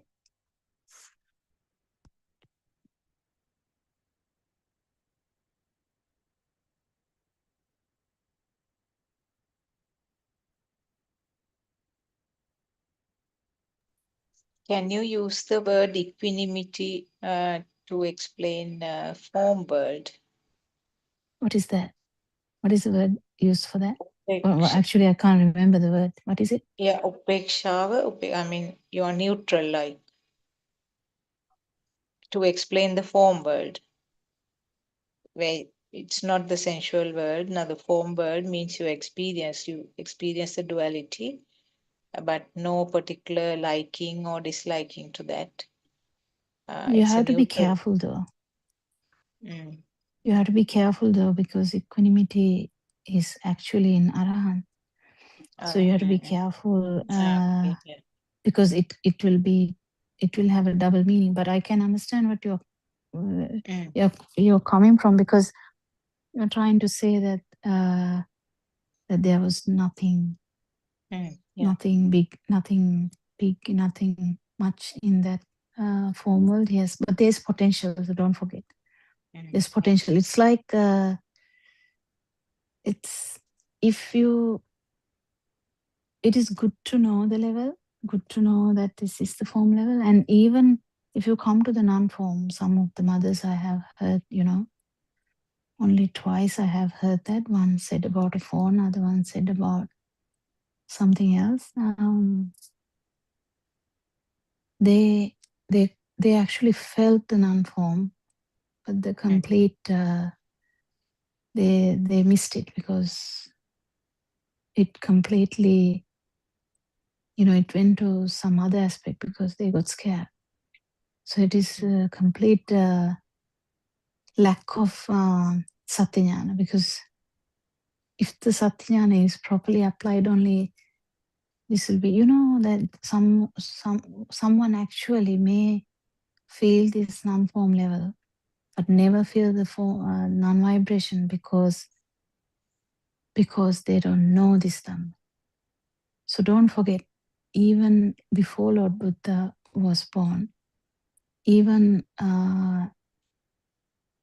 after Lord Siddhartha Prince's birth, before he becoming a Buddha, still there were so many people in non-form status. In that, they also went to the because there are 5 levels in non-form, so don't forget that. So there's form, non-form, and non-form. Also, these 5 stages are there. Slowly, that the vanishing of that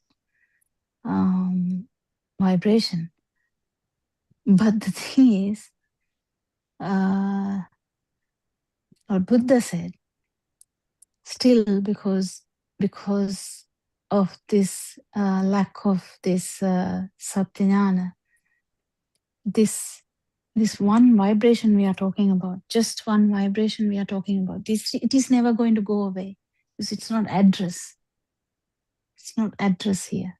So that vibration, which is the culprit, which is the reason for all this suffering, that is the vibration of self, or the thought of self, and the self vibration. That vibration is never going to go away. It is going to get suppressed, because this is all about the stimuli. Okay, someone who has listened to this Dhamma missed the point that there is no self, and go on listening to this Dhamma, can happen the same thing.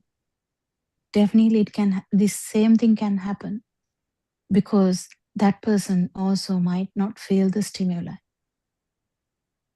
but the self-perception will be there. That's why Aranwan says repeatedly telling this. I mean, I worship him again and again for doing that, because people can be in Arupa Dhyana and with the self-view. That's the most dangerous thing, I would say. Just Joy.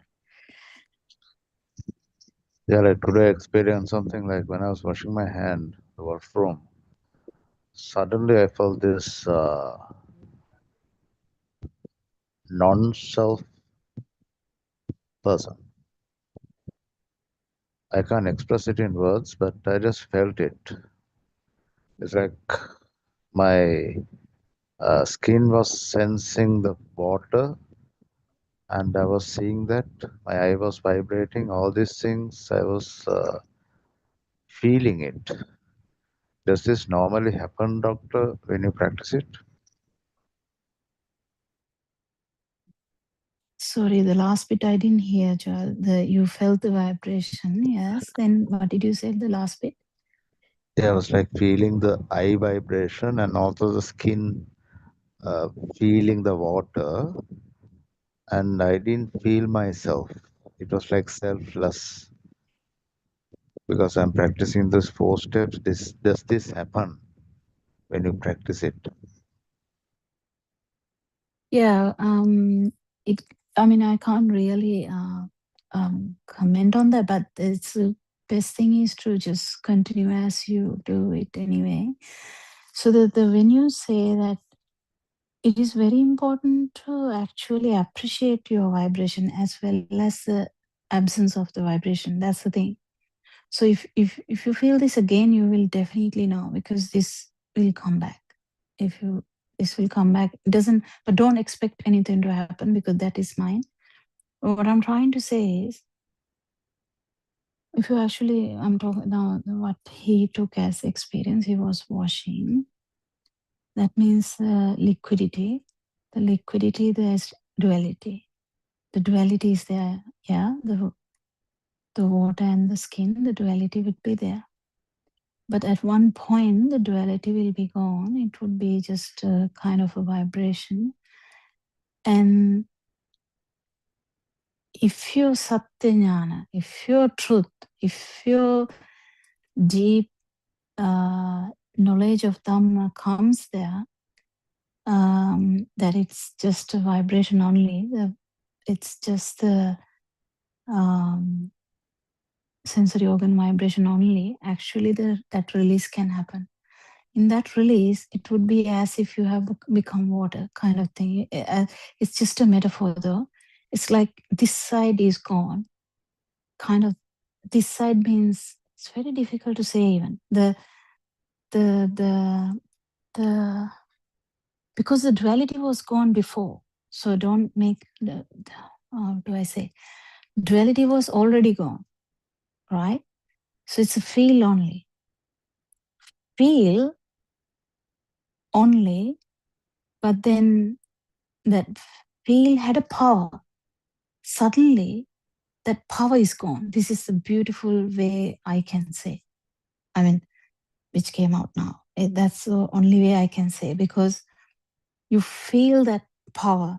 That's your power. That's you basically. That's the power. That power, as soon as Dhamma application happens, the absence of that power is there. But still there is a perception. Don't worry about that. There's a perception. But that absence of power, it says that non-alive feel kind of thing. So yeah, it can be but as I said, there's a possibility, that like a great possibility that this will happen in any other sensory organ or any but the important factor is that power, knowing that your power, that your self vibration, that was the power. Because that is important, because that is what is going to actually reduce slowly. That's why it becomes a very important aspect, because you know now what was your power and what was the absence of that power. So it is kind of touch sensation with power, without power. That's the best way I can put it. So this complete feel side is unexplainable, but our yutukama, what is yutukama? Our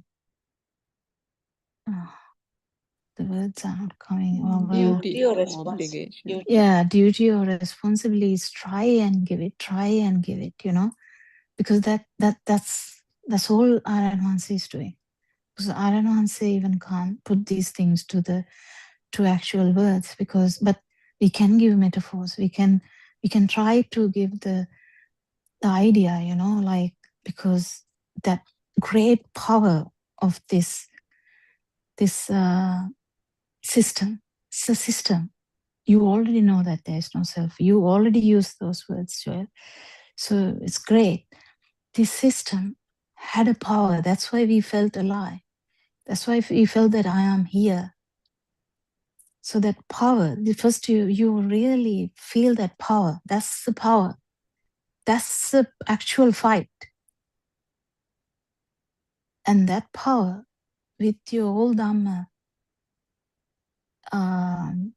it might actually release that power in the sense this, with whatever Dhamma that you have heard. If that release happens, which is unpredictable, you can't really predict any of these things. If that release happens, you definitely feel the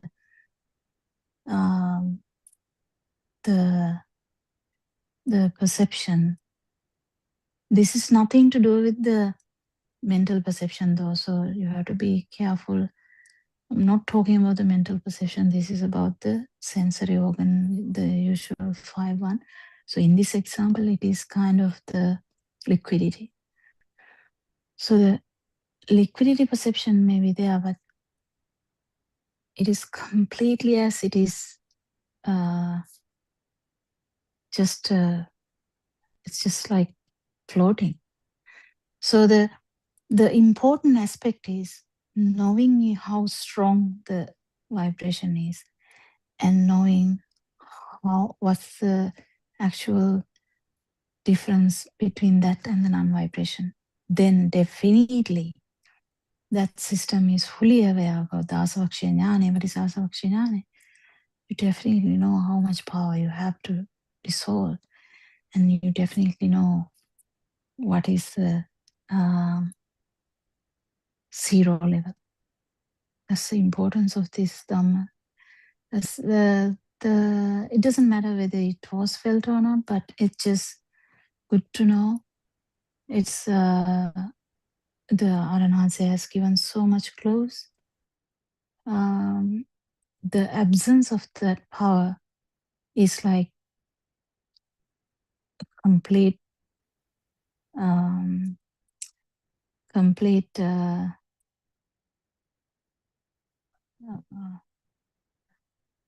it's apatitita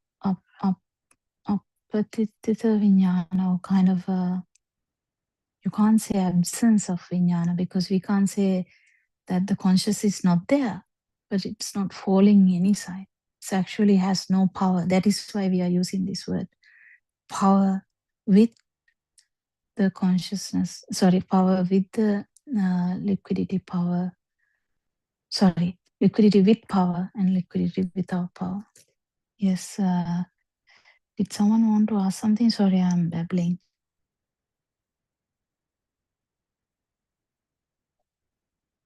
Yes, Suranka. Was it you? Just on that earlier point of Dr. Sakuntala, equanimity, I was also about to say that is ultimately Sankarupeksha Jnana, isn't it? Which is the Arahats. Yeah, we can't experience, use it there, but I can understand what she's saying, because we are not very good with meditation. But if you actually pass these stages, you will understand all these meditative states also. That's why I said that day.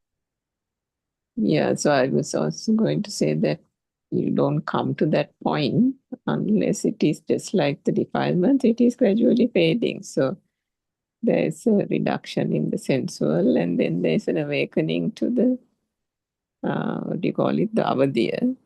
In the same way, the form also, when there is a release from those particular worlds, that there is a awakening to that equanimity.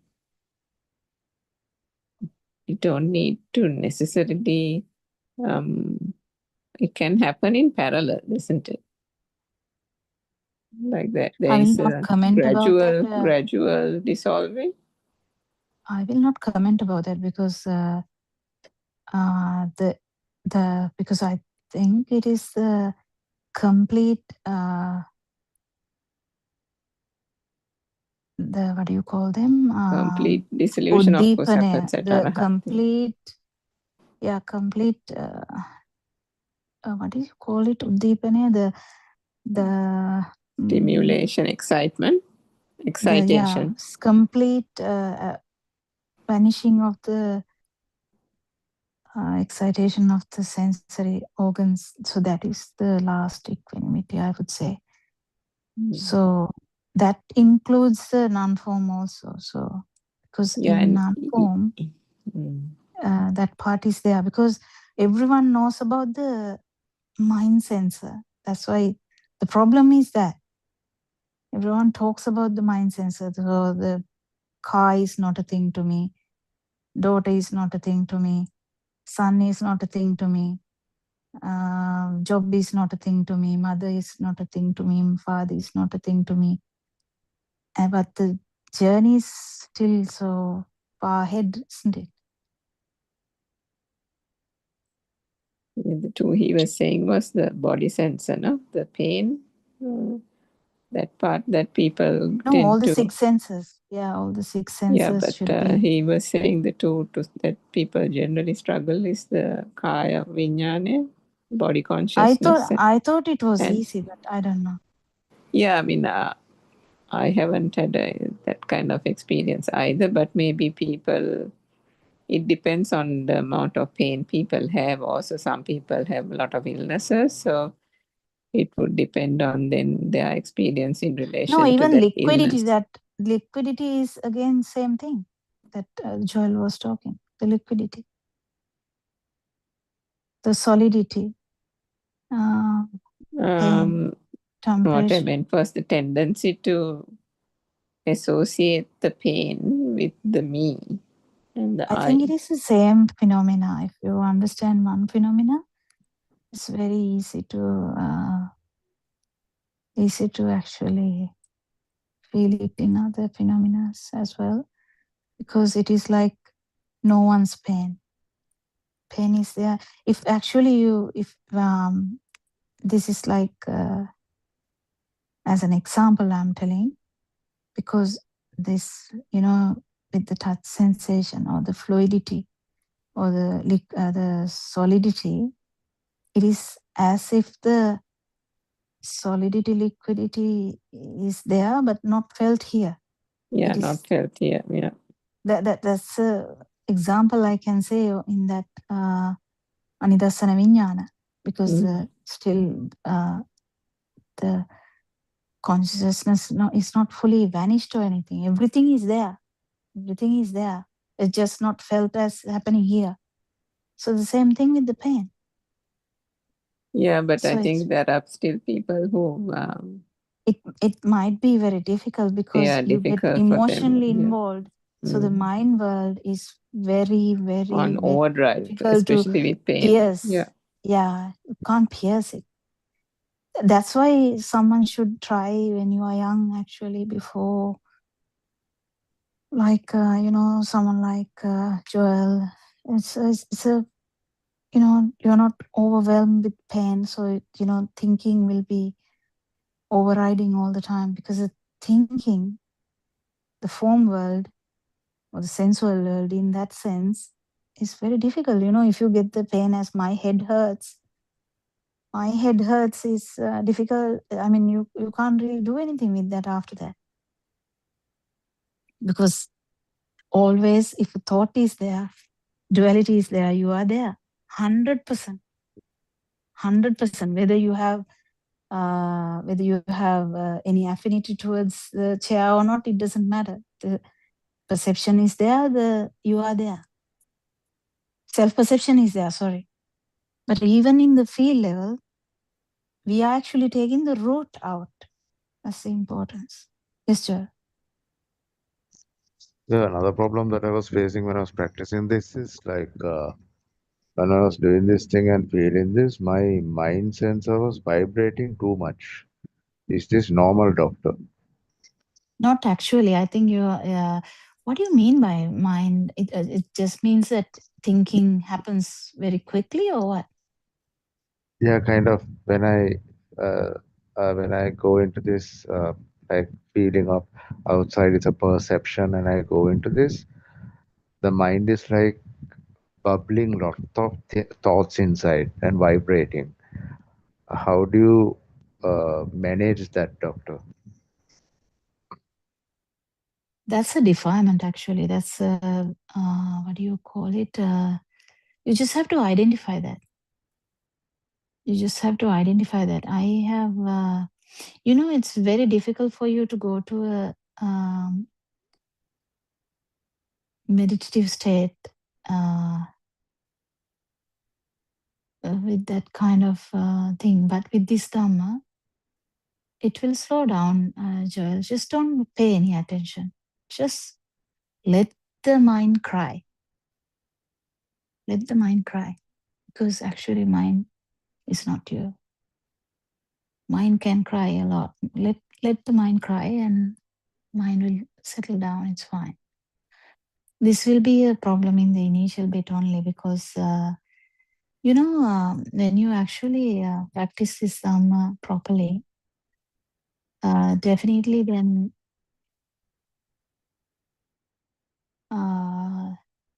this vitakka vichara, this internal radio will slow down. Because this internal radio, if it doesn't slow down, definitely it is difficult to pierce one thought. It's difficult, because it's very fast and duality is there anyway. But with time, when you understand that mind is just another tool, just another sensory faculty,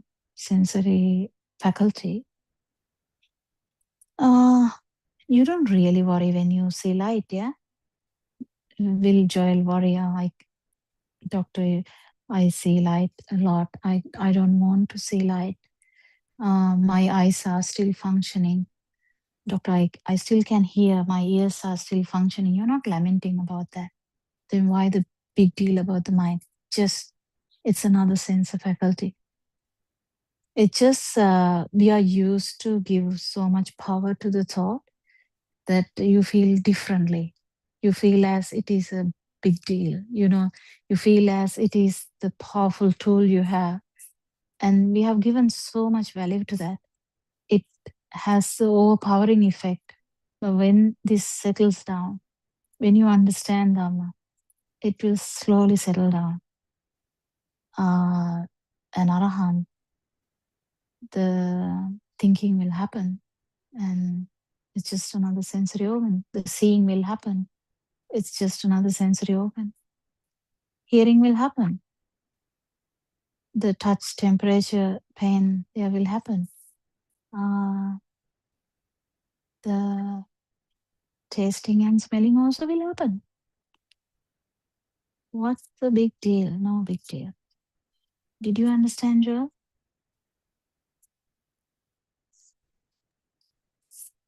Yeah, doctor. Thanks. If you try Thank to you. suppress something, I think I have told this before. If you try to suppress something, it will come 1,000 times more. 1,000 times more. We are not suppressing anything here. I think I have told that in the beginning, because you were asking all these questions from the beginning. How can I do this? How can I not think about this? How can I think about only good things? Kind of that. No, we are not trying to do anything here. We are actually trying to understand the truth. We are trying to understand what actually happens here. We are trying to get the science. We are trying to actually feel the truth. That's all we are doing. We are not controlling the eye. We are not controlling the ear. We are not controlling the tongue. We are not controlling the smell, the nose. We are not controlling the touch sensation or the skin. We are not. And we are not controlling the mind either. But it will definitely happen because your task becomes different. What is the task? Knowing the truth. Your task is just knowing the truth. So you will go deeper and deeper. You will swim deeper and deeper. And once you realize you don't have to swim that deep much, like you don't have to swim that deep, you will relax and swim also. You will kind of be able to swim without losing much energy and come to the other side of the river as well. It's just a metaphor. It's very good, actually, these questions. Yes, Champa. Doctor, can I ask you a small question? In my day-to-day work, suddenly the blankness is happening. Suddenly everything goes blank. When I go to the kitchen, I don't know for what reason I came. Then I have to think a little. After 1 or 2 minutes, then it's coming. It's happening, doctor, regularly. I don't know How what old it are you? is. How old are you? 66. Okay. I mean, don't think Because about it. doctor, It's nothing to do with this Dhamma. yes, I practiced that Chittanupassana those days. So those days it was happening regular, more than this. Now What are it's you talking about those days? Is it before Aranhansi's yes, Dhamma? yes. Yeah, just don't take any notice of this, unnecessary stuff. Mm. Because if you don't have a thought, you're not going to pierce it. Absence of thoughts is not the plan. Absence of this is not absence of consciousness. This is not absence of perception. This is not absence of thought. No, nothing. It's actually fully realizing what they are. That's all we're doing. You're not trying to get rid of anything. If you do that, that's actually not knowing the truth. No, nothing. I'm not doing anything. It's No, something. but knowing this will help you so that if it happens, it happens. You don't have to worry about it. Right. Okay, doctor. Thank you. Because that thing was practiced by a lot of people before, trying to have absence of thoughts, trying to have absence of feel, trying to have absence of perception. That was the main reason that they actually found the non-form dhyana. No, doctor. No, I was not you. Sorry. No, I'm not telling you. I'm not no. telling you. I was practicing a thing like this, watching the mind. The thoughts are coming. Yeah, Good and with bad. the self view, no, so it's useless. But Yes. it's useless. Anyway, I'm just adding this for everyone who will listen in future, whatever. In the past, before this era, everyone used to try to, not used to, actually try to do something. In this Dhamma, which Aran Mahanse is unraveling, or Lord Buddha's Dhamma, Lord Buddha is not trying to do something. That's what Vayam this Surangika tells this nicely. The what is it? Vayam Nokara Pita no Sitimi. Pita no Sitimi. Yeah. So it's kind of just knowing the truth. Actually, knowing the truth is completely different to trying, because the person trying is there. Person trying to watch the mind, yes, watching the security guard is there. Security guard is there. So you have to be very careful, if you are actually having it's nothing like that. The super awareness has nothing to do like that. It's not you are like a security guard and trying to watch, did a bad thought come, did a good thought come, is the thought neutral? No, it's not Dhamma. It's not Arahan say pointing out. This is all about self-view, all about self-perception, all about self-vibration. That's it. Hopefully Joel gets his true Joel, but Joel is free of this trouble, because I don't think Joel has done these good olden days, not good olden days, olden days, people tried to do a lot of things to achieve whatever so-called status, whatever the status they thought they would have. So they went into meditative states, non-form. And if you actually go into the end part of the non-form, definitely you're kind of sleeping, kind of just completely sleeping, like, so you're not there, feeling is not there, yeah, but still there's chance of this fire. Lord Buddha specifically said that chance is there because this self vibration is still there, because self view is still there. The self view is there, definitely, 100%. Just that thought is just hiding underneath this meditative states. And another thing is this watching thing. Alan Wanse also uses these words, but they are used in different aspect, because it's not active watching, or even it's kind of for someone who has lost the self view. If you have lost the self view, then whatever the awareness you have is a samma sati. Unless otherwise, it is a wrong sati, wrong awareness.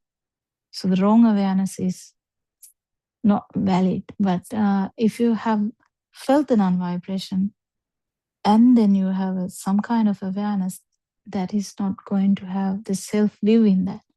So you know, definitely there's no self here. There's a system. System is working. And what is your awareness is there for? Whether this vibration is appearing or not, or whether how slowly it is going towards the zero, because fully aware what the vibration was and what the current vibration is and what is the zero level is also knowing. That's how Ananda Thero knew that he hasn't attained that. Yeah. So actually people like Joel, like people who has not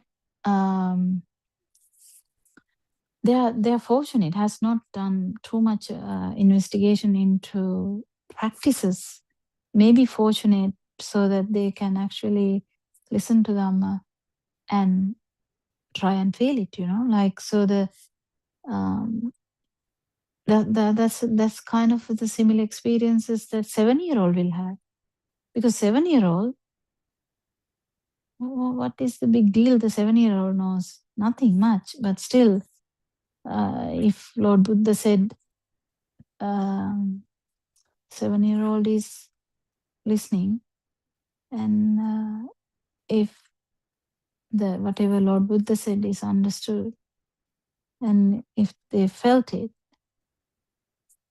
even you don't have to remember it, because that's the impression that is going to leave, because it's any vibration is going to leave an imprint. Like same thing, non-vibration is billion times much stronger than that, because it has never felt before. So you definitely will know. Yes, Dr. Sakuntala? Please excuse me, Dr. Kokila. That's okay, Saranka. Yeah, just sort of two metaphors came to my mind to Joel's thing about this thoughts. One thing I remember, there is a saying that a man, when he was entering the jungle, he was told, you can think of anything else, but don't think about the monkeys. So it says that all the thoughts that he got was about the monkeys right throughout. So the behavior of the mind is like that, as Dr. Kokila said. If attention is given, if a value is given to thoughts, it comes up in a more powerful way.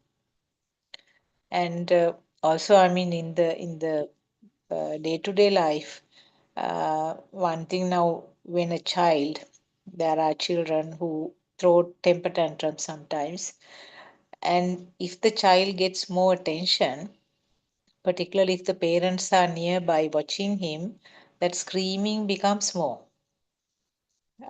Similarly, even a toddler who has been doing sort of mischievous behavior, who is having a mischievous behavior, if he feels that he is getting attention from the others, he will do it more.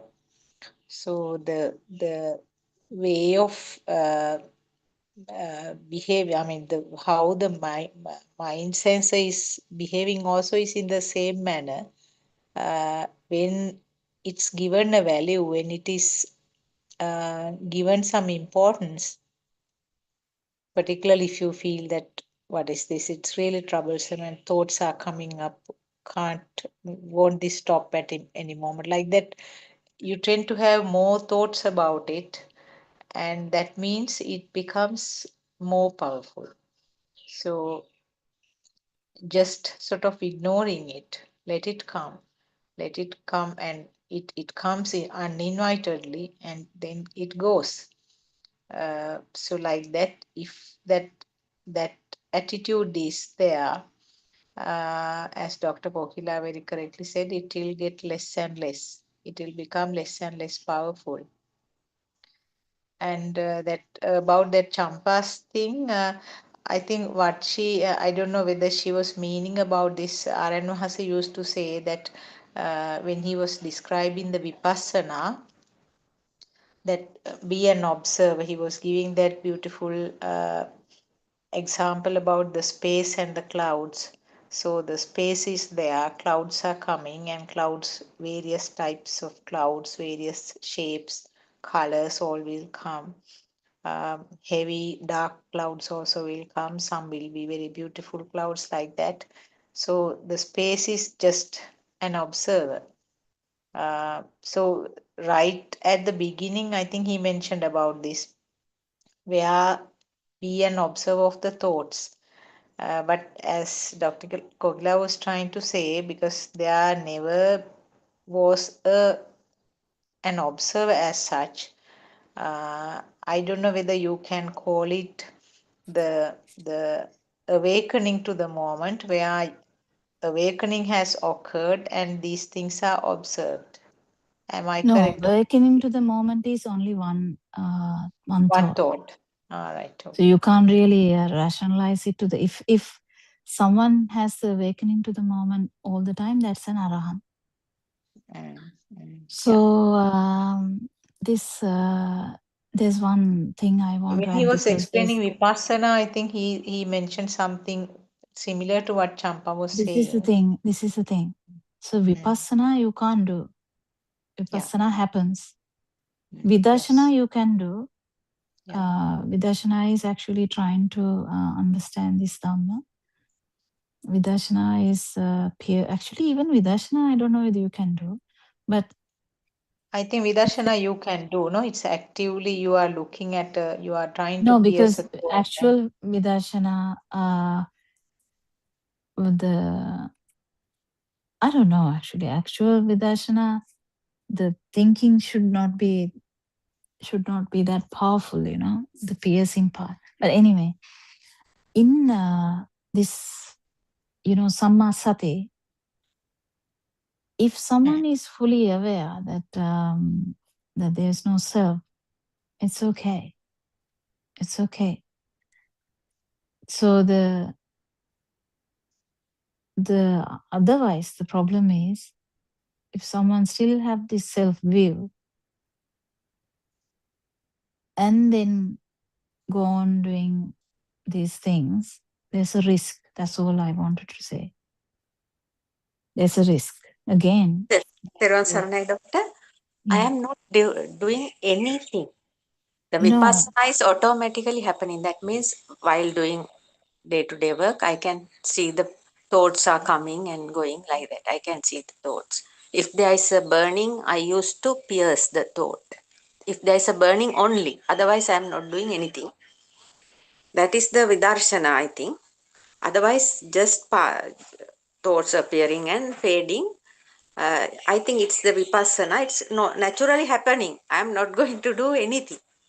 Yeah, even that will vanish, because you have to become more mature in this, because when you become a bit more consolidated in this Dhamma, if your self-view is shattered with experiences that there was never a self, even these even if you're not trying to do it, some of these things that you are saying will calm down, because it will change. Because when you say there's, I mean, I don't want to say a bit more than that. I just want to say, if everything consolidates, or everything, the mature, the path, everything mature enough, this thought part is irrelevant, I would say. It's irrelevant. It's completely irrelevant. It becomes irrelevant because Okay. it's only Yes. the... Thank you, Doctor. I understand, Doctor. Thank you. Yeah. But you can't do it by force. Anyway, these past practices can come and you can get deceived quickly. So you have to be very careful, because form meditative states and the non-form meditative states can appear without getting rid of the self-view. So important aspect here in Lord Buddha's Dhamma is 100% is about self-view, self-perception, self-vibration, nothing else. So if you catch your vibration, that's the best thing. And if you catch the non-vibration, you definitely know the difference. Then you will be like someone like Ananda Thero, where he will be definitely aware that he hasn't attained the non-vibration yet. If not, you're like floating around, you don't know what you're doing. That's the thing. So importance is actually feeling your own vibration and feeling the non-vibration. To come to that,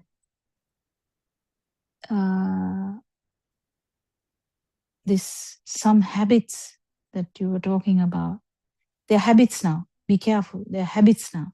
That's why you are saying, I don't do it. Well, do you remember brushing your teeth every day? No, I don't do it. I just do it. I don't really plan to do it. I just do it. Yeah?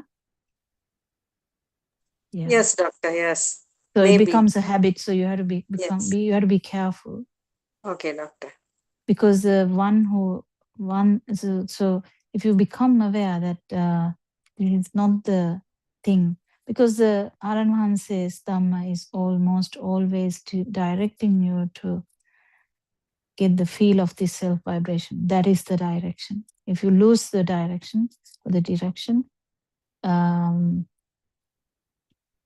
you might go in another track.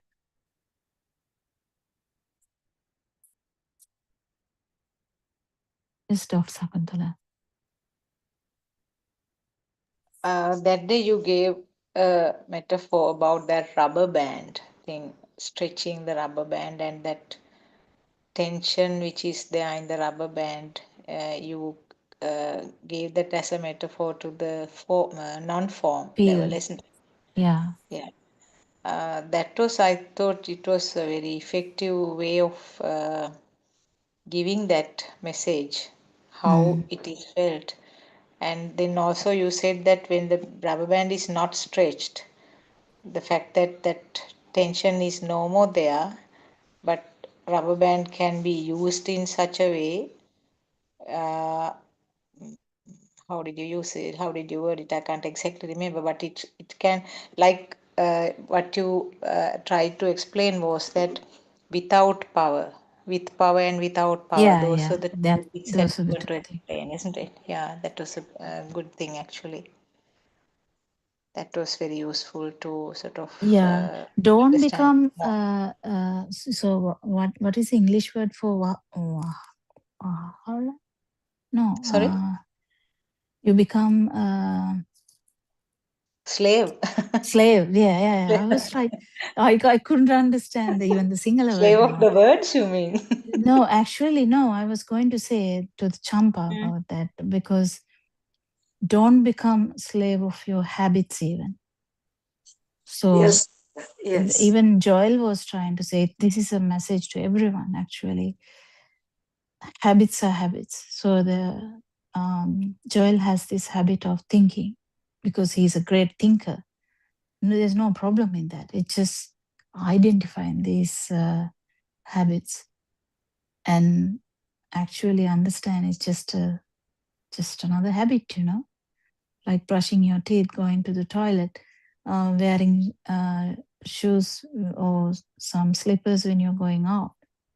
They are like unintentional kind of, you will wear something when you're going out. Yeah, you don't go naked. But if you tell a child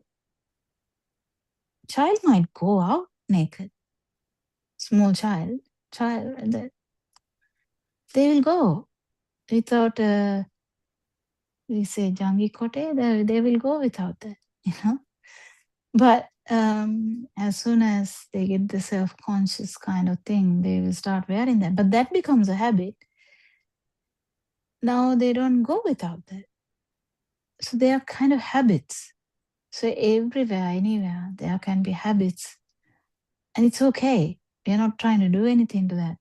You're not trying to change it and go naked. No, that's not the point. I'm trying to say, it's a metaphor again. There To are let go. habits. Yes, to let go. Now, doctor? No, Letting actually feel it. Actually feel it. feel. Know it. Know it. Because if you are a slave of a habit of watching the mind, you will be the slave forever. Because you can't get rid of that habit now. It's like smoking. It's like drugs. It's like, so the Aranohan say, I think today morning, but he has told this multiple times before, the best addiction ever is to this feel. Best addiction. So, and best addiction next level is the mind. This mind bubble we talk about. Mind bubble is addiction as well. Mind bubble is addiction. Underneath that, there's a greatest addiction. The whole sansaric journey is the feel. That's why they are difficult to break, but you can do it. Not you, actually. This Dhamma can do it. Yes, when listening to Dhamma, naturally it will clear, I think, doctor. Yes, detecting all these little things. Someone doing the hair, the way they do the hair. If you ask your father, why are you doing the hair that way? The father has no answer, but he will do it for a few minutes. He will make sure that the tie is worn properly. And I remember my father was like a great dresser. He was dressing really nicely. He loves to dress properly. And I used to wonder about that. And these are all habits. So the greatest habit in the world, in the samsaric journey, is this feel. We are addicted to this feel, in the sense having it's a metaphor though, because there's nothing like that, but it's actually a thing. This glue is because of the ignorance that this is me. I mean, this very tricky thing, because the mistaken view we have is that it's me, and then everything becomes centered on this feel, alive feel. So we are scared to die. Mm. Yes, Dr. Yeah, the habits are also part of the self-perception? Can't you, Yeah, can you but see? you are not trying to comb the hair the other way. Mm, Just detect them. That's what I'm saying. yeah. Because if you're trying to comb the hair other way, then that means that person is there now. You are angry with the habit. No, that's not the point. We are not trying to change anything here, as I said before. We just detect, how these patterns have arisen. It's due to a perception. Yes, definitely. Why there is a value to that habit is because self-perception is more in that. Why someone would like one pair of slippers than other pair of slippers, or one pair of shoes than the other pair of shoes. Why one would like one type of car and not the other cars. There's always perceptions, and also it becomes a habit slowly. Self-perception is the biggest habit ever. That's what I was trying to say. And self-view is the thought which is repeated in each and every fraction of a second, because that's a shadow effect of the stimuli. So if you're looking around the room, you are the one who is looking at the door, you're the one who is looking at the wall, you're the one looking at the window, you're the one looking at the fan. Never ending. So that's the worst ever habit, self-view. It's a repetition. That is the actual word. Repetition is the reason. That's actually the sankhara kind of thing, repetition. Yeah. Because sankhara is multiple. Today morning, actually, for some reason, the discussion, it's not a discussion, it's a sermon, went in that side. I was trying to say something about the dependent origination, and I was talking about the dependent origination. And it occurred to me, this sankhara is actually the speed and the how everything depends on that, it's beautiful. But anyway, detection is very important. How this, and if someone doesn't detect the self-vibration, self-perception, self-view, and detect only the stimuli, Dr. Sakuntala will agree, this happened before, deyak naha. People went on to say that, but never thought about kenekut naha thing, went on to say there's nothing. And Naranwanse had to do a lot of fight to say, no, that's not the only point. There's no one here. That's the main point. Then he had to switch it so that, but still, that's what I'm saying. If the self-view is there and you go on doing this, even Naranwanse's Dhamma, there's a risk of going to the same meditative states that someone went before Lord Buddha's time. If your self-view is still there, that's a risk that Aranhansi is trying to break by every day asking about this feel and non-feel and self-view. He's questioning it all the time. So we can feel that when they talk, that they are talking while entertaining the idea of me, I, mine.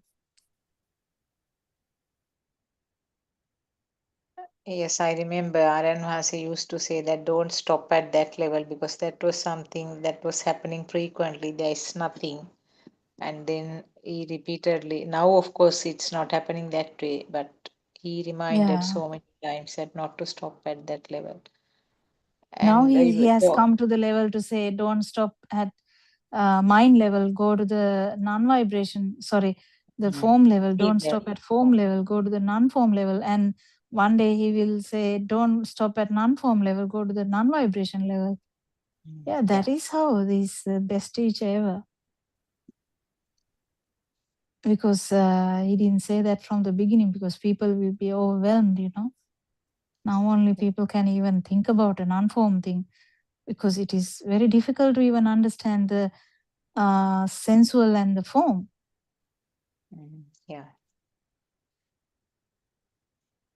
talking about these habits, actually, I also had lots of problems, especially when I was doing this Zoom discussions. We had that, I mean, I had that habit. We had that habit of sort of answering to the point. That was part of the teaching that we were doing. So answering to the point when somebody asked a question, uh, even sort of taking things like you have to think it in three ways, three angles, something like that. So I got sort of very strong advising by Aran Mahasi saying that you are trying to do the Zoom like you are treating patients with medicines. Take these You're even medicines. teaching medical students, maybe. Yeah, teaching medical students and the doctors all sort of it was that Yeah, I format can that feel we that. have been practicing. Yes, so it was a Yeah. habit. We know that there was an arhat in Lord Buddha's time, isn't it, who was using certain words, vasalaya, to everybody. I don't know whether you have heard about that. Hmm.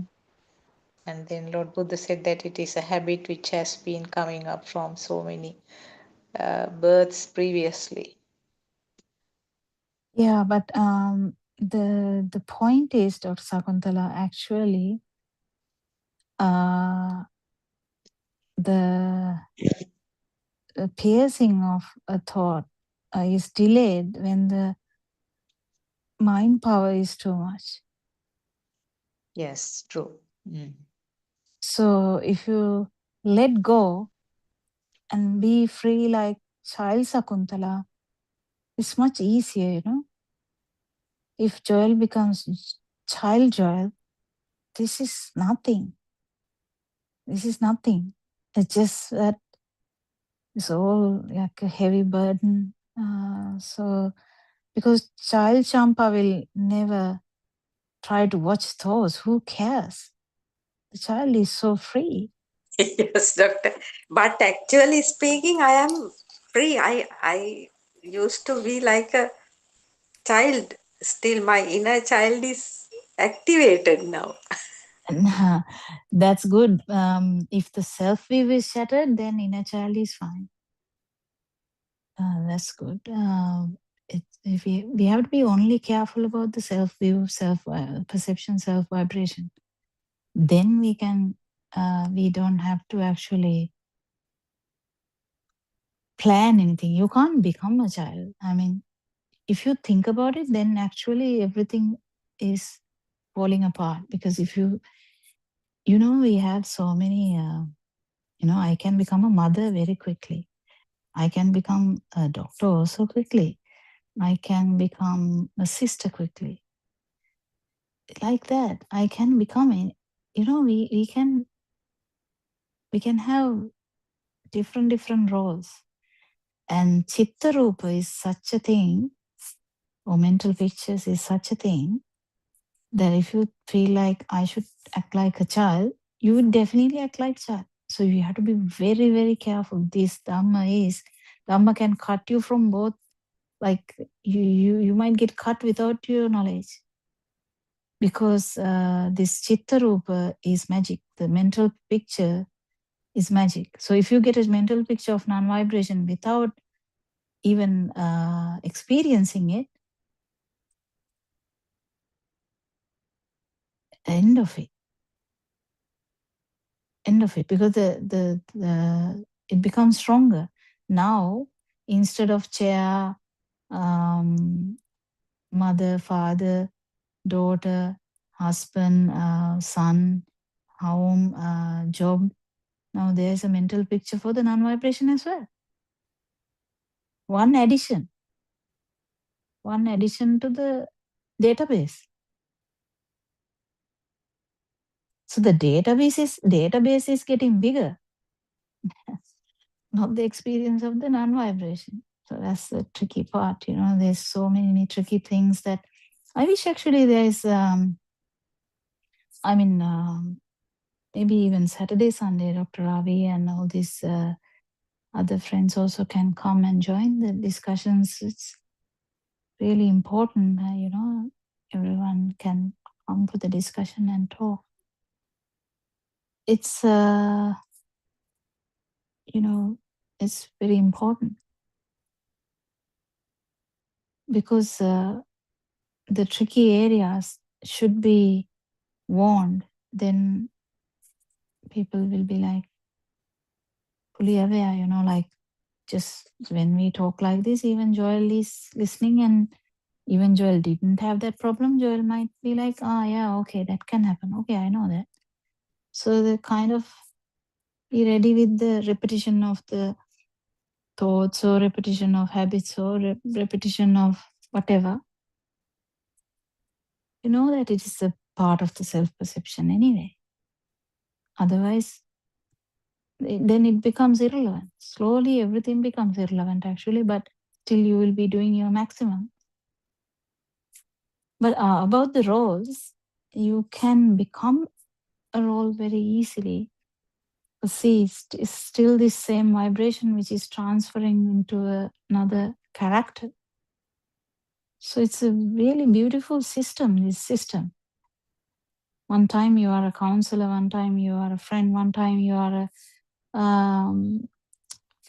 you are trying to treat someone, one time you are brother or a sister, one time you're a child. So completely different character.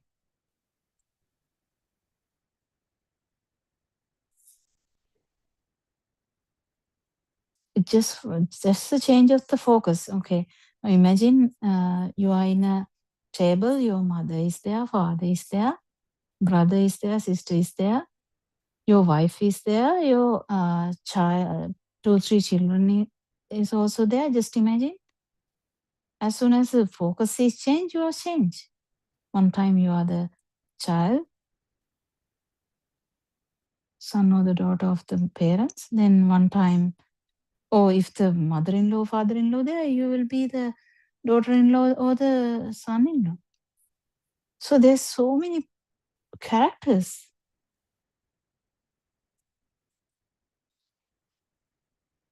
So which character is true? Nothing. None of the characters are actually true, but we are very good at these mental pictures, And it's beautiful to understand this. Very beautiful to actually get this correct, How you can become someone very quickly and change the focus as soon as you look at your own son. You are the father. As soon as you look at your wife, you are the husband.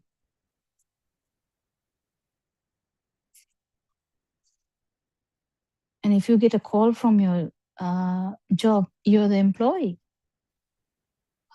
or the employer. Mm.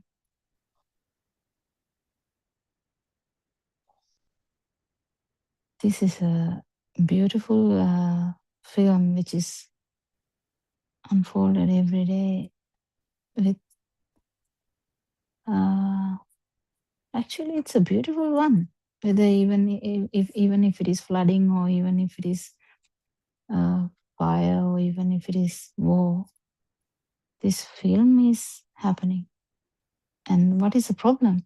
We felt as we are part of that. We felt as it's happening around you.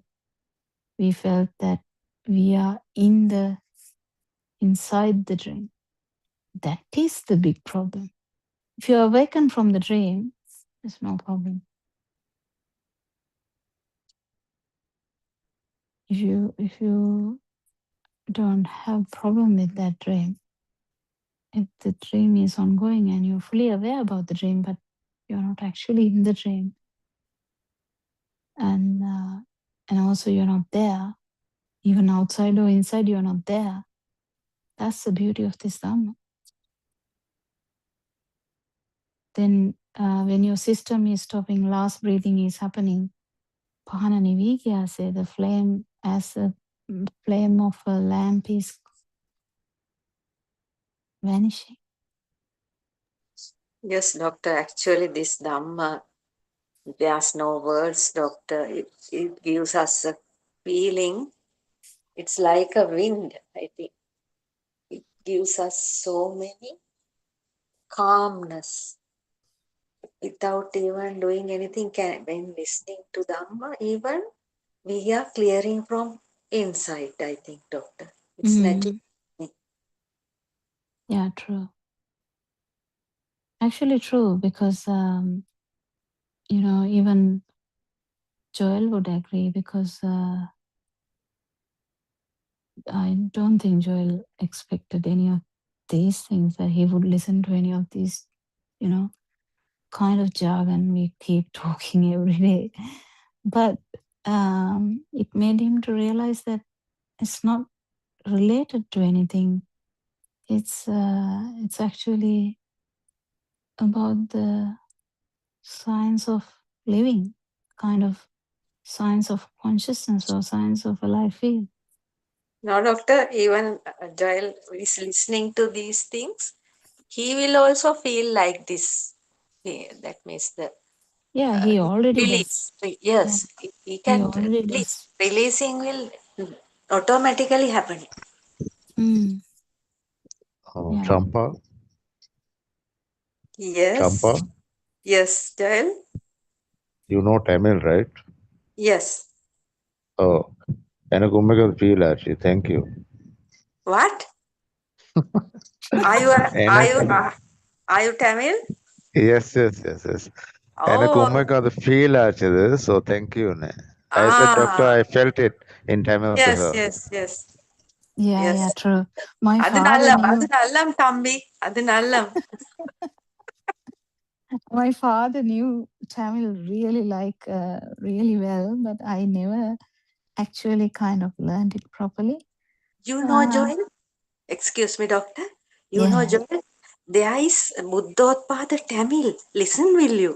Buddothpada Tamil YouTube videos. Ah, Buddothpada Tamil Facebook.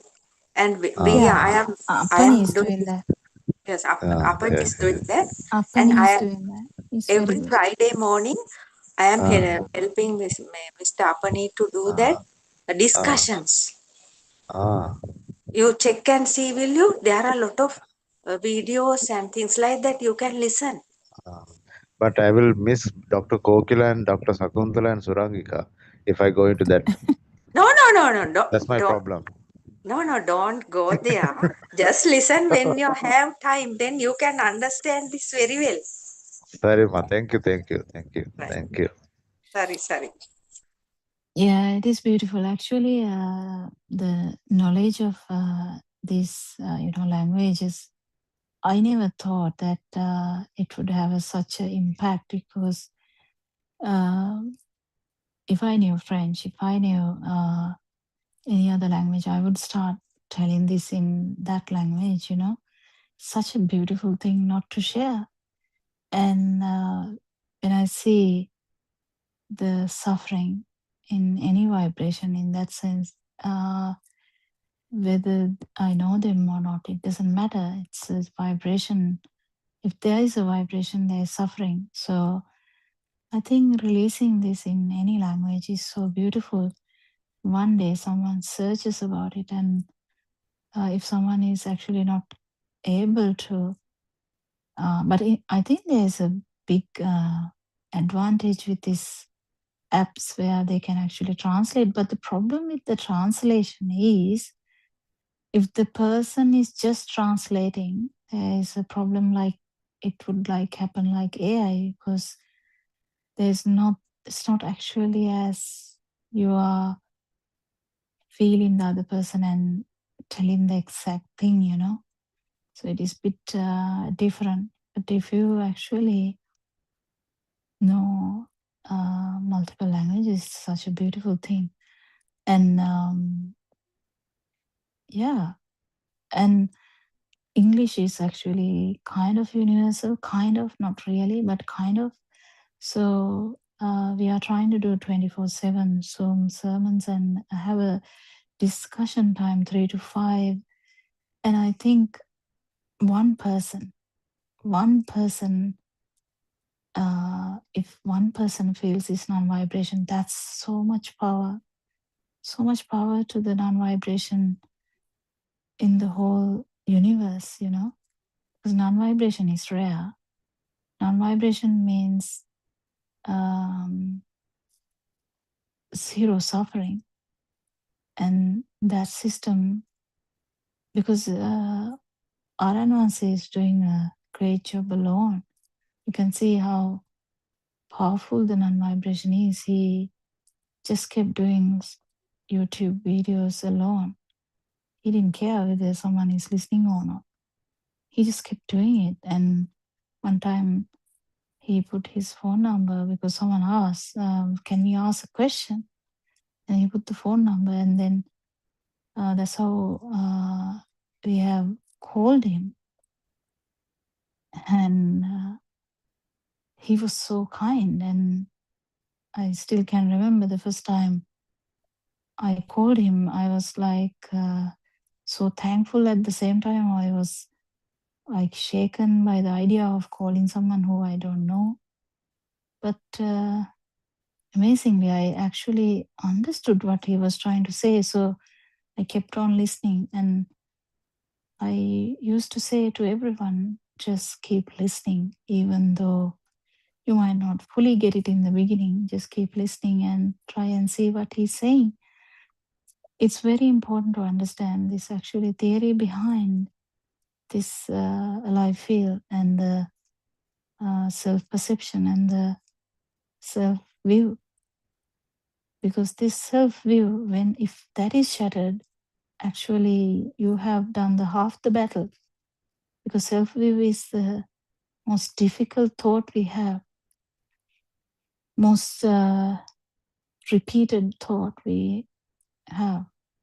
Most repeated in the sense 100% repeated, kind of, because it is the shadow effect of the stimulus. So if you have billions of stimulus, all these billion times the self-view is manifested, because it's a mirror image of the stimulus. If the chair is there, there's someone who is looking at the chair or touching the chair, or you can't listen to the chair, but whatever. Excuse me, doctor. Yeah. If we are piercing, taking one thought, and if we are piercing If we are piercing, there's you have to be very careful when we use these words. yes, When we self, say we are piercing, it's actually a bit artificial again, like you were trying to watch your own thoughts. So the actual what happens is it's actually non-vibration surfacing, which is covered by vibration. That is what is happening. It's not like someone is piercing something. It's actually non-vibration is masked by this vibration. Non-vibration is surfacing at one particular time. That's all. And because this happened once, then it can happen again. And this keep happening. Actually, you fully realize that there was never a self anyway with one experience. And then this shatters this self-view. But still, we have so much stimuli which are really have so much power. This power has to die down slowly. That's what is going to happen. So what was your question? Sorry, I intervened because the way you... Doctor, yes, the Aryan Mahansa is telling us, no, pierce one thought and understand because of this illusion Yeah, of light, yeah. illusion of light, the shapes are happening. So you are seeing shapes, and for that rupa, for that the names are adding due to the data input through the ears, and how the thought is creating. So to see how the thought is creating, like that he's telling, no, then Yeah, it's but I then thought you are already clear about the thoughts. Now, the main thing is to understand even the underlying light is not true. yes, after that that is transfer into the conscious mind consciousness level, and mind consciousness is separating it and highlighting the thought and showing, then if we are not clinging, that is vanishing, the thought is vanishing. If we are grabbing that, then the You thought. have to be very careful, Champa. You have to be very careful. If you're in a single Zoom, I would say much stronger than this. You have to be very careful because the way you put it is always having the self perception there. To be very careful. Yes, So doctor. No, the he shows no. Then to understand. yeah, but what you have to get it properly. Whatever he says it correctly. The way we take it is a problem. Aryan Yes. says it properly. When we take it in our own way. So because the sentence you told is full of the self-view. So you have to be very careful. Because now even I forgot even the sentence because you told something about something, the piercing one thought, and then you went on saying something. It was full of self-view. So you have to be vigilant about this, because the way you think, if you are thinking the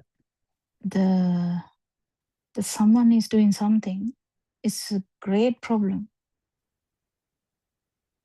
There's no one doing anything here. Yes, No the one doing system. anything here. The system shows, and the system, through the system, it's happen naturally due to the It's all about law. ignorance. That's all. That's all. If the ignorance is getting sorted, the system will anyway slow down and the power will vanish. But the problem is with the self-view, that will never happen. So Due to the cause understanding and the self-view is the problem. yes, due to the cause and effect law, everything is happening. This thought You process are is not doing anything, Champa. Just understand this. right. Just to watch. No watching also. You have to be Ah, very careful because you are now a watcher, you are now a doer. You have to be very careful. There's no doer, there's no watcher. okay, doctor. I'll try to be that way without thinking of self. Yeah. It's just the way you talk that it comes to the surface. So you have to be careful. I have to be honest in that way because otherwise you will keep doing the same thing. If you try to do something, if you are trying to even reduce your defilements, you haven't understood this Dhamma. No, doctor. Defilements are reducing. It's naturally happening. I am not going Yeah, to. you can't even reduce the Yes. Yes. self-perception. You can't reduce the self-view. You can't reduce the self-vibration, nothing. Yes, doctor. It happens with knowing the Satyajnana. That's all you can do. Right. Okay. You And the are showing question me the was, correct way. Thank you, doctor. yeah, Very the much. question was about the piercing. Question is about the piercing. Piercing will happen when you release this, the self who is trying to do something. If you release that bit, piercing will automatically happen. Right. It should happen automatically. Right. Yes. Okay, I understand. Involuntary. It's involuntary. So even if Joel is, trying to do this, even with this program, if we feel something within the program, Aranwanse would not take it that seriously. But in a calamity, in a problem, if Joel feels that, he will appreciate it very much because that's what actual application is. Actual application is not when you try to see this through these meditation aspects. No. Actual application is when there is a problem, when there is vibration, the non-vibration will manifest. That's the important thing. We Yes, will stop. yes, doctor, we can talk tomorrow, I think. Thank you very Yeah. much for all your advices. Thank you all the Dhamma friends and Teruvan Saranai Aryan answers. Thank you, Arano answer. We Thank worship. you, doctor. Thank you very much, Dhamma friends. We welcome any Dhamma friend to come and ask the questions. May Triple Gem bless you all.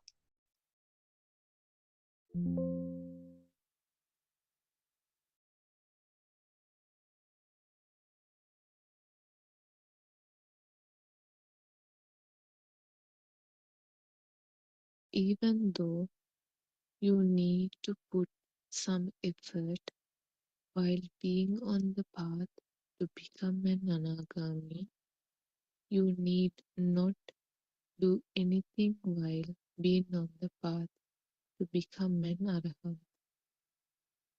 You only need to quietly observe your thoughts while on the path to become an arahant. Once you attain the stages of Sotapanna and Anagami, you will realize that the outside world is only an illusion and that it is life. You will also realize that the thought is also a lie. You would let go of both the outside world and the belief in thoughts. You will always see the shunyatavya, the nothingness, in all what you receive through your six senses. The above explanations are of a very advanced nature. Now, let us talk about your progress on your path and your practice as of today. The message we always give you is to keep your mindfulness focused on your base, which is your home. Remember, mindfulness is our home.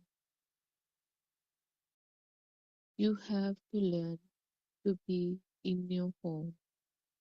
Mindfulness is your base, your home. You always have to come back to your home. Whenever your mind goes away behind other thoughts, you always have to take your mind back to your home. You have to take it back to your point of concentration, which could be either your breath or your posture. You should always see the truth in the thought that arises in your mind and then let it go and go back to your home. When you do this, your practice in mindfulness becomes stronger. When you improve in your mindfulness, it leads to a samadhi. When you have a samadhi, an awareness of your mind, it is like always being at home. Once you have developed a samadhi or this awareness of your mind, you will always feel very calm and very light-hearted. You will always be mindful or you will always be in your home. Sun, everybody.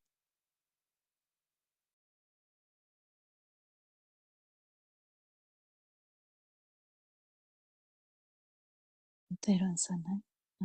We worship Arananse for his noble friendship. Welcome everyone to the English Zoom discussion. We have this every day, this same time, and it's with so much pleasure that we try to explain Dhamma. Not actually, we can't use the word pleasure, but with so much keenness that we try to discuss Dhamma, because it's really good. The discussion is good to understand the important things around Dhamma, and also discussion makes us to discuss about our doubts about Dhamma too. And the path, even though there are stages talked about, is actually you don't have to actually try to concentrate on the on these things. Main thing is for you to understand Dhamma and feel Dhamma, that's all. So we can talk about any questions today if we have questions, or otherwise Suranka is also here. I think Dr. Sakuntala is busy today, so maybe Sudharma is busy today as well. So we can have a discussion though. We were discussing some basic things yesterday, and either we can continue on that, or anyone can ask a question, or Suranka can also join. Is there anything to discuss today, Suranka? Or if Joel has a question, Joel can ask.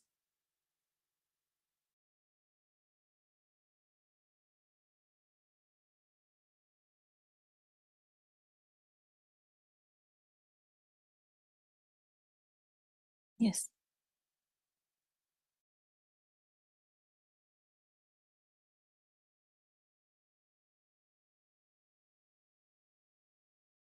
Your mic is on, but I can't hear you. I don't know whether it's my internet issue. Can you hear me? Now I can. Yes. The thing I want to ask is, like, sometimes we get confused with certain things, right? Mm-hmm. I mean, we talk about and discuss about those things.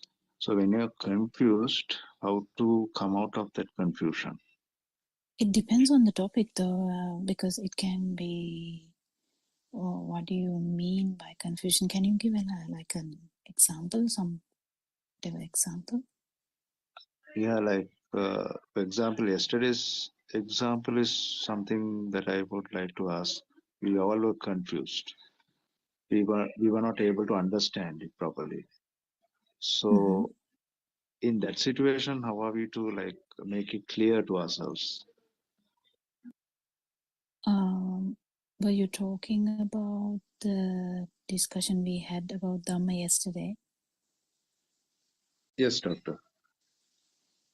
Yeah, it is. I think it is a bit tricky because we have been listening to Dhamma for a long time. So I think their questions are also coming from different angles.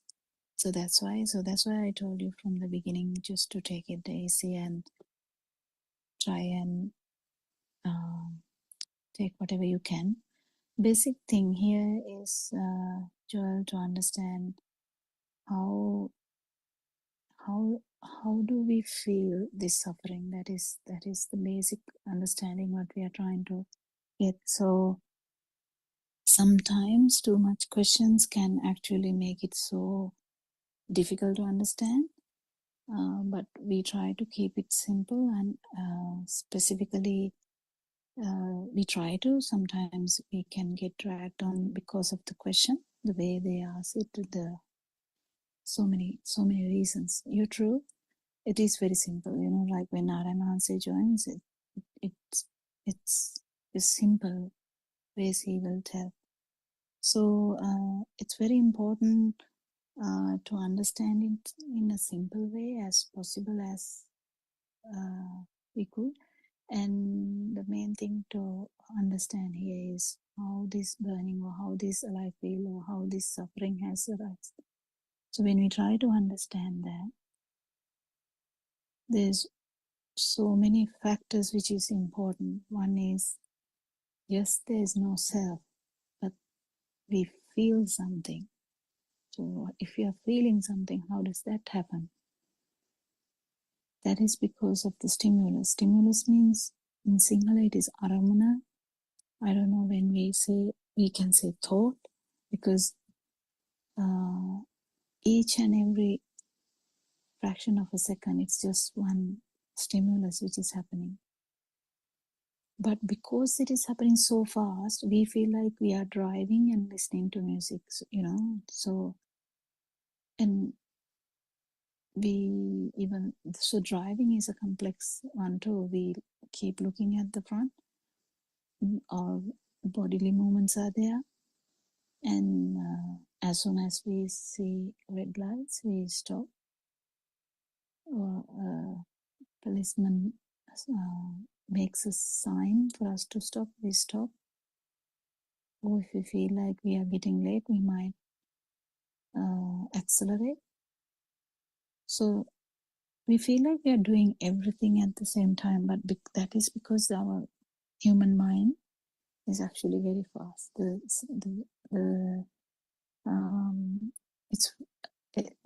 If you read about it, even scientists, they agree about that. The speed of the mind is really fast. So because of that, actually, the